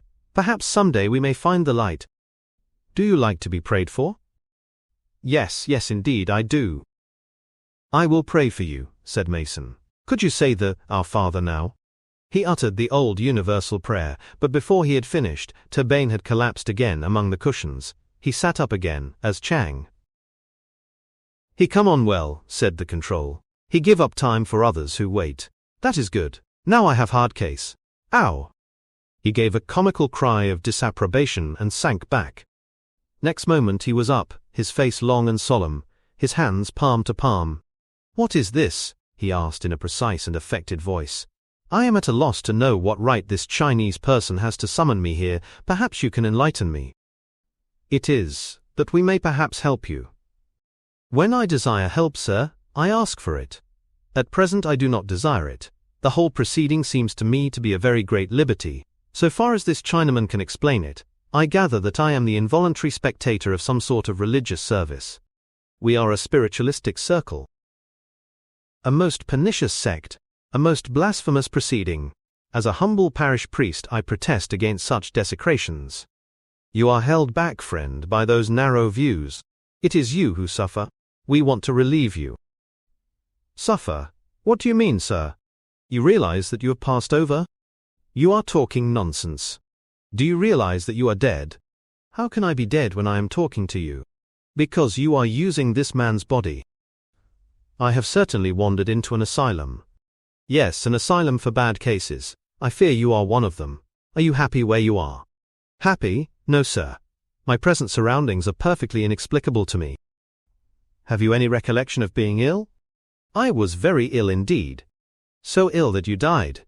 You are certainly out of your senses. How do you know you are not dead? Sir, I must give you some religious instruction. When one dies and has led an honorable life, one assumes a glorified body and one associates with the angels. I am now in exactly the same body as in life, and I am in a very dull, drab place.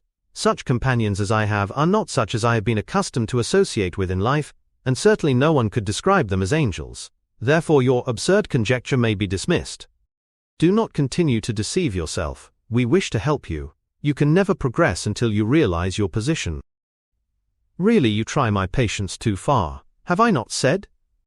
The medium fell back among the cushions. An instant later the Chinese control, with his whimsical smile and his hands tucked away in his sleeves, was talking to the circle. He good man, fool man, learn sense soon. Bring him again, not waste more time. Oh my God, help. Mercy, help. He had fallen full length upon the sofa, face upwards, and his cries were so terrible that the little audience all sprang to their feet. A saw, fetch a saw, yelled the medium. His voice sank into a moan. Even Maley was agitated. The rest were horrified. Someone has obsessed him. I can't understand it. It may be some strong evil entity. Shall I speak to him? Asked Mason. Wait a moment. Let it develop. We shall soon see. The medium writhed in agony. Oh my God, why don't you fetch a saw? He cried. It's here across my breastbone. It is cracking. I feel it. Hawkin, pull me from under. Hawkin, push up the beam. No, that's worse. And it's on fire. Oh, horrible. His cries were blood-curdling. They were all chilled with horror. Then in an instant the Chinaman was blinking at them with his slanting eyes. What do you think of that, Mr. Maley? It was terrible, Chang. What was it? It was for him, nodding towards Malone. He want newspaper story, I give him newspaper story, he will understand. No time to explain now, too many waiting, sailor man come next. Here he comes. The Chinaman was gone, and a jovial, puzzled grin passed over the face of the medium. He scratched his head. Well, damn me, said he. I never thought I would take orders from a chink, but he says hist, and by crumbs you've got to hist, and no back-talk either. Well, here I am. What did you want? We wanted nothing. Well, the chink seemed to think you did, for he slung me in here. It was you that wanted something. You wanted knowledge. Well, I've lost my bearings, that's true. I know I am dead because I've seen the gunnery lieutenant, and he was blown to bits before my eyes. If he's dead, I'm dead, and all the rest of us, for we are over to the last man. But we've got the laugh on our sky pilot, for he's as puzzled as the rest of us. Damned poor pilot, I call him. We're all taking our own sounding now. What was your ship? The Monmouth. She that went down in battle with the German? That's right, South American waters. It was clean hell. Yes, it was hell. There was a world of emotion in his voice. Well, he added more cheerfully, I've heard our mates got level with them later. That is so, sir, is it not? Yes. They all went to the bottom. We've seen nothing of them this side. Just as well, maybe. We don't forget nothing. But you must, said Maley. That's what is the matter with you. That is why the Chinese control brought you through. We are here to teach you. Carry our message to your mates. Bless your heart, sir. They are all here behind me. Well then, I tell you and them that the time for hard thoughts and worldly strife is over. Your faces are to be turned forward, not back. Leave this earth which still holds you by the ties of thought, and let all your desire be to make yourself unselfish and worthy of a higher, more peaceful, more beautiful life. Can you understand? I hear you, sir. So do they. We want steering, sir, for indeed, we've had wrong instructions, and we never expected to find ourselves cast away like this. We had heard of heaven and we had heard of hell, but this don't seem to fit in with either. But this Chinese gent says time is up, and we can report again next week. I thank you, sir, for self and company. I'll come again. There was silence. "What an incredible conversation," gasped Malone. "If I were to put down that man's sailor talk and slang as emanating from a world of spirits, what would the public say?" Maley shrugged his shoulders. "Does it matter what the public says?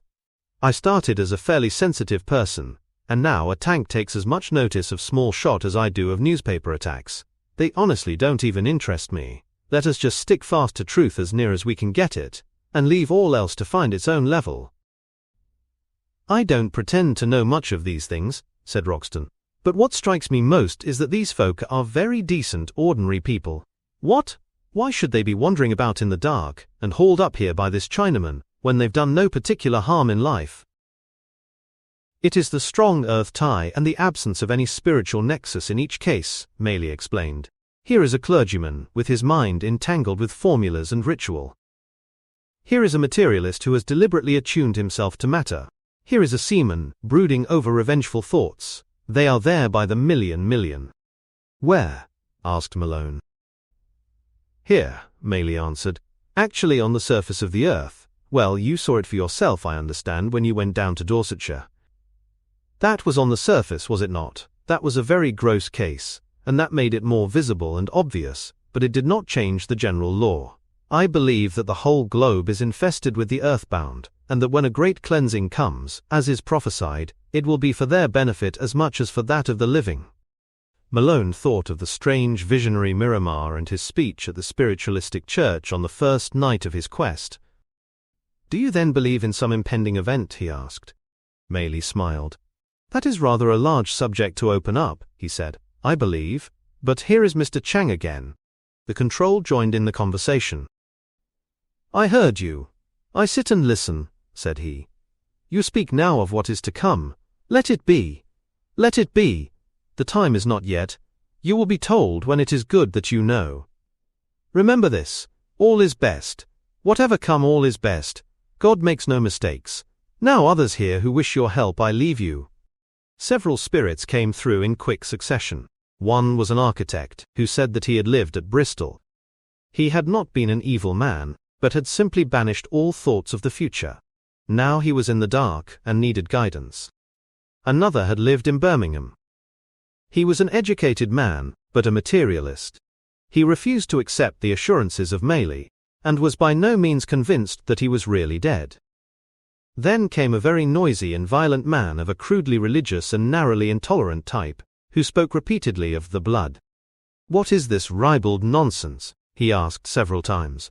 "It is not nonsense. We are here to help," said Maley. "Who wants to be helped by the devil?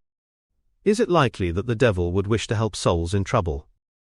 It is part of his deceit. I tell you it is of the devil. Be warned, I will take no further part in it." The placid, whimsical Chinaman was back like a flash. "Good man! Foolish man!" he repeated once more. "Plenty time. He learn better some day. Now I bring bad case, very bad case. Ow." He reclined his head in the cushion and did not raise it as the voice, a feminine voice, broke out. "Janet, Janet." There was a pause. "Janet, I say, where is the morning tea? Janet, this is intolerable. I have called you again and again. Janet."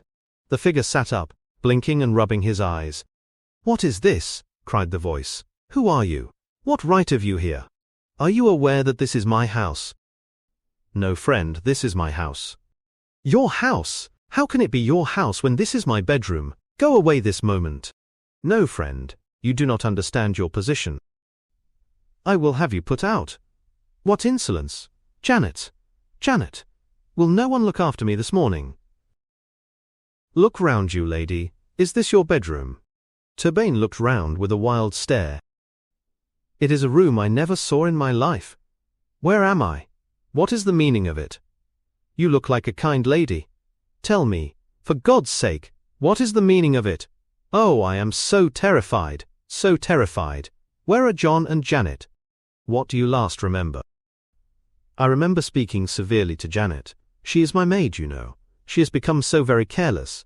Yes, I was very angry with her. I was so angry that I was ill. I went to bed feeling very ill. They told me that I should not get excited. How can one help getting excited? Yes, I remember being breathless. That was after the light was out. I tried to call Janet, but why should I be in another room? You passed over in the night. Passed over? Do you mean I died? Yes, lady, you died. There was a long silence, then there came a shrill scream. No, no, no, it is a dream, a nightmare, wake me, how can I be dead? I was not ready to die. I never thought of such a thing. If I am dead, why am I not in heaven or hell? What is this room? This room is a real room. Yes, lady, you have been brought here and allowed to use this man's body. A man. She convulsively felt the coat and passed her hand over the face. Yes, it is a man. Oh, I am dead. What shall I do? You are here that we may explain to you. You have been, I judge, a worldly woman, a society woman. You have lived always for material things. I went to church. I was at St. Saviour's every Sunday. That is nothing. It is the inner daily life that counts. You were material. Now you are held down to the world. When you leave this man's body, you will be in your own body once more, and in your old surroundings. But no one will see you. You will remain there unable to show yourself. Your body of flesh will be buried. You will still persist, the same as ever. What am I to do? Oh, what can I do? You will take what comes in a good spirit and understand that it is for your cleansing. We only clear ourselves of matter by suffering. All will be well. We will pray for you. Oh, do. Oh, I need it so. Oh my God. The voice trailed away. Bad case, said the Chinaman, sitting up. Selfish woman, bad woman, live for pleasure. Hard on those around her. She have much to suffer. But you put her feet on the path. Now my medium tired. Plenty waiting, but no more today. Have we done good, Chang? Plenty good, plenty good. Where are all these people, Chang? I tell you before. Yes, but I want these gentlemen to hear. 7 spheres round the world, heaviest below, lightest above. First sphere is on the earth. These people belong to that sphere. Each sphere is separate from the other. Therefore it is easier for you to speak with these people than for those in any other sphere. And easier for them to speak to us? Yes. That why you should be plenty careful when you do not know to whom you talk. Try the spirits. What sphere do you belong to, Chang? I came from number 4 sphere. Which is the first really happy sphere? Number 3. Summerland. Bible book called it the 3rd heaven. Plenty sense in Bible book, but people do not understand. And the 7th heaven. Ah, that is where the Christs are. All come there at last. You, me, everybody. And after that? Too much question, Mr. Maley. Poor old Chang not know so much as that. Now goodbye, God bless you. I go. It was the end of the sitting of the rescue circle. A few minutes later Tabine was sitting up smiling and alert, but with no apparent recollection of anything which had occurred. He was pressed for time and lived afar, so that he had to make his departure, unpaid, save by the blessing of those whom he had helped. Modest little unvenal man, where will he stand when we all find our real places in the order of creation upon the further side? The circle did not break up at once. The visitors wanted to talk and the Maleys to listen. What I mean, said Roxton, it's interesting and all that, but there is a sort of variety show element in it. What? Difficult to be sure it's really real if you take what I mean. That is what I feel also, said Malone.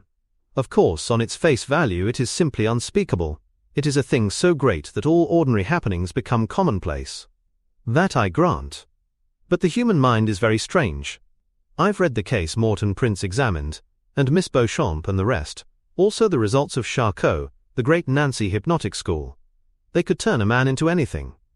The mind seems to be like a rope which can be unraveled into its various threads. Then each thread is a different personality which may take dramatic form and act and speak as such. That man is honest, and he could not normally produce these effects. But how do we know that he is not self-hypnotized, and that under those conditions one strand of him becomes Mr. Chang, and another becomes a sailor, and another a society lady, and so forth? Maley laughed. Every man his own Cinquevalli, said he, but it is a rational objection and has to be met. We have traced some of the cases, said Mrs. Maley. There is not a doubt of it. Names, addresses, everything. Well, then we have to consider the question of Turbine's normal knowledge. How can you possibly know what he has learned? I should think a railway guard is particularly able to pick up such information. You have seen one sitting, Maley answered. If you had been present at as many as we and noted the cumulative effect of the evidence, you would not be skeptical. That is very possible, Malone answered, and I dare say my doubts are very annoying to you, and yet, one is bound to be brutally honest in a case like this. Anyhow, whatever the ultimate cause, I have seldom spent so thrilling an hour. Heavens! If it only is true, and if you had 1,000 circles instead of one, what regeneration would result? That will come, said Maley in his patient, determined fashion. We shall live to see it. I am sorry the thing has not forced conviction upon you. However, you must come again. But it so chanced that a further experience became unnecessary. Conviction came in a full flood, and in a strange fashion that very evening. Malone had hardly got back to the office, and was seated at his desk, drawing up some sort of account from his notes of all that had happened in the afternoon, when Maley burst into the room, his yellow beard bristling with excitement. He was waving an Evening News in his hand. Without a word, he seated himself beside Malone and turned the paper over. Then he began to read. Accident in the city. This afternoon, shortly after 5 o'clock, an old house, said to date from the 15th century, suddenly collapsed. It was situated between Lesser Coleman Street and Elliott Square, and next door to the Veterinary Society's headquarters. Some preliminary crackings warned the occupants, and most of them had time to escape. 3 of them, however, James Beale, William Mawson, and a woman whose name has not been ascertained, were caught by the falling rubbish. 2 of these seemed to have perished at once, but the third, James Beale, was pinned down by a large beam and loudly demanded help. A saw was brought, and one of the occupants of the house, Samuel Hawkin, showed great gallantry in an attempt to free the unfortunate man. Whilst he was sawing the beam, however, a fire broke out among the debris around him, and though he persevered most manfully, and continued until he was himself badly scorched, it was impossible for him to save Beale, who probably died from suffocation. Hawkin was removed to the London hospital, and it is reported tonight that he is in no immediate danger. That's that, said Maley, folding up the paper. Now, Mr. Thomas Didymus, I leave you to your conclusions. And the enthusiast vanished out of the office as precipitately as he had entered. Chapter 11. Where Silas Linden comes into his own. Silas Linden, prize-fighter and fake medium, had had some great days in his life, days crowded with incidents for good or evil. There was the time when he had backed Rosalind at 100 to 1 in the Oaks, and had spent 24 hours of brutal debauchery on the strength of it. There was the day also when his favourite right uppercut had connected in most accurate and rhythmical fashion with the protruded chin of Bull Wardell of Whitechapel, whereby Silas put himself in the way of a Lonsdale Cup and a try for the championship.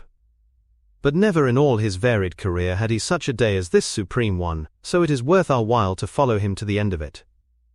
Fanatical believers have urged that it is dangerous to cross the path of spiritual things when the heart is not clean. Silas Linden's name might be added to their list of examples, but his cup of sin was full and overflowing before the judgment fell. He emerged from the room of Algernon Maley with every reason to know that Lord Roxton's grip was as muscular as ever. In the excitement of the struggle, he had hardly realized his injuries, but now, he stood outside the door with his hand to his bruised throat and a hoarse stream of oaths pouring through it.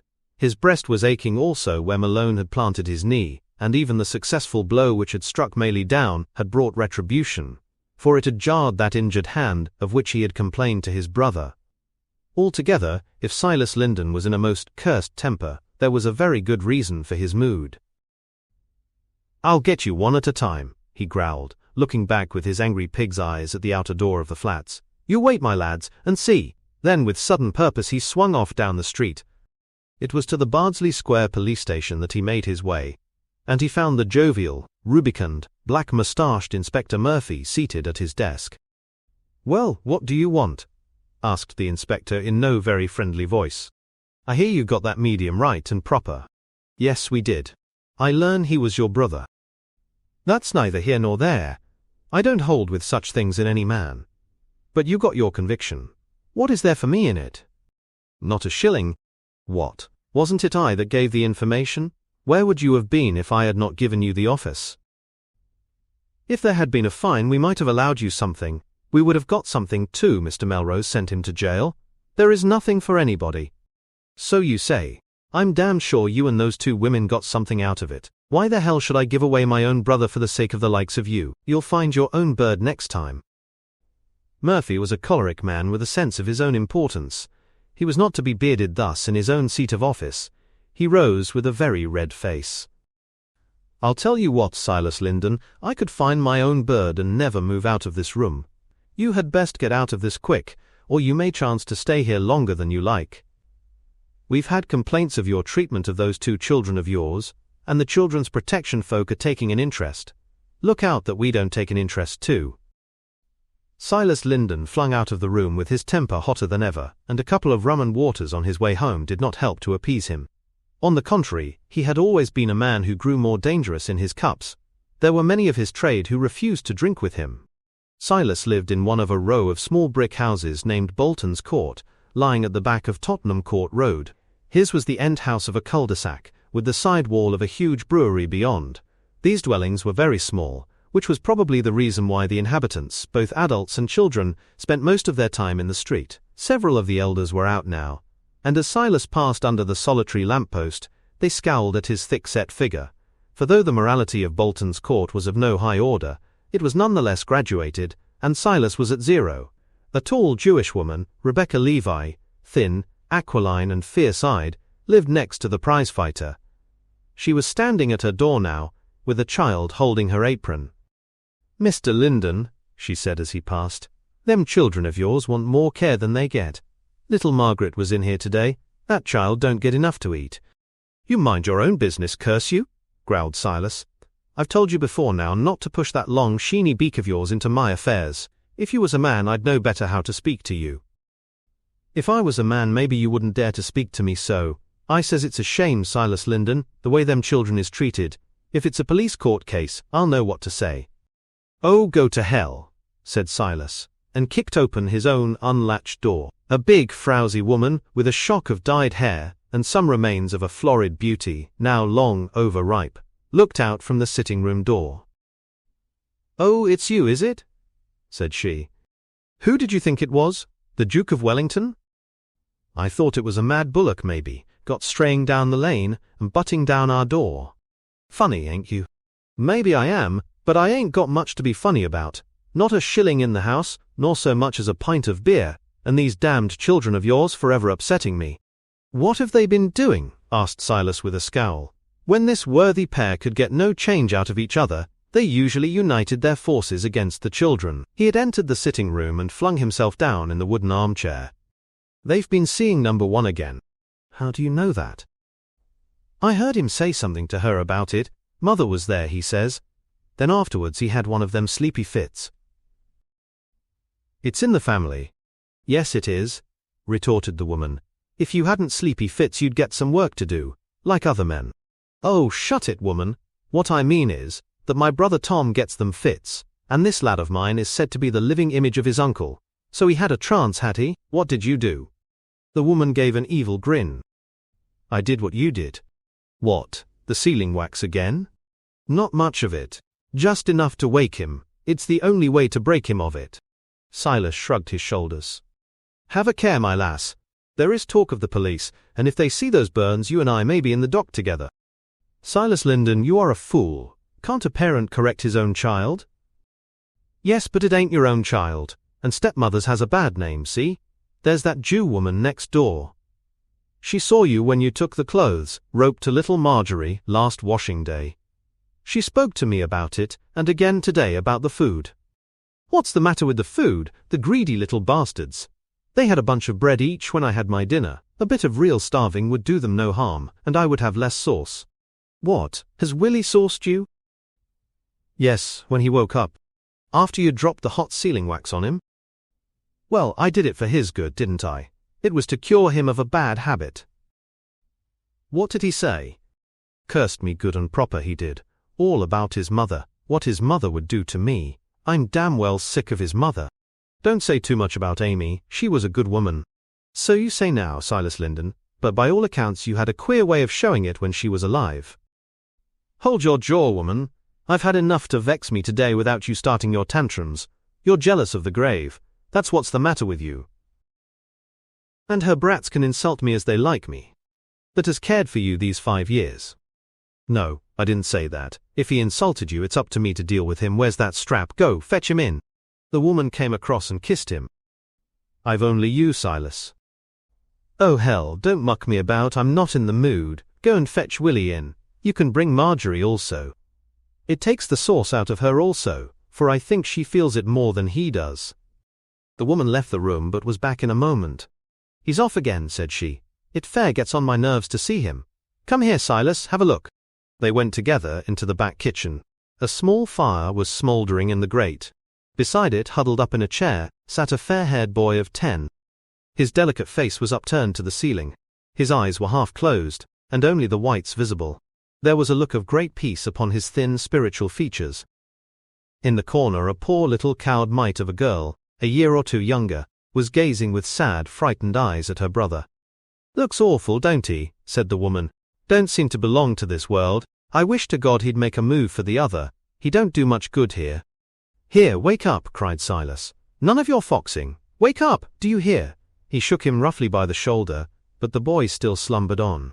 The backs of his hands, which lay upon his lap, were covered with bright scarlet blotches. My word, you've dropped enough hot wax on him. Do you mean to tell me, Sarah, it took all that to wake him?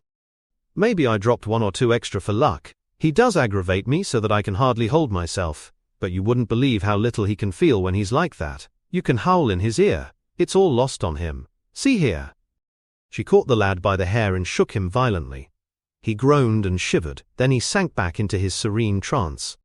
Say, cried Silas, stroking his stubbled chin as he looked thoughtfully at his son. I think there is money in this if it is handled to rights. What about a turn on the halls, eh? The boy wonder, or how is it done? There's a name for the bills. Then folk know his uncle's name, so they will be able to take him on trust. I thought you was going into the business yourself. That's a washout, snarled Silas. Don't you talk of it. It's finished. Been caught out already? I tell you not to talk about it, woman, the man shouted. I'm just in the mood to give you the hiding of your life, so don't you get my goat, or you'll be sorry. He stepped across and pinched the boy's arm with all his force. By cripes, he's a wonder. Let us see how far it will go. He turned to the sinking fire, and with the tongs he picked out a half-red ember. This he placed on the boy's head.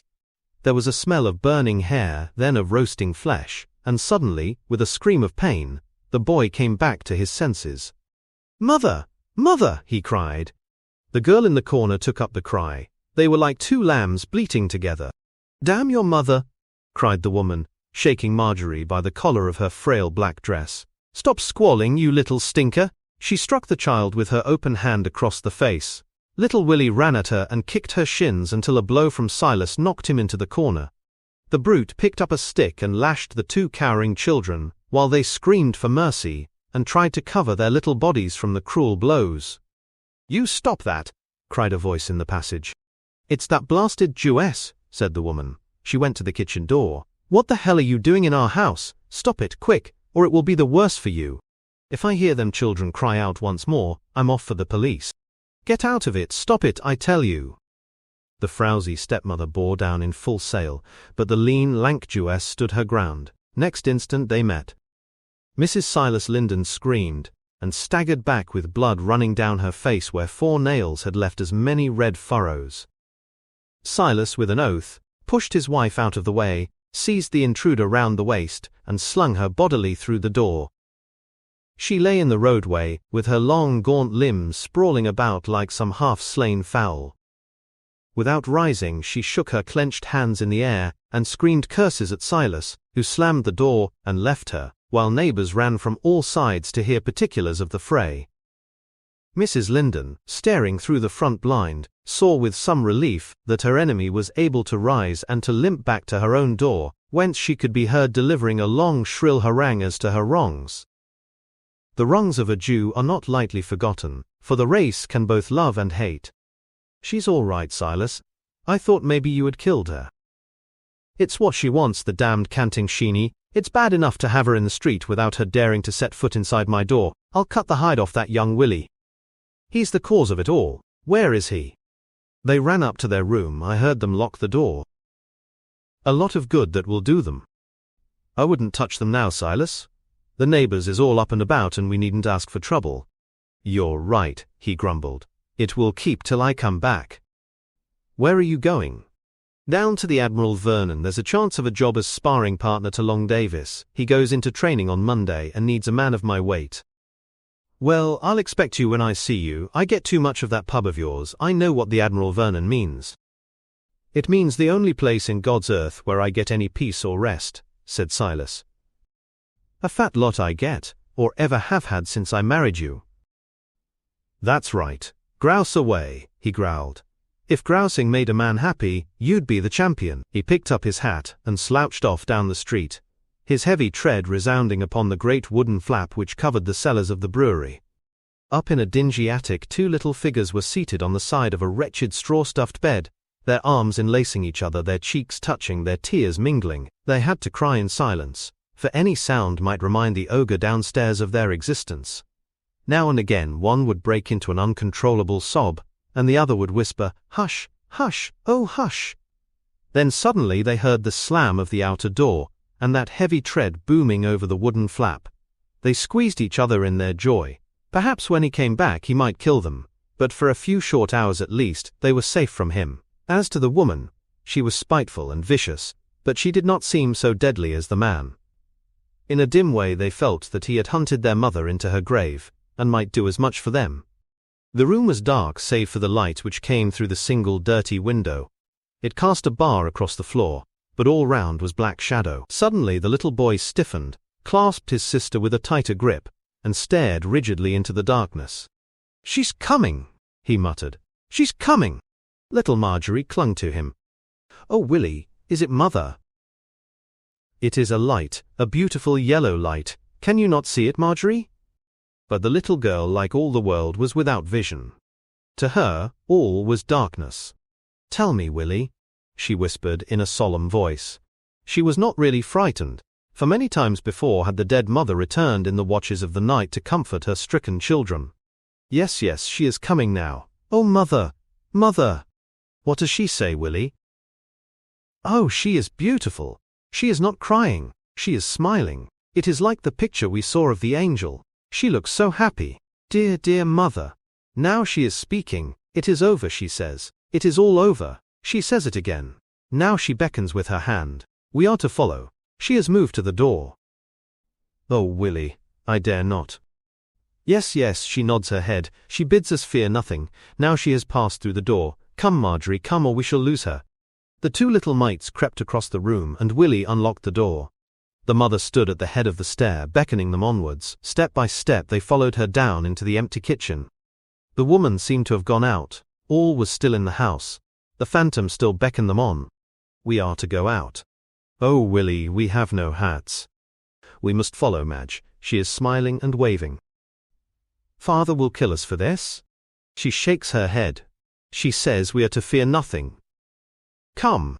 They threw open the door and were in the street. Down the deserted court they followed the gleaming, gracious presence, and through a tangle of low streets, and so out into the crowded rush of Tottenham Court Road. Once or twice amid all that blind torrent of humanity, some man or woman, blessed with the precious gift of discernment, would start and stare, as they were aware of an angel presence, and of two little white-faced children who followed behind, the boy with fixed, absorbed gaze, the girl glancing ever in terror over her shoulder. Down the long street they passed, then again amid the humbler dwellings, and so at last to a quiet drab line of brick houses. On the step of one the spirit had halted. "We are to knock," said Willie. "Oh, Willie, what shall we say? We don't know them." "We are to knock," he repeated stoutly. "Rat-tat." "It's all right, Madge." She is clapping her hands and laughing. So it was that Mrs. Tom Linden, sitting lonely in her misery and brooding over her martyr in jail, was summoned suddenly to the door, and found two little apologetic figures outside it. A few words, a rush of woman's instinct, and her arms were round the children. These battered little skiffs, who had started their life's voyage so sadly, had found a harbour of peace where no storm should vex them more. There were some strange happenings in Bolton's Court that night. Some folk thought they had no relation to each other. One or two thought they had. The British law saw nothing and had nothing to say. In the second last house, a keen, hawk-like face peered from behind a window blind into the darkened street. A shaded candle was behind that fearful face, dark as death, remorseless as the tomb. Behind Rebecca Levi stood a young man whose features showed that he sprang from the same Oriental race. For an hour, for a second hour, the woman had sat without a word, watching. At the entrance to the court there was a hanging lamp which cast a circle of yellow light. It was on this pool of radiance that her brooding eyes were fixed. Then suddenly she saw what she had waited for. She started and hissed out a word. The young man rushed from the room and into the street. He vanished through a side door into the brewery. Drunken Silas Linden was coming home. He was in a gloomy, sullen state of befuddlement. A sense of injury filled his mind. He had not gained the billet he sought. His injured hand had been against him. He had hung about the bar waiting for drinks, and had got some, but not enough. Now he was in a dangerous mood. Woe to the man, woman or child who crossed his path. He thought savagely of the Jewess who lived in that darkened house. He thought savagely of all his neighbors. They would stand between him and his children, would they? He would show them. The very next morning he would take them both out into the street and strap them within an inch of their lives. That would show them all what Silas Linden thought of their opinion. Why should he not do it now? If he were to waken the neighbors up with the shrieks of his children, it would show them once for all that they could not defy him with impunity. The idea pleased him. He stepped more briskly out. He was almost at his door when... It was never quite clear how it was that the cellar flap was not securely fastened that night. The jury were inclined to blame the brewery, but the coroner pointed out that Linden was a heavy man, that he might have fallen on it if he were drunk, and that all reasonable care had been taken. It was an 18-foot fall upon jagged stones, and his back was broken. They did not find him till next morning, for, curiously enough, his neighbor, the Jewess, never heard the sound of the accident. The doctor seemed to think that death had not come quickly. There were horrible signs that he had lingered. Down in the darkness, vomiting blood and beer, the man ended his filthy life with a filthy death. One need not waste words or pity over the woman whom he had left. Relieved from her terrible mate, she returned to that music hall stage from which he, by force of his virility and bull-like strength, had lured her. She tried to regain her place with, Hi, I'm the dernier cri. The girl with the cartwheel hat, which was the ditty which had won her name.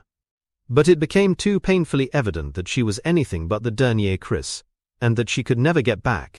Slowly she sank from big halls to small halls, from small halls to pubs, and so ever deeper and deeper, sucked into the awful silent quicksands of life which drew her down and down until that vacuous painted face and frowsy head were seen no more. Chapter 12. There are heights and there are depths. The Institut Metapsychique was an imposing stone building in the Avenue Wagram, with a door like a baronial castle. Here it was that the three friends presented themselves late in the evening. A footman showed them into a reception room, where they were presently welcomed by Dr. Mauquy in person. The famous authority on psychic science was a short, broad man with a large head, a clean-shaven face, and an expression in which worldly wisdom and kindly altruism were blended. His conversation was in French with Mailly and Roxton, who both spoke the language well, but he had to fall back upon broken English with Malone, who could only utter still more broken French in reply. He expressed his pleasure at their visit, as only a graceful Frenchman can, said a few words as to the wonderful qualities of Panbeck, the Galician medium, and finally led the way downstairs to the room in which the experiments were to be conducted. His air of vivid intelligence and penetrating sagacity had already shown the strangers how preposterous were those theories which tried to explain away his wonderful results by the supposition that he was a man who was the easy victim of impostors. Descending a winding stair, they found themselves in a large chamber which looked at first glance like a chemical laboratory, for shelves full of bottles, retorts, test tubes, scales, and other apparatus lined the walls. It was more elegantly furnished, however, than a mere workshop, and a large massive oak table occupied the center of the room with a fringe of comfortable chairs. At one end of the room was a large portrait of Professor Crooks, which was flanked by a second of Lombroso, while between them was a remarkable picture of one of Eusapia Palladino's séances. Round the table there was gathered a group of men who were talking in low tones, too much absorbed in their own conversation to take much notice of the newcomers. "3 of these are distinguished visitors like yourselves," said Dr. Mauquy. "2 others are my laboratory assistants, Dr. Sauvage and Dr. Buisson.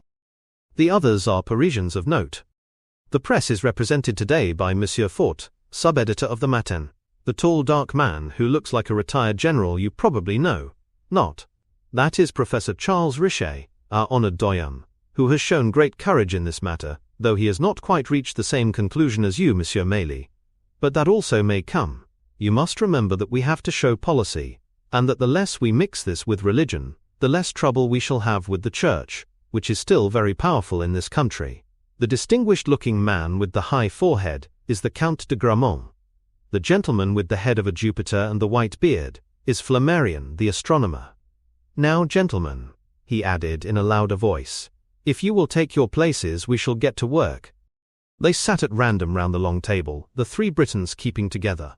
At one end, a large photographic camera was reared aloft. 2 zinc buckets also occupied a prominent position upon a side table. The door was locked, and the key given to Professor Riquet. Dr. Maupuy sat at one end of the table, with a small middle-aged man, mustached, bald-headed and intelligent upon his right. Some of you have not met Monsieur Pambec, said the doctor. Permit me to present him to you. Monsieur Pambec, gentlemen, has placed his remarkable powers at our disposal for scientific investigation, and we all owe him a debt of gratitude. He is now in his 47th year, a man of normal health, of a neuroarthritic disposition. Some hyperexcitability of his nervous system is indicated, and his reflexes are exaggerated, but his blood pressure is normal. The pulse is now at 72, but rises to 100 under trance conditions. There are zones of marked hyperesthesia on his limbs. His visual field and pupillary reaction is normal. I do not know that there is anything to add. I might say, remarked Professor Riquet, that the hypersensibility is moral as well as physical. Pambec is impressionable and full of emotion, with the temperament of the poet, and all those little weaknesses, if we may call them so, which the poet pays as a ransom for his gifts. A great medium is a great artist, and is to be judged by the same standards. He seems to me, gentlemen, to be preparing you for the worst, said the medium, with a charming smile, while the company laughed in sympathy. We are sitting in the hopes that some remarkable materializations which we have recently had may be renewed in such a form that we may get a permanent record of them. Dr. Maupuy was talking in his dry, unemotional voice. These materializations have taken very unexpected forms of late, and I would beg the company to repress any feelings of fear, however strange these forms may be, as a calm and judicial atmosphere is most necessary. We shall now turn out the white light, and begin with the lowest degree of red light, until the conditions will admit of further illumination. The lamps were controlled from Dr. Maupuy's seat at the table. For a moment they were plunged in utter darkness. Then a dull red glow came in the corner, enough to show the dim outlines of the men round the table. There was no music and no religious atmosphere of any sort. The company conversed in whispers. "This is different to your English procedure," said Malone. "Very," Maley answered. "It seems to me that we are wide open to anything which may come. It's all wrong. They don't realize the danger." "What danger can there be?" "Well, from my point of view, it is like sitting at the edge of a pond which may have harmless frogs in it, or may have man-eating crocodiles. You can't tell what may come." Professor Riquet, who speaks excellent English, overheard the words. "I know your views, Mr. Maley," said he. "Don't think that I treat them lightly. Some things which I have seen make me appreciate your comparison of the frog and the crocodile. In this very room I have been conscious of the presence of creatures which could, if moved to anger, make our experiment seem rather hazardous. I believe with you that evil people here might bring an evil reflection into our circle." "I am glad, sir, that you are moving in our direction," said Maley, for like everyone else he regarded Riquet as one of the world's great men. "Moving, perhaps, and yet I cannot claim to be altogether with you yet. The latent powers of the human incarnate spirit may be so wonderful that they may extend to regions which seem at present to be quite beyond their scope. As an old materialist I fight every inch of the ground, though I admit that I have lost several lines of trenches. My illustrious friend Challenger still holds his front intact, as I understand." "Yes, sir," said Malone, "and yet I have some hopes." "Hush!" cried Maupuy in an eager voice. There was dead silence. Then there came a sound of uneasy movement with a strange flapping vibration. "The bird!" said an awestruck whisper. There was silence, and then once again came the sound of movement and an impatient flap. "Have you all ready, René?" asked the doctor. All is ready. Then shoot! The flash of the luminant mixture filled the room, while the shutter of the camera fell. In that sudden glare of light the visitors had a momentary glimpse of a marvelous sight. The medium lay with his head upon his hands in apparent insensibility. Upon his rounded shoulders there was perched a huge bird of prey, a large falcon or an eagle.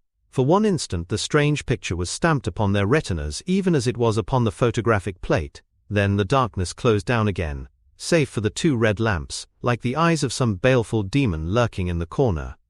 "My word," gasped Malone. "Did you see it?" "A crocodile out of the pond," said Maley. "But harmless," added Professor Richet. "The bird has been with us several times.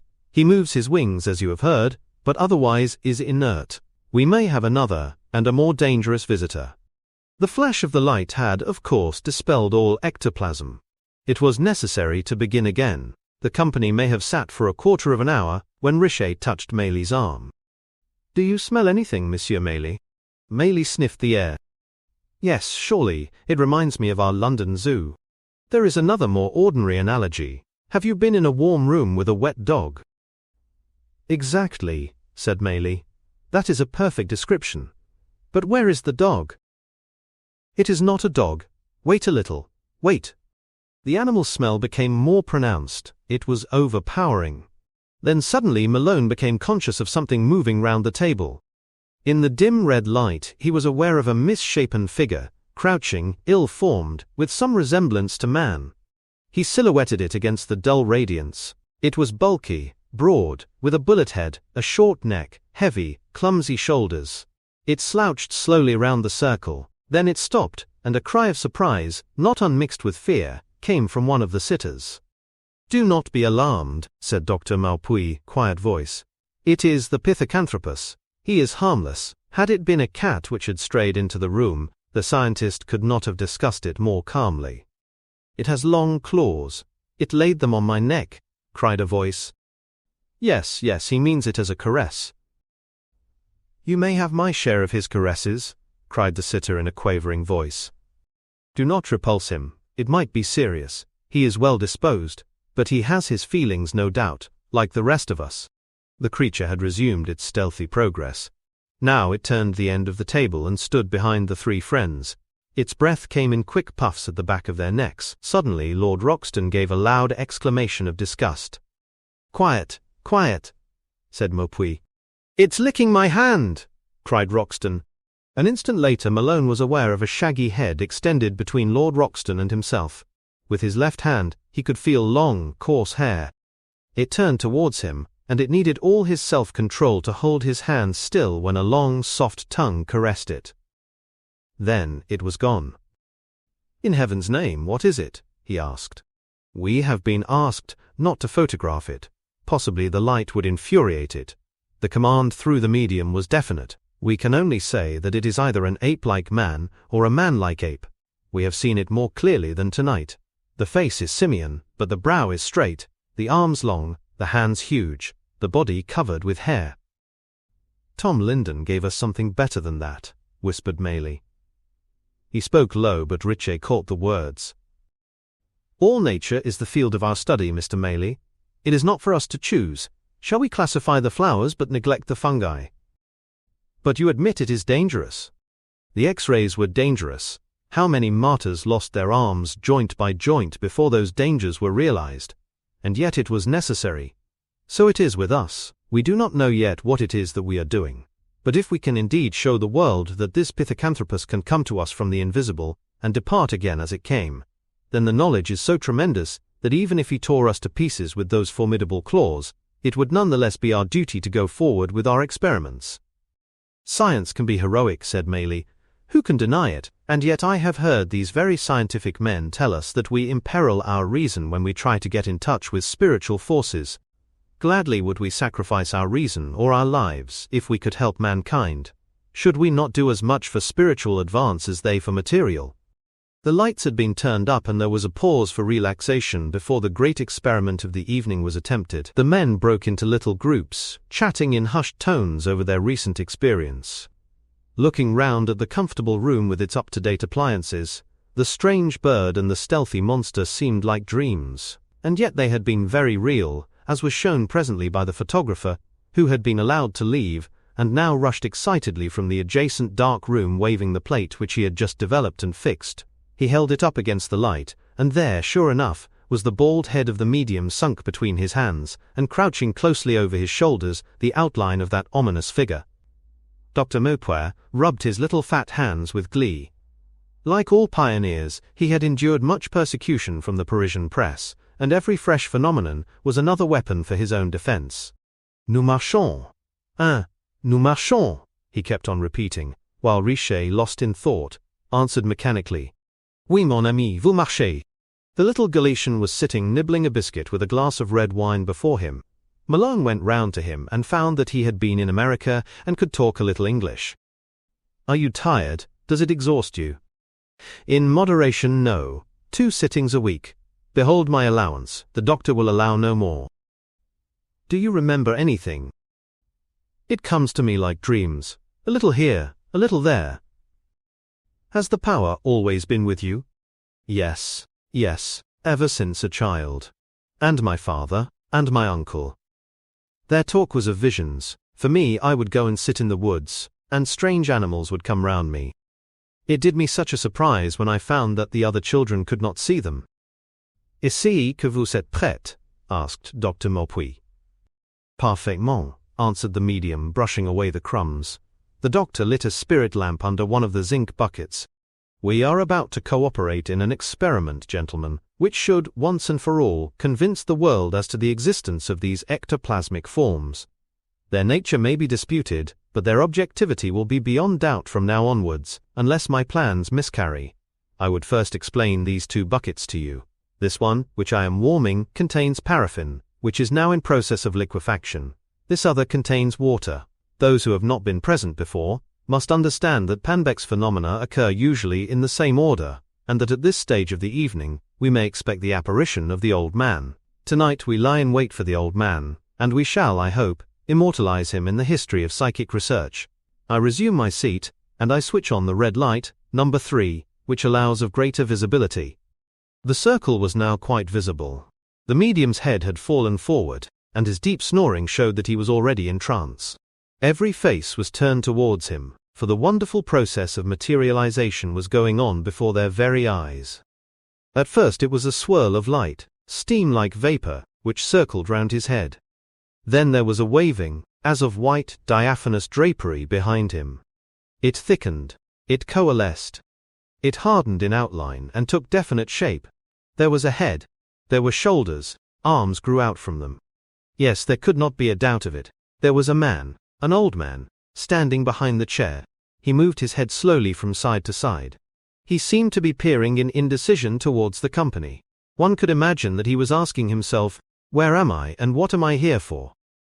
He does not speak, but he hears, and has intelligence, said Dr. Maupoy, glancing over his shoulder at the apparition. We are here, sir, in the hope that you will aid us in a very important experiment. May we count upon your cooperation? The figure bowed its head in assent. We thank you. When you have attained your full power you will, no doubt, move away from the medium. The figure again bowed, but remained motionless. It seemed to Malone that it was growing denser every moment. He caught glimpses of the face. It was certainly an old man, heavy-faced, long-nosed, with a curiously projecting lower lip. Suddenly, with a brusque movement, it stood clear from Panbeck and stepped out into the room. Now, sir, said Maupoy in his precise fashion, you will perceive the zinc bucket upon the left. I would beg you to have the kindness to approach it and to plunge your right hand into it. The figure moved across. He seemed interested in the buckets, for he examined them with some attention. Then he dipped one of his hands into that which the doctor had indicated. Excellent, cried Maupoy, his voice shrill with excitement. Now, sir, might I ask you to have the kindness to dip the same hand into the cold water of the other bucket? The form did so. Now, sir, you would bring our experiment to complete success if you would lay your hand upon the table, and while it is resting there you would yourself dematerialize and return into the medium. The figure bowed its comprehension and assent. Then it slowly advanced towards the table, stooped over it, extended its hand, and vanished. The heavy breathing of the medium ceased, and he moved uneasily as if about to wake. Maupoy turned on the white light, and threw up his hands with a loud cry of wonder and joy, which was echoed by the company. On the shining wooden surface of the table, there lay a delicate yellow-pink glove of paraffin, broad at the knuckles, thin at the wrist, 2 of the fingers bent down to the palm. Maupuy was beside himself with delight. He broke off a small bit of wax from the wrist and handed it to an assistant, who hurried from the room. "It is final," he cried. "What can they say now? Gentlemen, I appeal to you. You have seen what occurred. Can any of you give any rational explanation of that paraffin mold, save that it was the result of dematerialization of the hand within it?" "I can see no other solution," Richer answered. "But you have to do with very obstinate and very prejudiced people. If they cannot deny it, they will probably ignore it." "The press is here and the press represents the public," said Maupuy. "For the press English, Monsieur Malone," he went on in his broken way, "is it that you can see any answer?" "I can see none," Malone answered. "And you, monsieur?" addressing the representative of the Matin. The Frenchman shrugged his shoulders. "For us who had the privilege of being present it was indeed convincing," said he, "and yet you will certainly be met with objections. They will not realize how fragile this thing is. They will say that the medium brought it on his person and laid it upon the table." Maupuy clapped his hands triumphantly. His assistant had just brought him a slip of paper from the next room. "Your objection is already answered," he cried, waving the paper in the air. "I had foreseen it and I had put some cholesterine among the paraffin in the zinc pail. You may have observed that I broke off a corner of the mold. It was for purpose of chemical analysis. This has now been done. It is here and cholesterine has been detected." "Excellent," said the French journalist. "You have closed the last hole. But what next?" "What we have done once we can do again," Maupuy answered. "I will prepare a number of these molds. In some cases I will have fists and hands. Then, I will have plaster casts made from them. I will run the plaster inside the mold. It is delicate, but it can be done. I will have dozens of them so created, and I will send them broadcast to every capital in the world that people may see with their own eyes. Will that not at last convince them of the reality of our conclusions?" "Do not hope for too much, my poor friend," said Richer with his hand upon the shoulder of the enthusiast. "You have not yet realized the enormous viscere of the world. But as you have said, vous marchez toujours." "And our march is regulated," said Maley. "There is a gradual release to accommodate it to the receptivity of mankind." Richer smiled and shook his head. "Always transcendental, Monsieur Maley, always seeing more than meets the eye and changing science into philosophy. I fear you are incorrigible. Is your position reasonable?" "Professor Richer," said Maley very earnestly, "I would beg you to answer the same question. I have a deep respect for your talents and complete sympathy with your caution. But have you not come to the dividing of the ways? You are now in the position that you must admit, that our intelligent apparition in human form, built up from the substance which you have yourself named ectoplasm, can walk the room and carry out instructions while the medium lay senseless under our eyes, and yet you hesitate to assert that spirit has an independent existence. Is that reasonable?" Richer smiled and shook his head. Without answering, he turned to bid farewell to Dr. Maupuy, and to offer him his congratulations. A few minutes later the company had broken up and our friends were in a taxi speeding towards their hotel. Malone was deeply impressed with what he had seen, and he sat up half the night drawing up a full account of it for the Central News, with the names of those who had endorsed the results, honorable names which no one in the world could associate with folly or deception. Surely this will be a turning point and an epoch. So ran his dream. 2 days later he opened the great London dailies one after the other. Columns about football, columns about golf. A full page as to the value of shares. A long and earnest correspondence in the Times about the habits of the lapwing. Not one word in any of them as to the wonders which he had seen and reported. Maley laughed at his dejected face. "A mad world, my masters," said he. "A crazy world. But the end is not yet." Chapter 13. In which Professor Challenger goes forth to battle. Professor Challenger was in a bad humor, and when that was so his household were made aware of it. Neither were the effects of his wrath confined to those around him, for most of those terrible letters which appeared from time to time in the press, flaying and scarifying some unhappy opponent, were thunderbolt flashes from an offended Jove, who sat in somber majesty in his study throne on the heights of a Victoria flat, servants would hardly dare to enter the room where, glooming and glowering, the maned and bearded head looked up from his papers as a lion from a bone. Only Enid could dare him at such a time, and even she felt occasionally that sinking of the heart which the bravest of tamers may experience as he unbars the gate of the cage. She was not safe from the acridity of his tongue, but at least she need not fear physical violence, which was well within the possibilities for others. Sometimes these berserk fits of the famous professor arose from material causes. "Hepatic, sir, hepatic," he would explain in extenuation after some aggravated assault. But on this particular occasion he had a very definite cause for discontent. It was spiritualism. He never seemed to get away from the accursed superstition, a thing which ran counter to the whole work and philosophy of his lifetime. He attempted to pooh-pooh it, to laugh at it, to ignore it with contempt, but the confounded thing would insist upon obtruding itself once more. On Monday he would write it finally off his books, and before Saturday he would be up to his neck in it again, and the thing was so absurd. It seemed to him that his mind was being drawn from the great pressing material problems of the universe in order to waste itself upon Grimm's fairy tales or the ghosts of a sensational novelist. Then things grew worse. First Malone, who had in his simple fashion been an index figure, representing the normal clear-headed human being, had in some way been bedeviled by these people, and had committed himself to their pernicious views. Then Enid, his ewe lamb, his one real link with humanity, had also been corrupted. She had agreed with Malone's conclusions. She had even hunted up a good deal of evidence of her own. In vain he had himself investigated a case, and proved beyond a shadow of a doubt that the medium was a designing villain who brought messages from a widow's dead husband in order to get the woman into his power. It was a clear case and Enid admitted it, but neither she nor Malone would allow any general application. "There are rogues in every line of life," they would say. "We must judge every movement by the best, and not by the worst." All this was bad enough, but worse still was in store. He had been publicly humiliated by the spiritualists, and that by a man who admitted that he had had no education, and would in any other subject in the world have been seated like a child at the professor's feet. And yet in public debate, but the story must be told.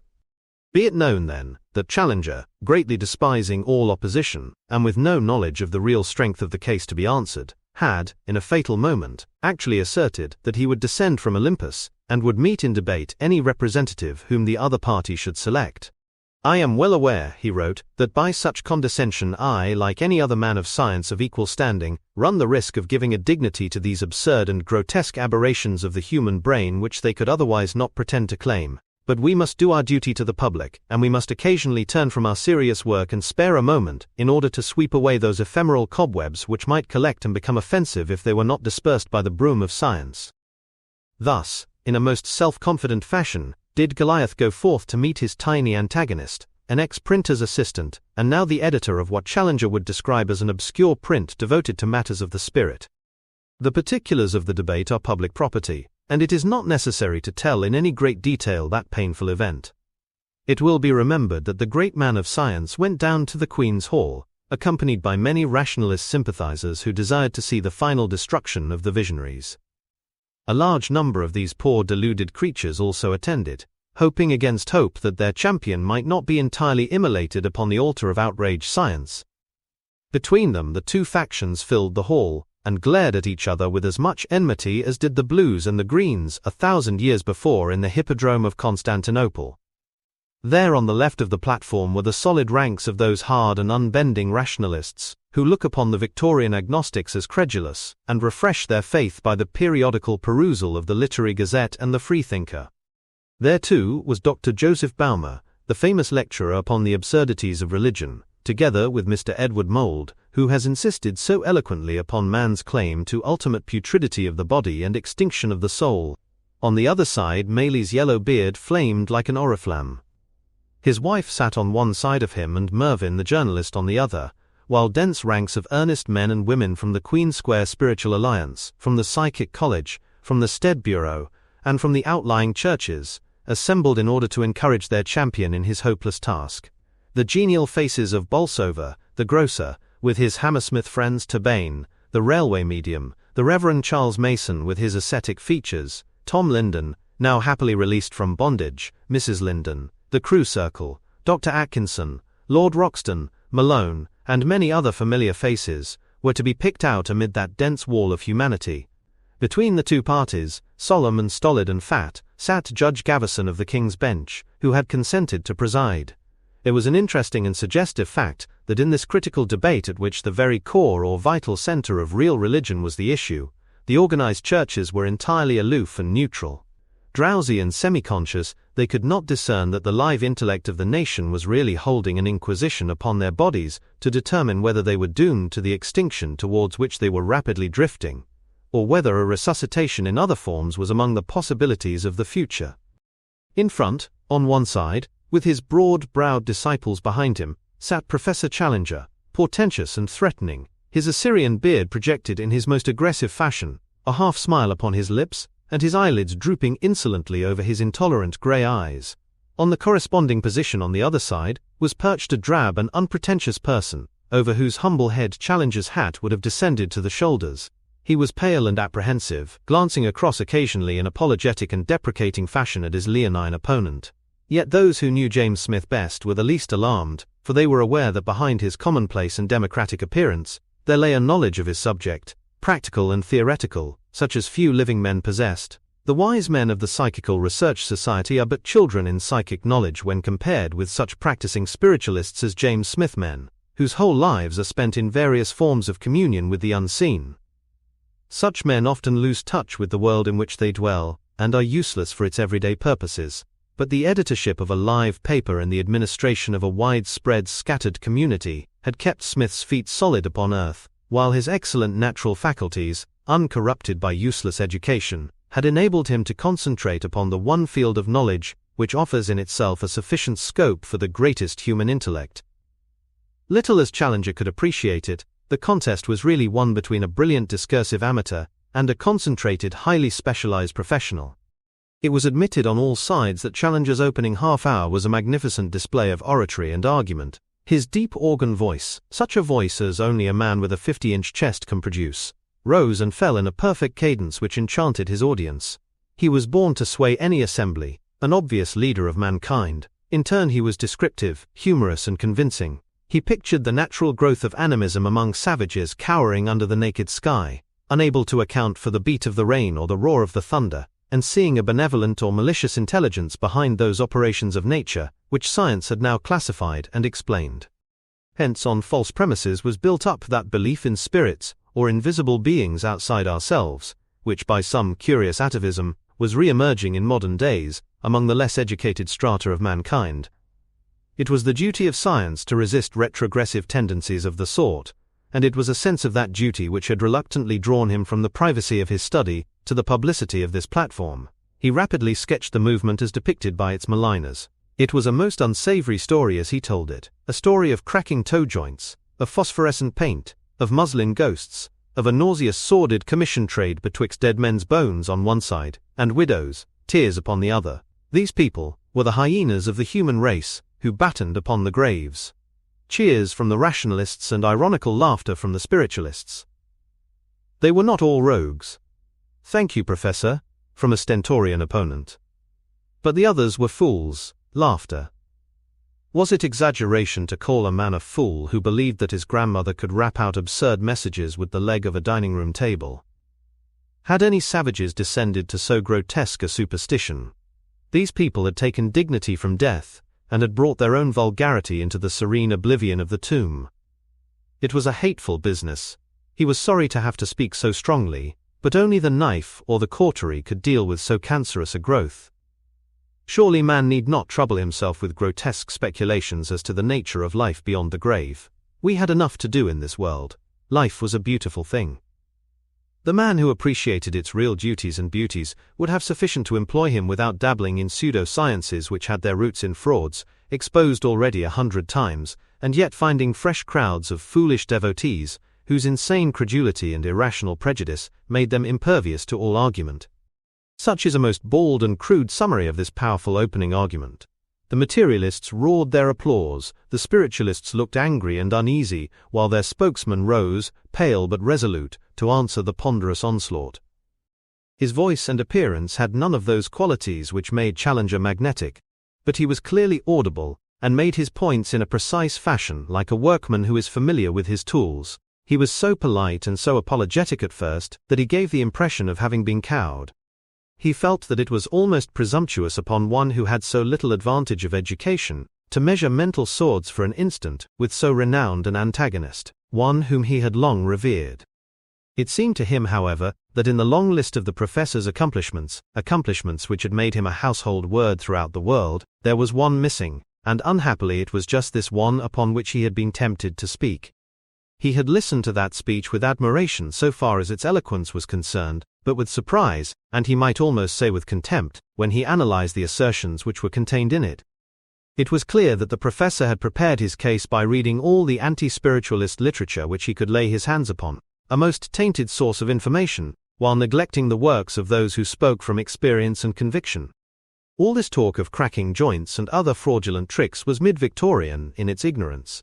And as to the grandmother talking through the leg of a table, he, the speaker, could not recognize it as a fair description of spiritualistic phenomena. Such comparisons reminded one of the jokes about the dancing frogs which impeded the recognition of Volta's early electrical experiments. They were unworthy of Professor Challenger. He must surely be aware that the fraudulent medium was the worst enemy of spiritualism, that he was denounced by name in the psychic journals whenever he was discovered, and that such exposures were usually made by the spiritualists themselves, who had spoken of human hyenas as indignantly as his opponent had done. One did not condemn banks because forgers occasionally used them for nefarious purposes. It was wasting the time of so chosen an audience to descend to such a level of argument. Had Professor Challenger denied the religious implications of spiritualism while admitting the phenomena, it might have been harder to answer him, but in denying everything he had placed himself in an absolutely impossible position. No doubt Professor Challenger had read the recent work of Professor Richet, the famous physiologist. That work extended over 30 years. Richet had verified all the phenomena. Perhaps Professor Challenger would inform the audience what personal experience he had himself had, which gave him the right to talk of Richet, or Lombroso, or Crookes, as if they were superstitious savages. Possibly his opponent had conducted experiments in private, of which the world knew nothing. In that case, he should give them to the world. Until he did so, it was unscientific and really indecent to deride men hardly inferior in scientific reputation to himself, who actually had done such experiments and laid them before the public. As to the self-sufficiency of this world, a successful professor with a eupeptic body might take such a view, but if one found oneself with cancer of the stomach in a London garret, one might question the doctrine that there was no need to yearn for any state of being, save that in which we found ourselves. It was a workmanlike effort, illustrated with facts, dates, and figures. Though it rose to no height of eloquence, it contained much which needed an answer. And the sad fact emerged that Challenger was not in a position to answer. He had read up his own case but had neglected that of his adversary, accepting too easily the facile and specious presumptions of incompetent writers who handled a matter which they had not themselves investigated. Instead of answering, Challenger lost his temper. The lion began to roar. He tossed his dark mane and his eyes glowed, while his deep voice reverberated through the hall. Who were these people who took refuge behind a few honored but misguided names? What right had they to expect serious men of science to suspend their labors in order to waste time in examining their wild surmises? Some things were self-evident, and did not require proof. The onus of proof lay with those who made the assertions. If this gentleman, whose name is unfamiliar, claims that he can raise spirits, let him call one up now before a sane and unprejudiced audience. If he says that he receives messages, let him give us the news in advance of the general agencies. It has often been done, from the spiritualists. So you say, but I deny it. I am too accustomed to your wild assertions to take them seriously. Uproar, and Judge Gaveston upon his feet. If he claims that he has higher inspiration, let him solve the Peckham Rye murder. If he is in touch with angelic beings, let him give us a philosophy which is higher than mortal mind can evolve. This false show of science, this camouflage of ignorance, this babble about ectoplasm and other mythical products of the psychic imagination, was mere obscurantism, the bastard offspring of superstition and darkness. Wherever the matter was probed, one came upon corruption and mental putrescence. Every medium was a deliberate impostor. You are a liar, in a woman's voice from the neighborhood of the Lindens. The voices of the dead had uttered nothing but childish twaddle. The asylums were full of the supporters of the cult, and would be fuller still if everyone had his due. It was a violent, but not an effective speech. Evidently the great man was rattled. He realized that there was a case to be met, and that he had not provided himself with the material wherewith to meet it. Therefore he had taken refuge in angry words and sweeping assertions which can only be safely made when there is no antagonist present to take advantage of them. The spiritualists seemed more amused than angry. The materialists fidgeted uneasily in their seats. Then James Smith rose for his last innings. He wore a mischievous smile. There was quiet menace in his whole bearing. He must ask, he said, for a more scientific attitude from his illustrious opponent. It was an extraordinary fact that many scientific men, when their passions and prejudices were excited, showed a ludicrous disregard for all their own tenets. Of these tenets there was none more rigid than that a subject should be examined before it was condemned. We have seen of late years, in such matters as wireless or heavier-than-air machines, that the most unlikely things may come to pass. It is most dangerous to say a priori that a thing is impossible. Yet this was the error into which Professor Challenger had fallen. He had used the fame which he had rightly won in subjects which he had mastered in order to cast discredit upon a subject which he had not mastered. The fact that a man was a great physiologist and physicist did not in itself make him an authority upon psychic science. It was perfectly clear that Professor Challenger had not read the standard works upon the subject on which he posed as an authority. Could he tell the audience what the name of Schrenck-Notzing's medium was? He paused for a reply. Could he then tell the name of Dr. Crawford's medium? Not? Could he tell them who had been the subject of Professor Zollner's experiments at Leipzig? What? Still silent. But these were the essential points of the discussion. He had hesitated to be personal, but the professor's robust language called for corresponding frankness upon his part. Was the professor aware that this ectoplasm which he derided had been examined lately by 20 German professors? The names were here for reference, and that all had testified to its existence. How could Professor Challenger deny that which these gentlemen asserted? Would he contend that they also were criminals or fools? The fact was that the professor had come to this hall entirely ignorant of the facts, and was now learning them for the first time. He clearly had no perception that psychic science had any laws whatever, or he would not have formulated such childish requests as that an ectoplasmic figure should manifest in full light upon this platform when every student was aware that ectoplasm was soluble in light. As to the Peckham Rye murder, it had never been claimed that the Angel World was an annex to Scotland Yard. It was mere throwing of dust in the eyes of the public for a man like Professor Challenger. It was at this moment that the explosion occurred. Challenger had wriggled in his chair, Challenger had tugged at his beard, Challenger had glared at the speaker.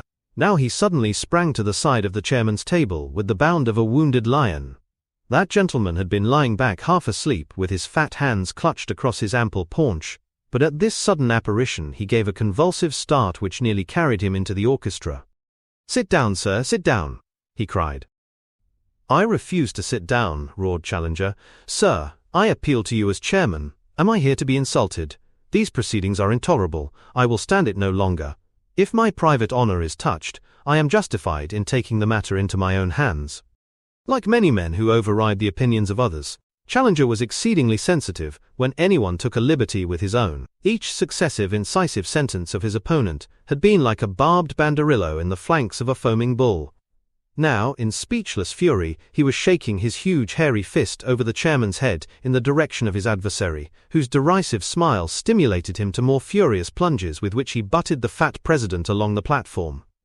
The assembly had in an instant become a pandemonium. Half the rationalists were scandalized, while the other half shouted, "Shame, shame," as a sign of sympathy with their champion.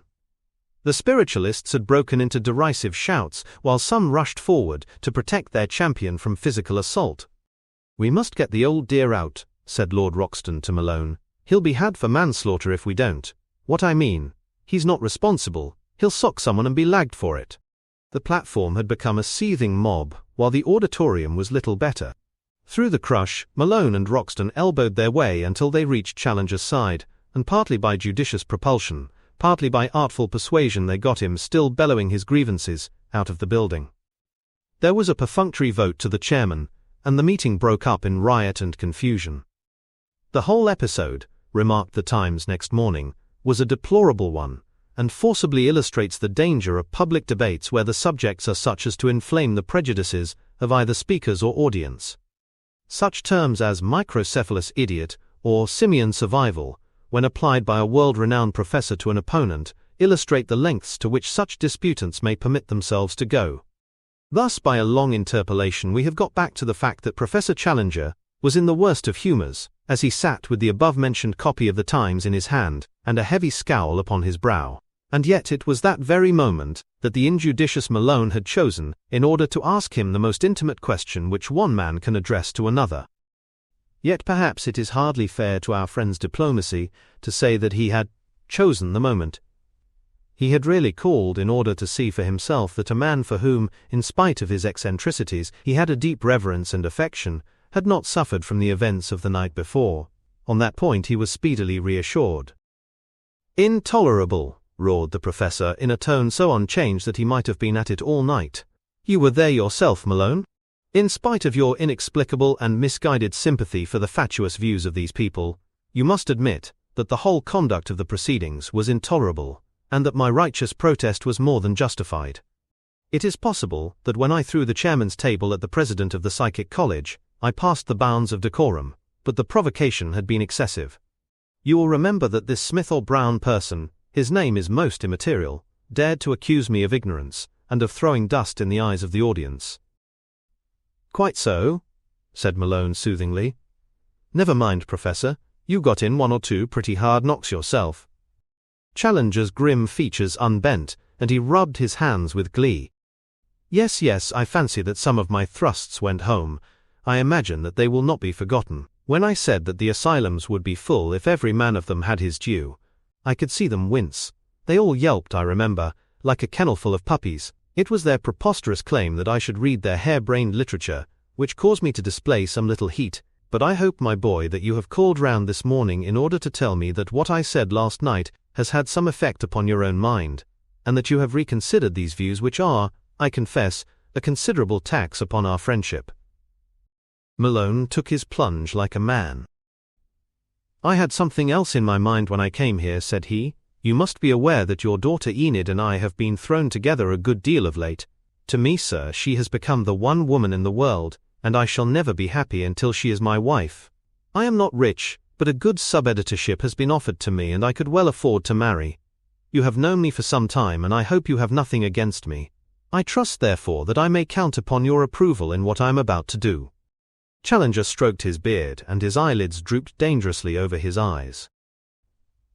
"My perceptions," said he, "are not so dull that I should have failed to observe the relations which have been established between my daughter and yourself. This question, however, has become entangled with that other which we were discussing. You have both, I fear, imbibed this poisonous fallacy, which I am more and more inclined to devote my life to extirpating. If only on the ground of eugenics, I could not give my sanction to a union which was built up on such a foundation. I must ask you, therefore, for a definite assurance that your views have become more sane. I shall ask the same from her." And so Malone suddenly found himself also enrolled among the noble army of martyrs. It was a hard dilemma, but he faced it like the man that he was.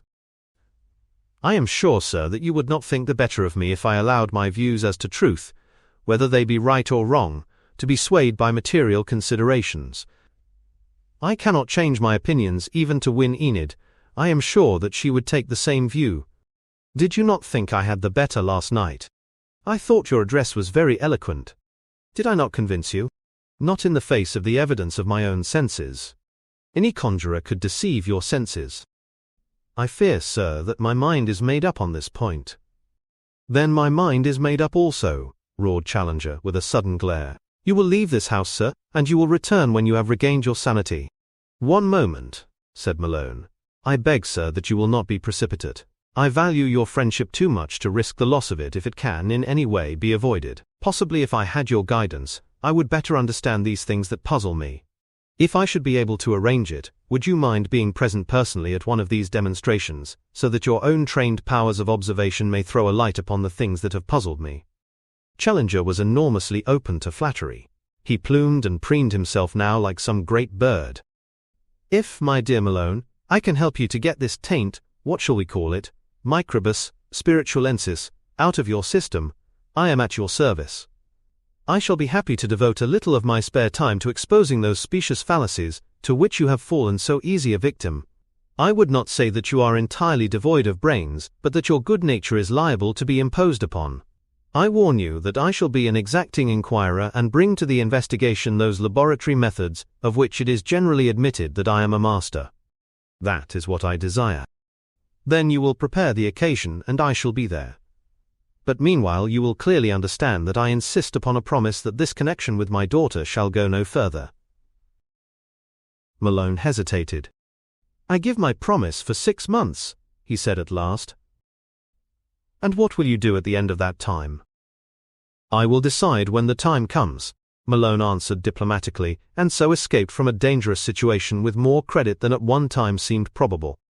It chanced that, as he emerged upon the landing, Enid, who had been engaged in her morning shopping, appeared in the lift. Malone's easy Irish conscience allowed him to think that the 6 months need not start on the instant, so he persuaded Enid to descend in the lift with him. It was one of those lifts which are handled by whoever uses them, and on this occasion it so happened that, in some way best known to Malone, it stuck between the landing stages, and in spite of several impatient rings, it remained stuck for a good quarter of an hour. When the machinery resumed its functions, and when Enid was able at last to reach her home and Malone the street, the lovers had prepared themselves to wait for 6 months, with every hope of a successful end to their experiment. Chapter 14, in which Challenger meets a strange colleague. Professor Challenger was not a man who made friends easily. In order to be his friend you had also to be his dependent. He did not admit of equals, but as a patron he was superb. With his Jovian air, his colossal condescension, his amused smile, his general suggestion of the god descending to the mortal, he could be quite overpowering in his amiability. But he needed certain qualities in return. Stupidity disgusted him, physical ugliness alienated him, independence repulsed him. He coveted the man whom all the world would admire, but who in turn would admire the Superman above him. Such a man was Dr. Ross Scotton, and for this reason, he had been Challenger's favorite pupil. And now he was sickened to death. Dr. Atkinson of St. Mary's, who has already played some minor part in this record, was attending him, and his reports were increasingly depressing. The illness was that dread disease, disseminated sclerosis, and Challenger was aware that Atkinson was no alarmist when he said that a cure was a most remote and unlikely possibility. It seemed a terrible instance of the unreasonable nature of things that a young man of science, capable before he reached his prime of 2 such works as The Embryology of the Sympathetic Nervous System and The Fallacy of the Obsonic Index, should be dissolved into his chemical elements with no personal or spiritual residue whatever. And yet the professor shrugged his huge shoulders, shook his massive head, and accepted the inevitable. Every fresh message was worse than the last, and, finally, there was an ominous silence. Challenger went down once to his young friend's lodging in Gower Street. It was a racking experience, and he did not repeat it. The muscular cramps, which are characteristic of the complaint, were tying the sufferer into knots, and he was biting his lips to shut down the screams which might have relieved his agony at the expense of his manhood. He seized his mentor by the hand as a drowning man seizes a plank. Is it really as you have said? Is there no hope beyond the 6 months of torture which I see lying before me? Can you, with all your wisdom and knowledge, see no spark of light or life in the dark shadow of eternal dissolution? Face it, my boy, face it, said Challenger. Better to look facts in the face than to console oneself with fancies. Then the lips parted and the long-pent scream burst forth. Challenger rose and rushed from the room. But now an amazing development occurred. It began by the appearance of Miss Delicia Freeman. One morning there came a knock at the door of the Victoria flat. The austere and taciturn Austin, looking out at the level of his eyes, perceived nothing at all. On glancing downwards, however, he was aware of a small lady, whose delicate face and bright bird-like eyes were turned upwards to his own. I want to see the professor, said she, diving into her handbag for a card. Can't see you, said Austin. Oh yes, he can, the small lady answered serenely. There was not a newspaper office, a statesman's sanctum, or a political chancellery which had ever presented a barrier strong enough to hold her back where she believed that there was good work to be done. Can't see you, repeated Austin. Oh, but really I must, you know, said Miss Freeman, and made a sudden dive past the butler. With unerring instinct she made for the door of the sacred study, knocked, and forthwith entered. The lionhead looked up from behind a desk, littered with papers. The lion eyes glared. "What is the meaning of this intrusion?" The lion roared. The small lady was, however, entirely unabashed. She smiled sweetly at the glowering face. "I am so glad to make your acquaintance," she said. "My name is Delicia Freeman." "Austin!" shouted the professor. The butler's impassive face appeared round the angle of the door. "What is this, Austin? How did this person get here?" "I couldn't keep her out," wailed Austin. "Come, miss, we've had enough of it." No, you must not be angry. You really must not," said the lady sweetly. "I was told that you were a perfectly terrible person, but really you are rather a dear." "Who are you? What do you want? Are you aware that I am one of the most busy men in London?" Miss Freeman fished about in her bag once more. She was always fishing in that bag, extracting sometimes a leaflet on Armenia, sometimes a pamphlet on Greece, sometimes a note on Zenana missions, and sometimes a psychic manifesto. On this occasion it was a folded bit of writing paper which emerged. "From Dr. Ross Scotton," she said. It was hastily folded and roughly scribbled, so roughly as to be hardly legible. Challenger bent his heavy brows over it. "Please, dear friend and guide, listen to what this lady says. I know it is against all your views, and yet I had to do it. You said yourself that I had no hope. I have tested it and it works. I know it seems wild and crazy, but any hope is better than no hope. If you were in my place you would have done the same. Will you not cast out prejudice and see for yourself? Dr. Felkin comes at 3. J. Ross Scotton." Challenger read it twice over and sighed. The brain was clearly involved in the lesion. "He says I am to listen to you. What is it? Cut it as short as you can." "It's a spirit, doctor," said the lady. Challenger bounded in his chair.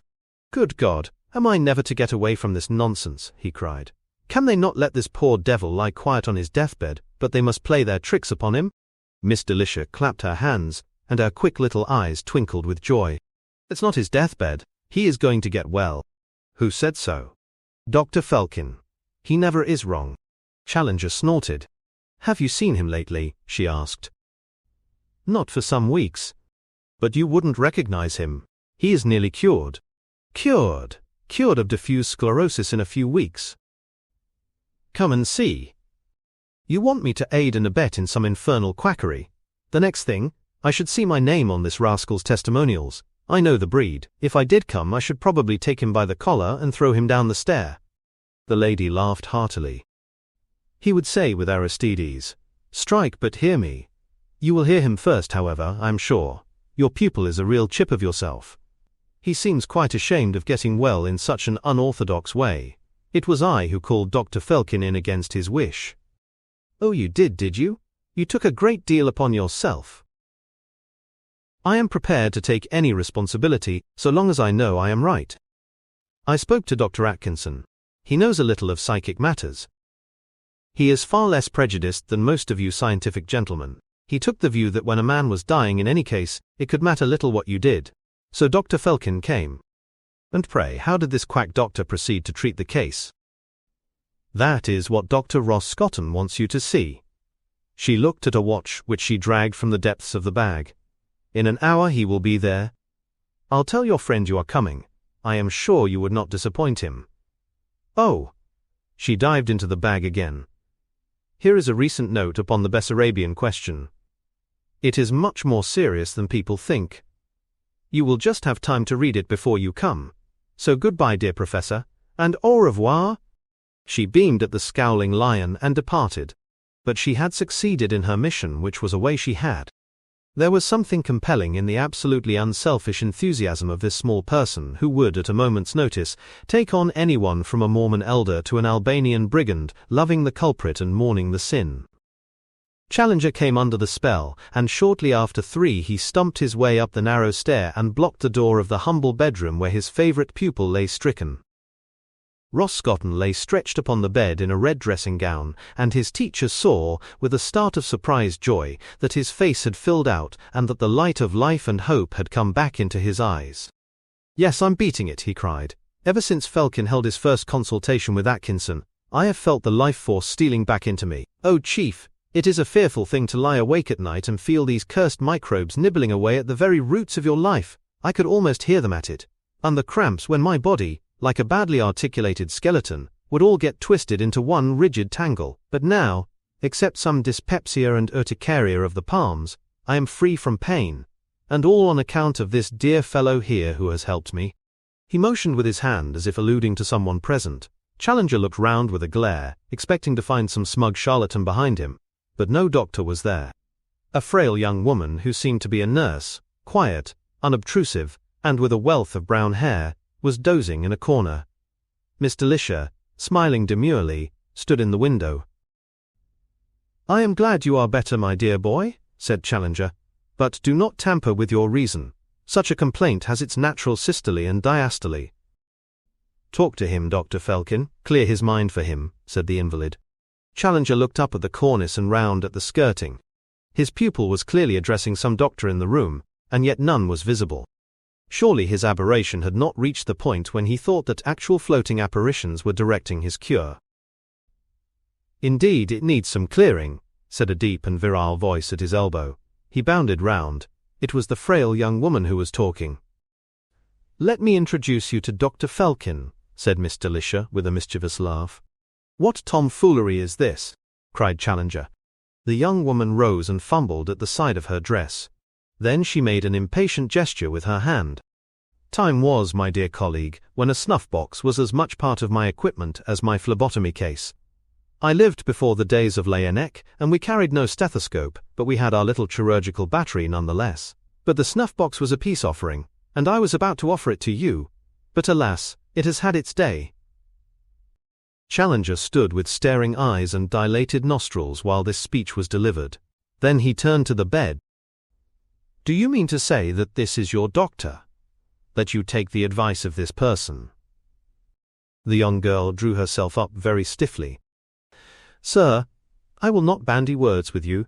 I perceive very clearly that you are one of those who have been so immersed in material knowledge that you have had no time to devote to the possibilities of the spirit." "I certainly have no time for nonsense," said Challenger. "My dear Chief," cried a voice from the bed, "I beg you to bear in mind how much Dr. Felkin has already done for me. You saw how I was a month ago, and you see how I am now. You would not offend my best friend." "I certainly think, Professor, that you owe dear Dr. Felkin an apology," said Miss Delicia. "A private lunatic asylum," snorted Challenger. Then, playing up to his part, he assumed the ponderous elephantine irony, which was one of his most effective weapons in dealing with recalcitrant students. "Perhaps, young lady, or shall I say elderly and most venerable professor, you will permit a mere raw earthly student, who has no more knowledge than this world can give, to sit humbly in a corner, and possibly to learn a little from your methods and your teachings." The speech was delivered with his shoulders up to his ears, his eyelids over his eyes, and his palms extended in front, an alarming statue of sarcasm. Dr. Felkin, however, was striding, with heavy and impatient steps about the room, and took little notice. Quite so," he said carelessly. "Get into the corner and stay there. Above all, stop talking, as this case calls for all my faculties." He turned with a masterful air towards the patient. Well, you are coming along. In 2 months you will be in the classroom." "Oh, it is impossible," cried Roscotten with a half-sob. "Not so. I guarantee it. I do not make false promises." "I'll answer for that," said Miss Delicia. "I say, dear doctor, do tell us who you were when you were alive." "Tut, tut, the unchanging woman. They gossiped in my time and they gossip still. No, we will have a look at our young friend here. Pulse, the intermittent beat has gone, that is something gained. Temperature, obviously normal. Blood pressure, still higher than I like. Digestion, much to be desired. What you moderns call a hunger strike, would not be amiss. Well, the general conditions are tolerable. Let us see the local center of the mischief. Pull your shirt down, sir. Lie on your face, excellent." She passed her fingers with great force and precision down the upper part of the spine, and then dug in her knuckles with a sudden force which made the sufferer yelp. "That is better. There is, as I have explained, a slight want of alignment in the cervical vertebrae, which has, as I perceive it, the effect of lessening the foramina through which the nerve roots emerge. This has caused compression, and as these nerves are really the conductors of vital force, it has upset the whole equilibrium of the parts supplied. My eyes are the same as your clumsy X-rays, and I clearly perceive that the position is almost restored, and the fatal constriction removed. I hope, sir, to Challenger, that I make the pathology of this interesting case intelligible to you." Challenger grunted his general hostility and disagreement. I will clear up any little difficulties which may linger in your mind. But meantime, my dear lad, you are a credit to me and I rejoice in your progress. You will present my compliments to my colleague of Earth, Dr. Atkinson, and tell him that I can suggest nothing more. The medium is a little weary, poor girl, so I will not remain longer today. But you said you would tell us who you were. Indeed, there is little to say. I was a very undistinguished practitioner. I sat under the great Abernethy in my youth and perhaps imbibed something of his methods. When I passed over in early middle age, I continued my studies and was permitted, if I could find some suitable means of expression, to do something to help humanity. You understand, of course, that it is only by serving and self-abnegation that we advance in the higher world. This is my service, and I can only thank kind fate that I was able to find in this girl a being whose vibrations so correspond with my own that I can easily assume control of her body. And where is she? Asked the patient. She is waiting beside me and will presently re-enter her own frame. As to you, sir, turning to Challenger, you are a man of character and learning, but you are clearly embedded in that materialism which is the special curse of your age. Let me assure you that the medical profession, which is supreme upon earth for the disinterested work of its members, has yielded too much to the dogmatism of such men as you, and has unduly neglected that spiritual element in man, which is far more important than your herbs and your minerals. There is a life force, sir, and it is in the control of this life force that the medicine of the future lies. If you shut your mind to it, it can only mean that the confidence of the public will turn to those who are ready to adopt every means of cure, whether they have the approval of your authorities or not. Never could young Roscotten forget that scene. The professor, the master, the supreme chief, he who had to be addressed with bated breath, sat with half-opened mouth and staring eyes, leaning forward in his chair, while in front of him the slight young woman, shaking her mop of brown hair and wagging an admonitory forefinger, spoke to him as a father speaks to a refractory child. So intense was her power that Challenger, for the instant, was constrained to accept the situation. He gasped and grunted, but no retort came to his lips. The girl turned away and sat down on a chair. "He is going," said Miss Delicia. "But not yet gone," replied the girl with a smile. "Yes, I must go, for I have much to do. This is not my only medium of expression, and I am due in Edinburgh in a few minutes. But be of good heart, young man. I will set my assistant with 2 extra batteries to increase your vitality so far as your system will permit. As to you, sir," to Challenger, "I would implore you to beware of the egotism of brain and the self-concentration of intellect. Store what is old, but be ever receptive to what is new, and judge it not as you may wish it, but as God has designed it." She gave a deep sigh and sank back in her chair. There was a minute of dead silence while she lay with her head upon her breast. Then with another sigh and a shiver she opened a pair of very bewildered blue eyes. "Well, has he been?" she asked in a gentle feminine voice. "Indeed, yes," cried the patient. "He was great. He says I shall be in the classroom in 2 months. Splendid. Any directions for me?" "Just the special message as before. But he is going to put on 2 new spirit batteries if I can stand it. My word, he won't be long now." Suddenly the girl's eyes lit on Challenger, and she stopped in confusion. "This is Nurse Ursula," said Miss Delicia. "Nurse, let me present you to the famous Professor Challenger." Challenger was great in his manner towards women, especially if the particular woman happened to be a young and pretty girl. He advanced now, as Solomon may have advanced to the Queen of Sheba, took her hand, and patted her hair with patriarchal assurance. "My dear, you are far too young and charming for such deceit. Have done with it forever. Be content to be a bewitching nurse and resign all claim to the higher functions of doctor." "Where, may I ask, did you pick up all this jargon about cervical vertebrae and posterior foramina?" Nurse Ursula looked helplessly round, as one who finds herself suddenly in the clutches of a gorilla. "She does not understand a word you say," cried the man on the bed. "Oh, Chief, you must make an effort to face the real situation. I know what a readjustment it means. In my small way I have had to undergo it myself. But believe me, you see everything through a prism instead of through plate glass, until you understand the spiritual factor." Challenger continued his paternal attentions, though the frightened lady had begun to shrink from him. "Come now," said he. "Who was the clever doctor with whom you acted as nurse, the man who taught you all these fine words? You must feel that it is hopeless to deceive me. You will be much happier, dear child, when you have made a clean breast of it all, and when we can laugh together over the lecture which you inflicted upon me." An unexpected interruption came to check Challenger's exploration of the young woman's conscience or motives. The invalid was sitting up, a vivid red patch against his white pillows, and he was speaking with an energy which was in itself an indication of his coming cure. "Professor Challenger," he cried, "you are insulting my best friend. Under this roof at least she shall be safe from the sneers of scientific prejudice. I beg you to leave the room if you cannot address Nurse Ursula in a more respectful manner." Challenger glared, but the peacemaking Delicia was at work in a moment. "You are far too hasty, dear Dr. Roscotten," she cried.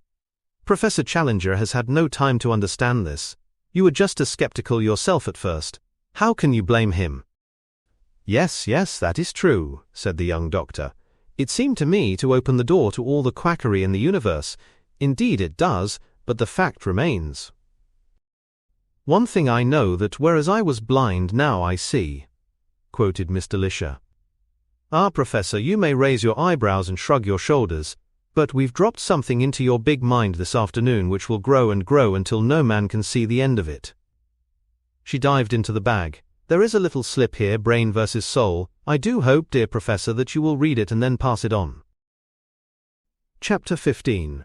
In which traps are laid for a great quarry.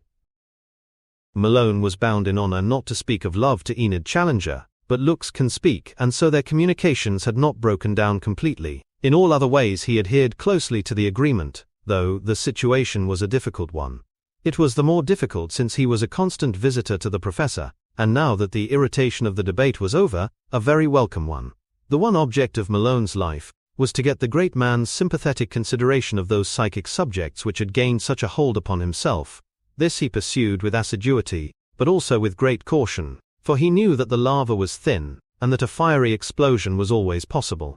Once or twice it came and caused Malone to drop the subject for a week or two, until the ground seemed a little more firm.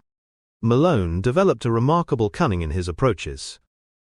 One favorite device was to consult Challenger upon some scientific point on the zoological importance of the Straits of Banda, for example, or the insects of the Malay archipelago, and lead him on until Challenger in due course would explain that our knowledge on the point was due to Alfred Russel Wallace.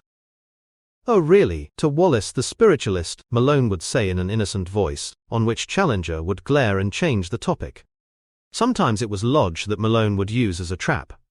"I suppose you think highly of him." "The first brain in Europe," said Challenger. "He is the greatest authority on ether, is he not?" "Undoubtedly. Of course I only know him by his psychic works." Challenger would shut up like a clam. Then Malone would wait a few days and remark casually, "Have you ever met Lombroso?" "Yes, at the Congress at Milan." "I have been reading a book of his." "Criminology, I presume?" "No, it was called After Death." "What?" "I have not heard of it." "It discusses the psychic question." "Ah, a man of Lombroso's penetrating brain would make short work of the fallacies of these charlatans." "No, it is written to support them." "Well, even the greatest mind has its inexplicable weakness." Thus with infinite patience and cunning did Malone drop his little drops of reason in the hope of slowly wearing away the casing of prejudice, but no very visible effects could be seen. Some stronger measure must be adopted, and Malone determined upon direct demonstration. But how, when, and where? Those were the all-important points upon which he determined to consult Algernon Maylie. One spring afternoon found him back in that drawing-room where he had once rolled upon the carpet in the embrace of Silas Linden. He found the Reverend Charles Mason and Smith, the hero of the Queen's Hall debate, in deep consultation with Maylie upon a subject which may seem much more important to our descendants than those topics which now bulk large in the eyes of the public. It was no less than whether the psychic movement in Britain was destined to take a Unitarian or a Trinitarian course. Smith had always been in favor of the former, as had the old leaders of the movement and the present organized spiritualist churches.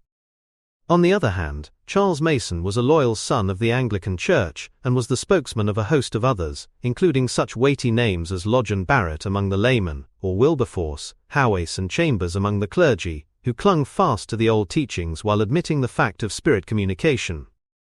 Maylie stood between the two parties, and like the zealous referee in a boxing match who separates the two combatants, he always took a chance of getting a knock from each. Malone was only too glad to listen, for now that he realized that the future of the world might be bound up in this movement, every phase of it was of intense interest to him. Mason was holding forth in his earnest but good-humored way as he entered. The people are not ready for a great change. It is not necessary. We have only to add our living knowledge and direct communion of the saints to the splendid liturgy and traditions of the Church, and you will have a driving force which will revitalize all religion. You can't pull a thing up from the roots like that. Even the early Christians found that they could not, and so they made all sorts of concessions to the religions around them. Which was exactly what ruined them, said Smith. That was the real end of the Church in its original strength and purity. It lasted anyhow. But it was never the same from the time that villain Constantine laid his hands on it. "Oh, come," said Maley, "you must not write down the first Christian emperor as a villain." But Smith was a forthright, uncompromising bulldoggy antagonist. "What other name will you give to a man who murdered half his own family?" "Well, his personal character is not the question. We were talking of the organization of the Christian Church." "You don't mind my frankness, Mr. Mason?" Mason smiled his jolly smile. "So long as you grant me the existence of the New Testament, I don't care what you do. If you were to prove that our Lord was a myth, as that German Druze tried to do, it would not in the least affect me so long as I could point to that body of sublime teaching. It must have come from somewhere, and I adopt it and say that is my creed." "Oh well, there is not so much between us on that point," said Smith. "If there is any better teaching I have not seen it. It is good enough to go on with anyhow. But we want to cut out the frills and superfluities. Where did they all come from? They were compromises with many religions, so that our friend C could get uniformity in his worldwide empire. He made a patchwork quilt of it. He took an Egyptian ritual vestments, mitre, crozier, tonsure, marriage ring, all Egyptian. The Easter ceremonies are pagan, and refer to the vernal equinox. Confirmation is Mithraism, so is baptism, only it was blood instead of water. As to the sacrificial meal," Mason put his fingers in his ears. "This is some old lecture of yours," he laughed. "Hire a hall, but don't obtrude it in a private house. But seriously, Smith, all this is beside the question. If it is true, it will not affect my position at all, which is that we have a great body of doctrine which is working well, and which is regarded with veneration by many people, your humble servant included, and that it would be wrong and foolish to scrap it. Surely you must agree." "No, I don't," Smith answered, setting his obstinate jaw. "You are thinking too much of the feelings of your blessed churchgoers, but you have also to think of the 9 people out of 10 who never enter into a church. They have been choked off by what they, including your humble servant, consider to be unreasonable and fantastic. How will you gain them while you continue to offer them the same things, even though you mix spirit teaching with it? If, however, you approach these agnostic or atheistic ones and say to them, 'I quite agree that all this is unreal and is tainted by a long history of violence and reaction. But here we have something pure and new. Come and examine it.' In that way I could coax them back into a belief in God and in all the fundamentals of religion, without their having to do violence to their reason, by accepting your theology." Maley had been tugging at his tawny beard while he listened to these conflicting counsels. Knowing the two men, he was aware that there was not really much between them when one got past mere words, for Smith revered the Christ as a godlike man, and Mason as a man like God, and the upshot was much the same. At the same time, he knew that their more extreme followers on either side were in very truth widely separated, so that compromise became impossible. "What I can't understand," said Malone, "is why you don't ask your spirit friends these questions and abide by their decisions." "It is not so simple as you think," Maley answered. "We all carry on our earthly prejudices after death, and we all find ourselves in an atmosphere which more or less represents them. Thus each would echo his old views at first. Then in time the spirit broadens out and it ends in a universal creed, which includes only the brotherhood of man and the fatherhood of God, but that takes time. I have heard most furious bigots talking through the veil." "So have I, for that matter," said Malone, "and in this very room. But what about the materialists? They at least cannot remain unchanged." "I believe their mind influences their state, and that they lie inert for ages sometimes, under their own obsession that nothing can occur. Then at last they wake, realize their own loss of time, and finally, in many cases get to the head of the procession, since they are often men of fine character and influenced by lofty motives, however mistaken in their views." Yes, they are often among the salt of the earth, said the clergyman heartily. And they offer the very best recruits for our movement, said Smith. There comes such a reaction when they find by the evidence of their own senses that there really is intelligent force outside themselves, that it gives them an enthusiasm that makes them ideal missionaries. You fellows who have a religion and then add to it cannot even imagine what it means to the man who has a complete vacuum and suddenly finds something to fill it. When I meet some poor earnest chap feeling out into the darkness, I just yearn to put it into his hand. At this stage, T and Mrs. Maylie appeared together, but the conversation did not flag. It is one of the characteristics of those who explore psychic possibilities that the subject is so many-sided, and the interest so intense, that when they meet together, they plunge into the most fascinating exchange of views and experiences. It was with some difficulty that Malone got the conversation round to that which had been the particular object of his visit. He could have found no group of men more fit to advise him, and all were equally keen that so great a man as Challenger should have the best available. Where should it be? On that they were unanimous. The large séance room of the Psychic College was the most select, the most comfortable, in every way the best appointed in London. When should it be? The sooner the better. Every spiritualist and every medium would surely put any engagement aside in order to help on such an occasion. Who should the medium be? Ah, there was the rub. Of course the Bolsover circle would be ideal. It was private and unpaid, but Bolsover was a man of quick temper, and Challenger was sure to be very insulting and annoying. The meeting might end in riot and fiasco. Such a chance should not be taken. Was it worthwhile to take him over to Paris? But who would take the responsibility of letting loose such a bull in Dr. Maupuis' china shop? He would probably seize Pithecanthropus by the throat and risk every life in the room, said Maylie. No, it would never do. There is no doubt that Banderby is the strongest physical medium in England, said Smith. But we all know what his personal character is. You could not rely upon him. Why not? Asked Malone. What's the matter with him? Smith raised his hand to his lips. He has gone the way that many a medium has gone before him. But surely, said Malone, that is a strong argument against our cause. How can a thing be good if it leads to such a result? Do you consider poetry to be good? Why, of course I do. Yet Poe was a drunkard, and Coleridge an addict, and Byron a rake, and Verlaine a degenerate. You have to separate the man from the thing. The genius has to pay a ransom for his genius, in the instability of his temperament. A great medium is even more sensitive than a genius. Many are beautiful in their lives. Some are not. The excuse for them is great. They practice a most exhausting profession and stimulants are needed. Then they lose control. But their physical mediumship carries on all the same. Which reminds me of a story about Banderby, said Maylie. Perhaps you have not seen him, Malone. He is a funny figure at any time. A little round bouncing man who has not seen his own toes for years. When drunk, he is funnier still. A few weeks ago I got an urgent message that he was in the bar of a certain hotel, and too far gone to get home unassisted. A friend and I set forth to rescue him. We got him home after some unsavory adventures, and what would the man do but insist upon holding a séance? We tried to restrain him, but the trumpet was on a side table, and he suddenly switched off the light. In an instant the phenomena began. Never were they more powerful, but they were interrupted by Princeps his control, who seized the trumpet and began belaboring him with it. You rascal, you drunken rascal, how dare you, how dare you? The trumpet was all dinted with the blows. Banderby ran bellowing out of the room, and we took our departure. Well, it wasn't the medium that time at any rate, said Mason. But about Professor Challenger, it would never do to risk the chance. What about Tom Linden? Asked Mrs. Maylie. Maylie shook his head. Tom has never been quite the same since his imprisonment. These fools not only persecute our precious mediums, but they ruin their powers.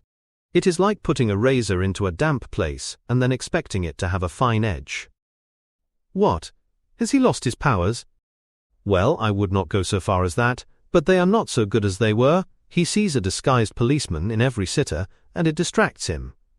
Still, he is dependable so far as he goes. Yes, on the whole we had better have Tom. And the sitters? I expect Professor Challenger may wish to bring a friend or two of his own. They will form a horrible block of vibrations. We must have some of our own sympathetic people to counteract it.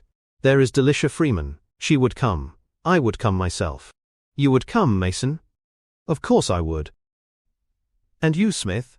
No. I have my paper to look after. 3 services, 2 burials, 1 marriage and 5 meetings all next week. Well, we can easily get 1 or 2 more. 8 is Lyndon's favorite number. So now, Malone, you have only to get the great man's consent and the date. And the spirit confirmation, said Mason seriously. We must take our partners into consultation. Of course we must, Padre. That is the right note to strike. Well, that's settled, Malone, and we can only await the event.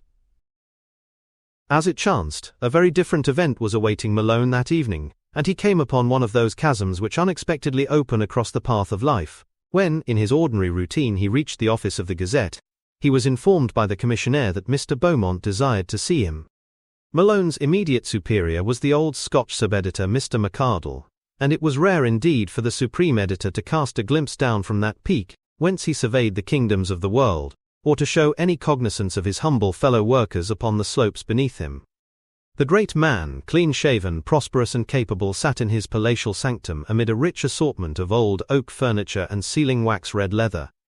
He continued his letter when Malone entered, and only raised his shrewd grey eyes after some minutes' interval.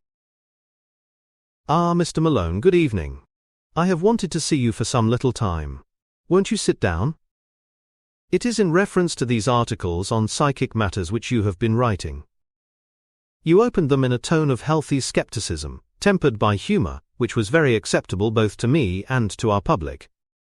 I regret, however, to observe that your view changed as you proceeded, and that you have now assumed a position in which you really seem to condone some of these practices. That, I need not say, is not the policy of the Gazette, and we should have discontinued the articles had it not been that we had announced a series by an impartial investigator. We have had to continue, but the tone must change. What do you wish me to do, sir? You must get the funny side of it again. That is what our public loves. Poke fun at it all. Call up the maiden aunt and make her talk in an amusing fashion. You grasp my meaning? I am afraid, sir, it has ceased to seem funny in my eyes. On the contrary, I take it more and more seriously. Beaumont shook his solemn head. So, unfortunately, do our subscribers. He had a small pile of letters upon the desk beside him, and he took one up. Look at this. I had always regarded your paper as a God-fearing publication, and I would remind you that such practices as your correspondent seems to condone are expressly forbidden, both in Leviticus and Deuteronomy. I should share your sin if I continued to be a subscriber. Bigoted ass, muttered Malone. So he may be, but the penny of a bigoted ass is as good as any other penny. Here is another letter. Surely in this age of free thought and enlightenment you are not helping a movement which tries to lead us back to the exploded idea of angelic and diabolic intelligences outside ourselves. If so, I must ask you to cancel my subscription. It would be amusing, sir, to shut these various objectors up in a room and let them settle it among themselves. That may be, Mr. Malone, but what I have to consider is the circulation of the Gazette. Don't you think, sir, that possibly you underrate the intelligence of the public, and that behind these extremists of various sorts there is a vast body of people who have been impressed by the utterances of so many great and honourable witnesses? Is it not our duty to keep these people abreast of the real facts without making fun of them? Mr. Beaumont shrugged his shoulders. The spiritualists must fight their own battle. This is not a propaganda newspaper, and we make no pretense to lead the public on religious beliefs. No, I only meant as to the actual facts. Look how systematically they are kept in the dark. When, for example, did one ever read an intelligent article upon ectoplasm in any London paper? Who would imagine that this all-important substance has been examined and described and endorsed by men of science with innumerable photographs to prove their words? Well, said Beaumont impatiently, I am afraid I am too busy to argue the question. The point of this interview is that I have had a letter from Mr. Cornelius to say that we must at once take another line. Mr. Cornelius was the owner of the Gazette, having become so not from any personal merit, but because his father left him some millions, part of which he expended upon this purchase. He seldom was seen in the office himself, but occasionally a paragraph in the paper recorded that his yacht had touched at Menton, and that he had been seen at the Monte Carlo tables, or that he was expected in Leicestershire for the season. He was a man of no force of brain or character, though occasionally he swayed public affairs by a manifesto printed in larger type upon his own front page. Without being dissolute, he was a free liver, living in a constant luxury which placed him always on the edge of vice and occasionally over the border. Malone's hot blood flushed to his head as he thought of this trifler, this insect, coming between mankind and a message of instruction and consolation descending from above. And yet those clumsy childish fingers could actually turn the tap and cut off the divine stream, however much it might break through in other quarters. "So that is final, Mr. Malone," said Beaumont, with the manner of one who ends an argument. "Quite final," said Malone, "so final that it marks the end of my connection with your paper. I have a 6 months contract. When it ends, I go." "Please yourself, Mr. Malone," Mr. Beaumont went on with his writing. Malone, with the flush of battle still upon him, went into McArdle's room and told him what had happened. The old Scotch sub-editor was very perturbed. Man, it's that Irish blood of yours. The drop of Scotch is a good thing, either in your veins or at the bottom of a glass. Go back, man, and say you have reconsidered." "Not I. The idea of this man Cornelius with his pot-belly and red face, and, well, you know all about his private life. The idea of such a man dictating what folk are to believe, and asking me to make fun of the holiest thing on this earth. Man, you'll be ruined." "Well, better men than I have been ruined over this cause. But I'll get another job." "Not if Cornelius can stop you. If you get the name of an insubordinate dog, there is no place for you in Fleet Street." "It's a damned shame," cried Malone. "The way this thing has been treated is a disgrace to journalism. It's not Britain alone. America is worse. We seem to have the lowest, most soulless folk that ever lived on the press, good-hearted fellows too, but material to a man. And these are the leaders of the people. It's awful." McArdle put a fatherly hand upon the young man's shoulder. Well, lad, we take the world as we find it. We didn't make it and we're no responsible. Give it time, give it time. We're in such a hurry. Go home, no, think it over, remember your career, that young lady of yours, and then come back and eat the old pie that all of us have to eat if we are to keep our places in the world." Chapter 16. In which Challenger has the experience of his lifetime. So now the nets were set and the pit was dug and the hunters were all ready for the great quarry.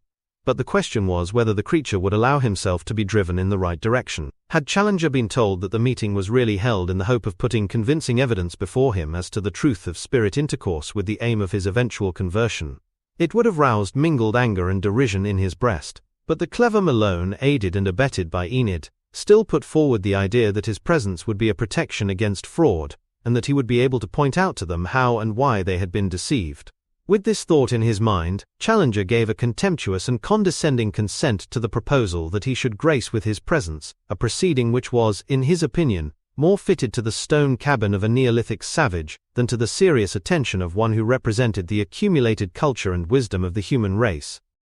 Enid accompanied her father, and he also brought with him a curious companion who was strange both to Malone and to the rest of the company. This was a large, raw-boned Scottish youth, with a freckled face, a huge figure, and a taciturnity which nothing could penetrate. No question could discover where his interests in psychic research might lie, and the only positive thing obtained from him was that his name was Nickel. Malone and Maylie went together to the rendezvous at Holland Park, where they found awaiting them Delisha Freeman, the Reverend Charles Mason, Mr. and Mrs. Ogilvy of the college, Mr. Bolsover of Hammersmith, and Lord Roxton, who had become assiduous in his psychic studies and was rapidly progressing in knowledge. There were 9 in all, a mixed, inharmonious assembly, from which no experienced investigator could expect great results.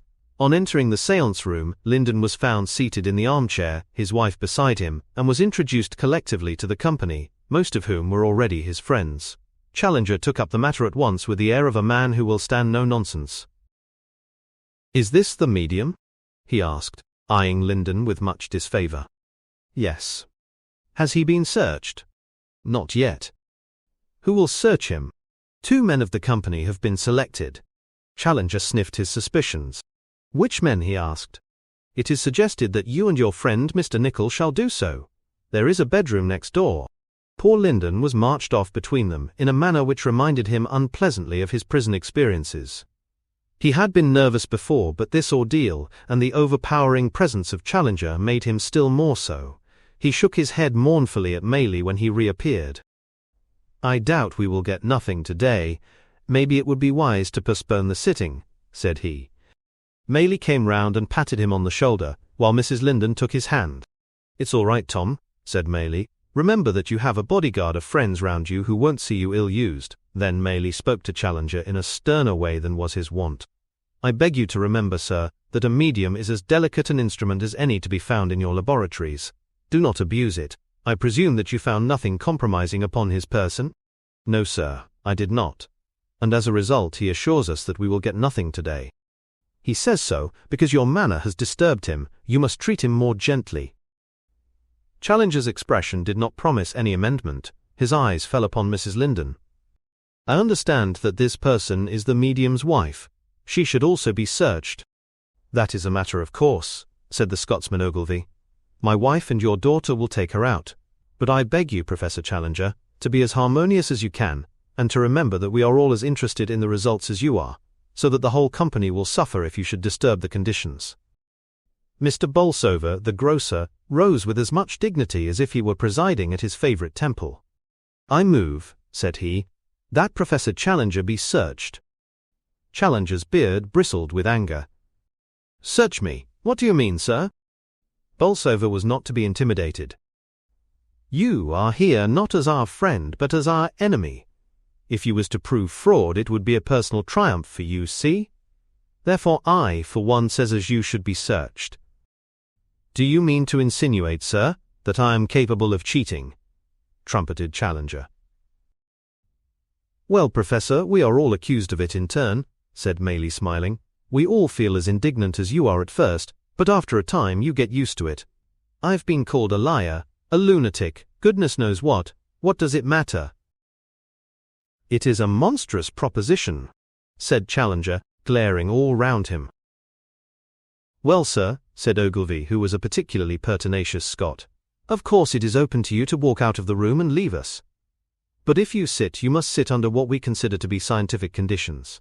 It is not scientific that a man who is known to be bitterly hostile to the movement should sit with us in the dark with no check as to what he may have in his pockets.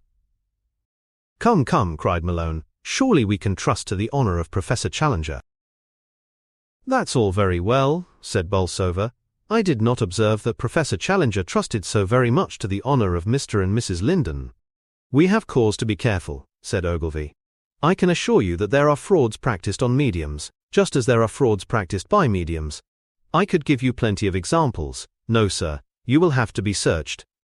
It won't take a minute, said Lord Roxton. What I mean, young Malone here, and I could give you a once-over in no time. Quite so, come on, said Malone. And so Challenger, like a red-eyed bull with dilating nostrils, was led from the room. A few minutes later, all preliminaries being completed, they were seated in the circle, and the séance had begun. But already the conditions had been destroyed. Those meticulous researchers who insist upon tying up a medium until the poor creature resembles a fowl trussed for roasting, or who glare their suspicions at him before the lights are lowered, do not realize that they are like people who add moisture to gunpowder and then expect to explode it. They ruin their own results, and then, when those results do not occur, imagine that their own astuteness, rather than their own lack of understanding, has been the cause.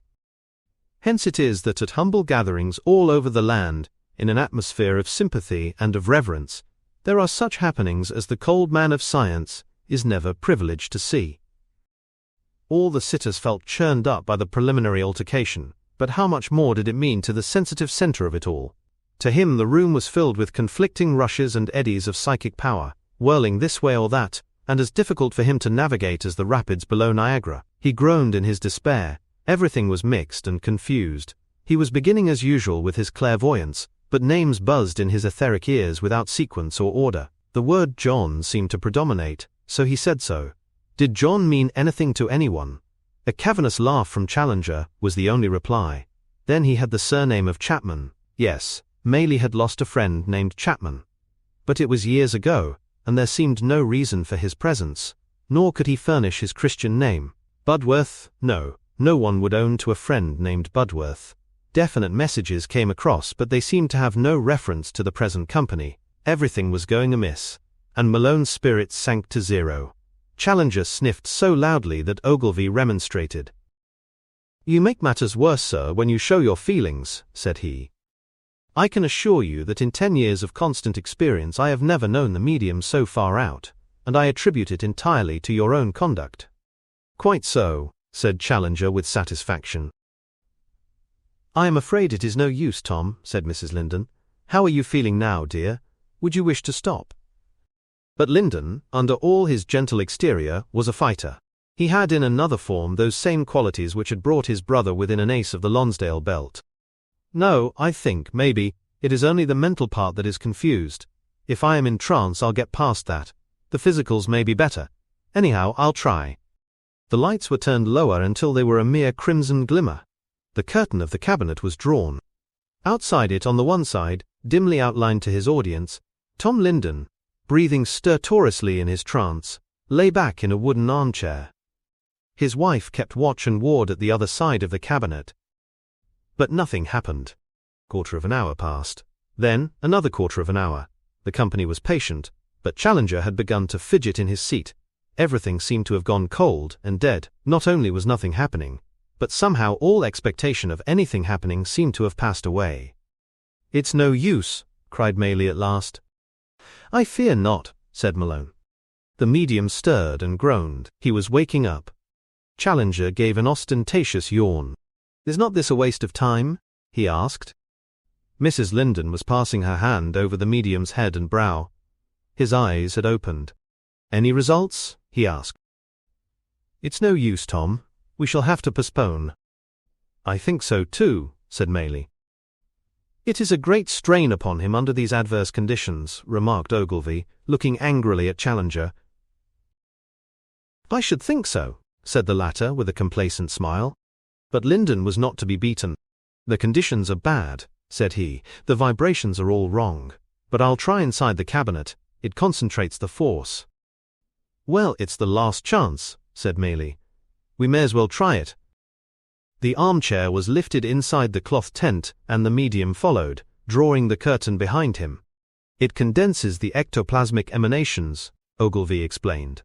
"No doubt," said Challenger. "At the same time, in the interests of truth, I must point out that the disappearance of the medium is most regrettable."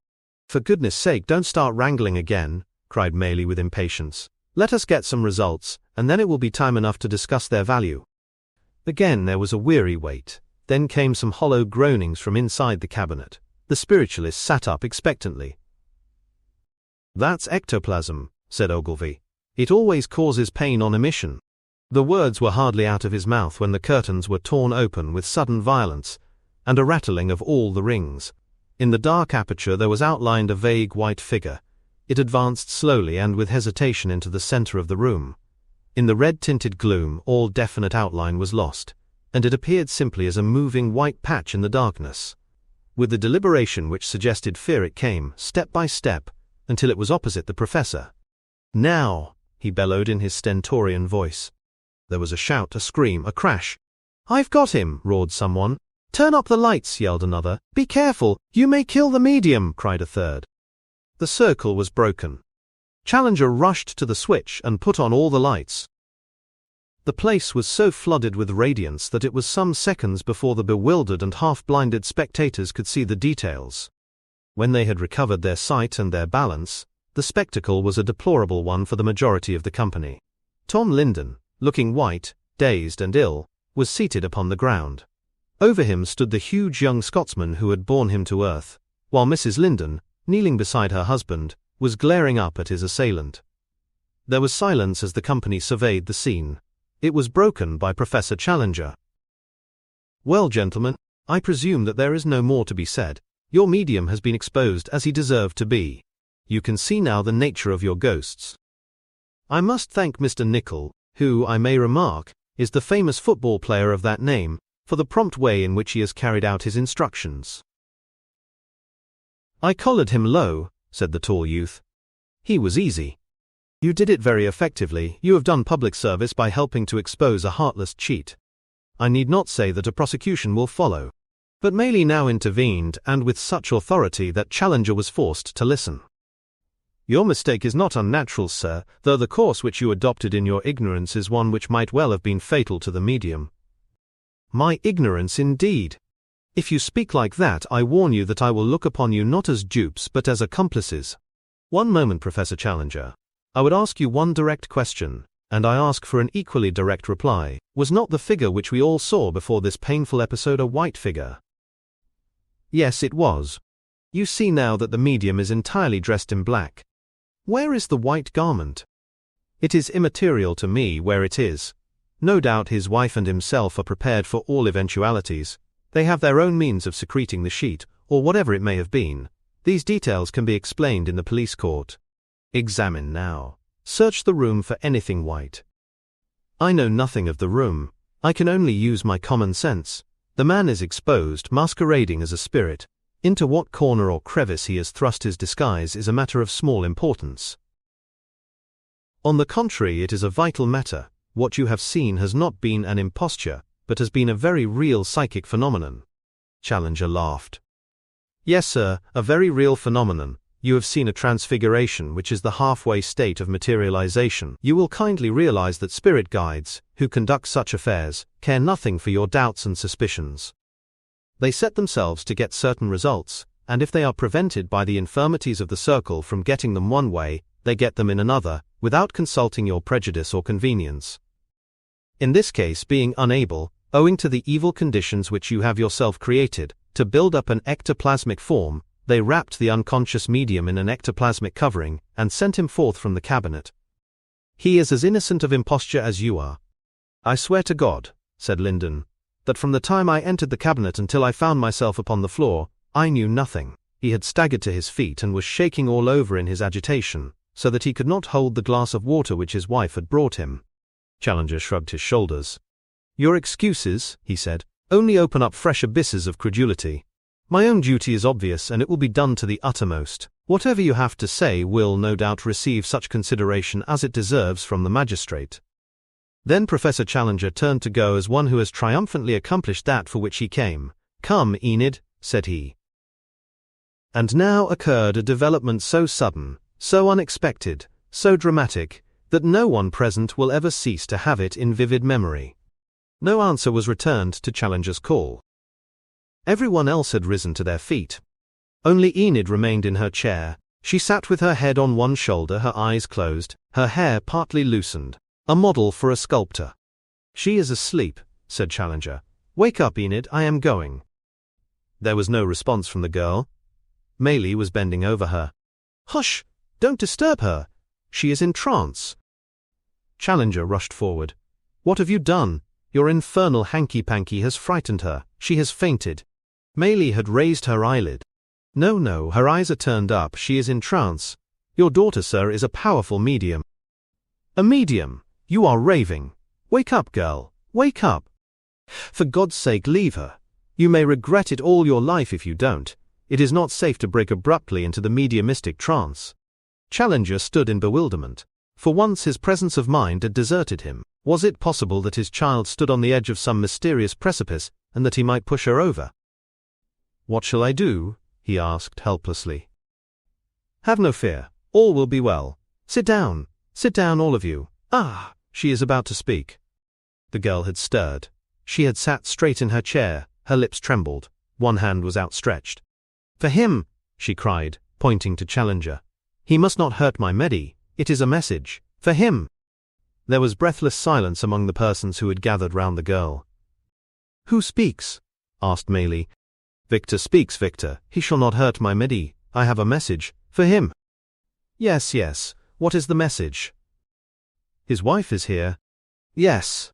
She says that she has been once before, that she came through this girl. It was after she was buried. She knock and he hear her knocking, but not understand. Does this mean anything to you, Professor Challenger? His great eyebrows were bunched over his suspicious, questioning eyes, and he glared like a beast at bay from one to the other of the faces round him. There was a trick, a vile trick. They had suborned his own daughter. It was damnable. He would expose them, everyone. No, he had no questions to ask. He could see through it all. She had been won over. He could not have believed it of her, and yet it must be so. She was doing it for Malone's sake. A woman would do anything for a man she loved. Yes, it was damnable. Far from being softened, he was more vindictive than ever. His furious face, his broken words, expressed his convictions. Again the girl's arm shot out, pointing in front of her. Another message. To whom? To him. The man who wanted to hurt my Medi. He must not hurt my Medi. A man here, 2 men, wish to give him a message.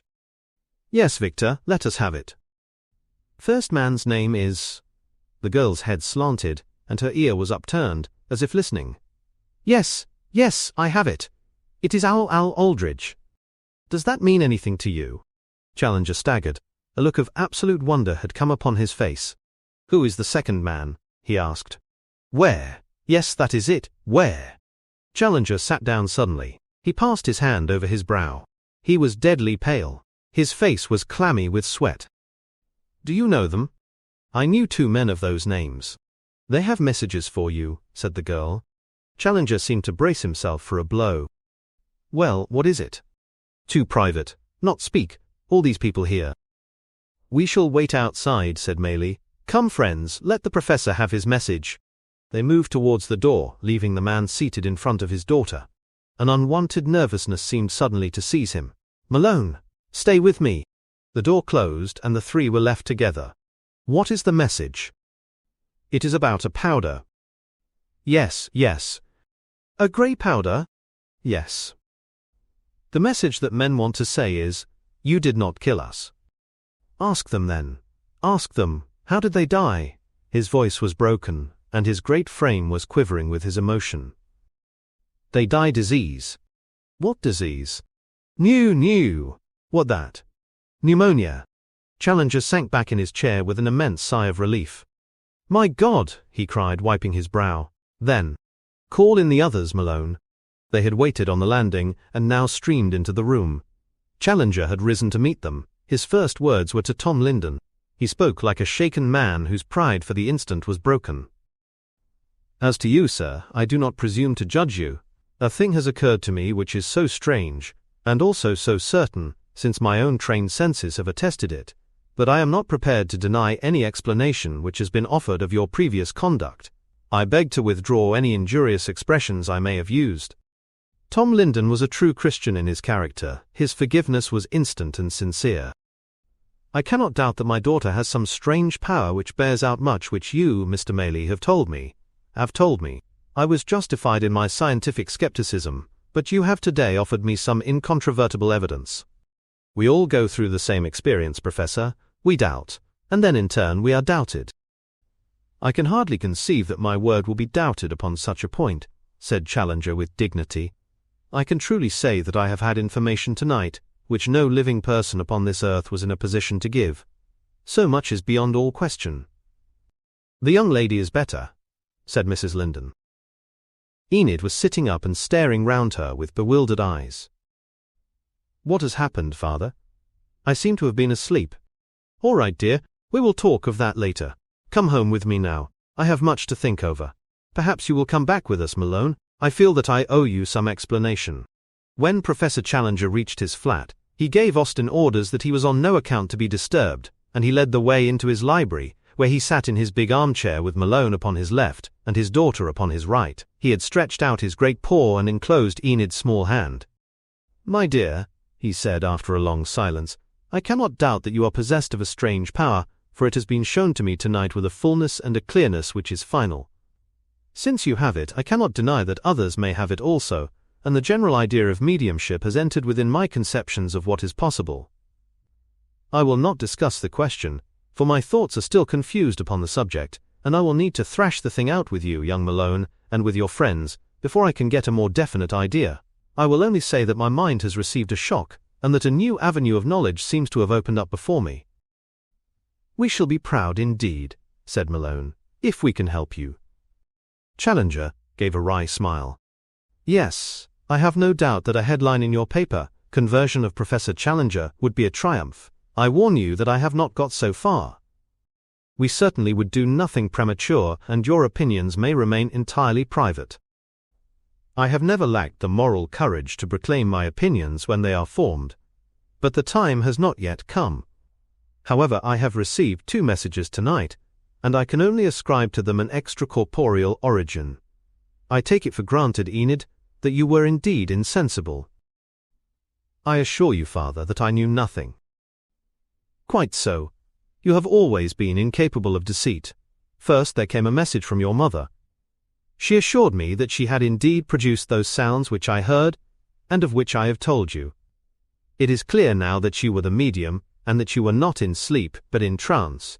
It is incredible, inconceivable, grotesquely wonderful, but it would seem to be true. Crooks used almost those very words, said Malone. He wrote that it was all perfectly impossible and absolutely true. I owe him an apology.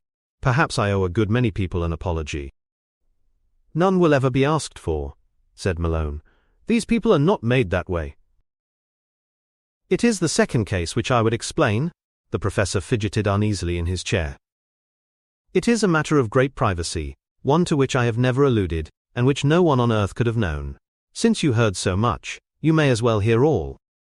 It happened when I was a young physician, and it is not too much to say that it cast a cloud over my life, a cloud which has only been raised tonight. Others may try to explain what has occurred by telepathy, by subconscious mind action, by what they will, but I cannot doubt, it is impossible to doubt, that a message has come to me from the dead. There was a new drug under discussion at that time. It is useless to enter into details which you would be incapable of appreciating. Suffice it that it was of the datura family, which supplies deadly poisons, as well as powerful medicines. I had received one of the earliest specimens, and I desired my name to be associated with the first exploration of its properties. I gave it to two men, Ware and Aldridge. I gave it in what I thought was a safe dose. They were patients, you understand, in my ward in a public hospital. Both were found dead in the morning. I had given it secretly. None knew of it. There was no scandal, for they were both very ill, and their death seemed natural. But in my own heart I had fears. I believed that I had killed them. It has always been a dark background to my life. You heard yourselves tonight that it was from the disease, and not from the drug, that they died. Poor Dad, whispered Enid, patting the great hirsute hand. Poor Dad, what you must have suffered. Challenger was too proud a man to stand pity, even from his own daughter. He pulled away his hand. I worked for science, he said. Science must take risks. I do not know that I am to blame, and yet, my heart is very light tonight. Chapter 17. Where the Mists Clear Away. Malone had lost his billet and had found his way in Fleet Street, blocked by the rumour of his independence. His place upon the staff had been taken by a young and drunken Jew, who had at once won his spurs by a series of highly humorous articles upon psychic matters, peppered with assurances that he approached the subject with a perfectly open and impartial mind. His final device of offering £5,000 if the spirits of the dead would place the 3 first horses in the coming derby, and his demonstration that ectoplasm was in truth the froth of bottled porter, artfully concealed by the medium, are newspaper stunts which are within the recollection of the reader. But the path which closed on one side had opened on the other. Challenger, lost in his daring dreams and ingenious experiments, had long needed an active, clear-headed man to manage his business interests and to control his worldwide patents. There were many devices, the fruits of his life's work, which brought in income, but had to be carefully watched and guarded. His automatic alarm for ships in shallow waters, his device for deflecting a torpedo, his new and economical method of separating nitrogen from the air, his radical improvements in wireless transmission, and his novel treatment of pitchblende, were all moneymakers. Enraged by the attitude of Cornelius, the professor placed the management of all these in the hands of his prospective son-in-law, who diligently guarded his interests. Challenger himself had altered. His colleagues, and those about him, observed the change without clearly perceiving the cause. He was a gentler, humbler, and more spiritual man. Deep in his soul was the conviction that he, the champion of scientific method and of truth, had, in fact, for many years been unscientific in his methods, and a formidable obstruction to the advance of the human soul through the jungle of the unknown. It was this self-condemnation which had wrought the change in his character. Also, with characteristic energy, he had plunged into the wonderful literature of the subject, and as, without the prejudice which had formerly darkened his brain, he read the illuminating testimony of Hare, De Morgan, Crookes, Lombroso, Barrett, Lodge, and so many other great men, he marveled that he could ever for one instant have imagined that such a consensus of opinion could be founded upon error. His violent and wholehearted nature made him take up the psychic cause with the same vehemence, and even occasionally the same intolerance with which he had once denounced it, and the old lion bared his teeth and roared back at those who had once been his associates. His remarkable article in The Spectator began, "The obtuse incredulity and stubborn unreason of the prelates who refused to look through the telescope of Galileo and to observe the moons of Jupiter has been far transcended in our own days by those noisy controversialists who rashly express extreme opinions upon those psychic matters which they have never had either the time or the inclination to examine." While in a final sentence, he expressed his conviction that his opponents did not in truth represent the thought of the 20th century, but might rather be regarded as mental fossils. Critics raised their hands in horror, as is their wont, against the robust language of the article, though violence of attack has for so many years been condoned in the case of those who were in opposition. So we may leave Challenger, his black mane slowly turning to grey, but his great brain growing ever stronger and more virile as it faced such problems as the future had in store. A future which had ceased to be bounded by the narrow horizon of death, and which now stretched away into the infinite possibilities and developments of continued survival of personality, character and work. The marriage had taken place.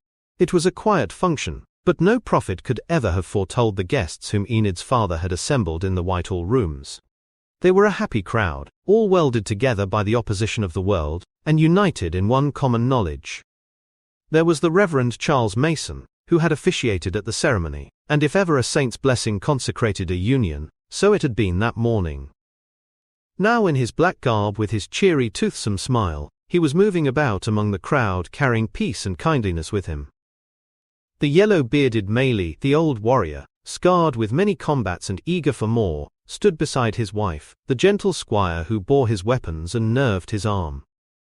There was Dr. Maupuey from Paris, trying to make the waiter understand that he wanted coffee, and being presented with toothpicks, while the gaunt Lord Roxton viewed his efforts with cynical amusement. There too was the good Bolsover with several of the Hammersmith circle, and Tom Linden with his wife, and Smith, the fighting bulldog from the north, and Dr. Atkinson, and Mervyn the psychic editor with his kind wife, and the two Ogilvies, and little Miss Delicia with her bag and her tracts, and Dr. Ross Scotton, now successfully cured, and Dr. Felkin, who had cured him so far as his earthly representative, Nurse Ursula, could fill his place. All these and many more were visible to our 2-inch spectrum of color, and audible to our 4 octaves of sound. How many others, outside those narrow limitations, may have added their presence and their blessing, who shall say? One last scene before we close the record. It was in a sitting room of the Imperial Hotel at Folkestone. At the window sat Mr. and Mrs. Edward Malone gazing westwards down Channel at an angry evening sky. Great purple tentacles, threatening forerunners from what lay unseen and unknown beyond the horizon, were writhing up towards the zenith. Below the little Dieppe boat was panting eagerly homewards. Far out the great ships were keeping mid-channel as scenting danger to come. The vague threat of that menacing sky acted subconsciously upon the minds of both of them. "Tell me, Enid," said Malone, "of all our wonderful psychic experiences, which is now most vivid in your mind?" "It is curious that you should ask, Ned, for I was thinking of it at that moment.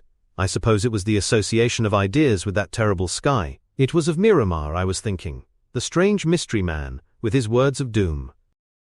"And so was I." "Have you heard of him since?" "Once and once only. It was on a Sunday morning in Hyde Park. He was speaking to a little group of men. I mixed with the crowd and listened. It was the same warning." "How did they take it? Did they laugh?" "Well, you have seen and heard him. You could not laugh, could you?"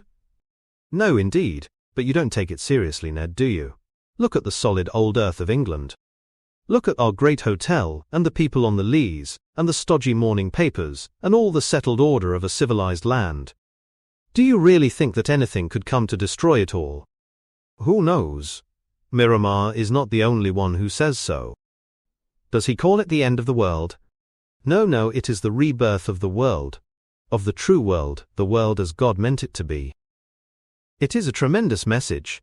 But what is amiss? Why should so dreadful a judgment fall?" "It is the materialism, the wooden formalities of the churches, the alienation of all spiritual impulses, the denial of the unseen, the ridicule of this new revelation. These are the causes according to him." "Surely the world has been worse before now." "But never with the same advantages.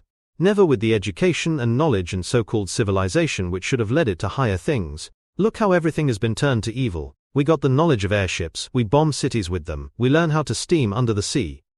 We murder seamen with our new knowledge, we gain command over chemicals, we turn them into explosives or poison gases. It goes from worse to worse. At the present moment, every nation upon earth is plotting secretly how it can best poison the others. Did God create the planet for this end, and is it likely that he will allow it to go on from bad to worse? Is it you or Miramar who is talking now? Well, I have myself been brooding over the matter, and all my thoughts seem to justify his conclusions. I read a spirit message which Charles Mason wrote. It was, the most dangerous condition for a man or a nation is when his intellectual side is more developed than his spiritual. Is that not exactly the condition of the world today? And how will it come?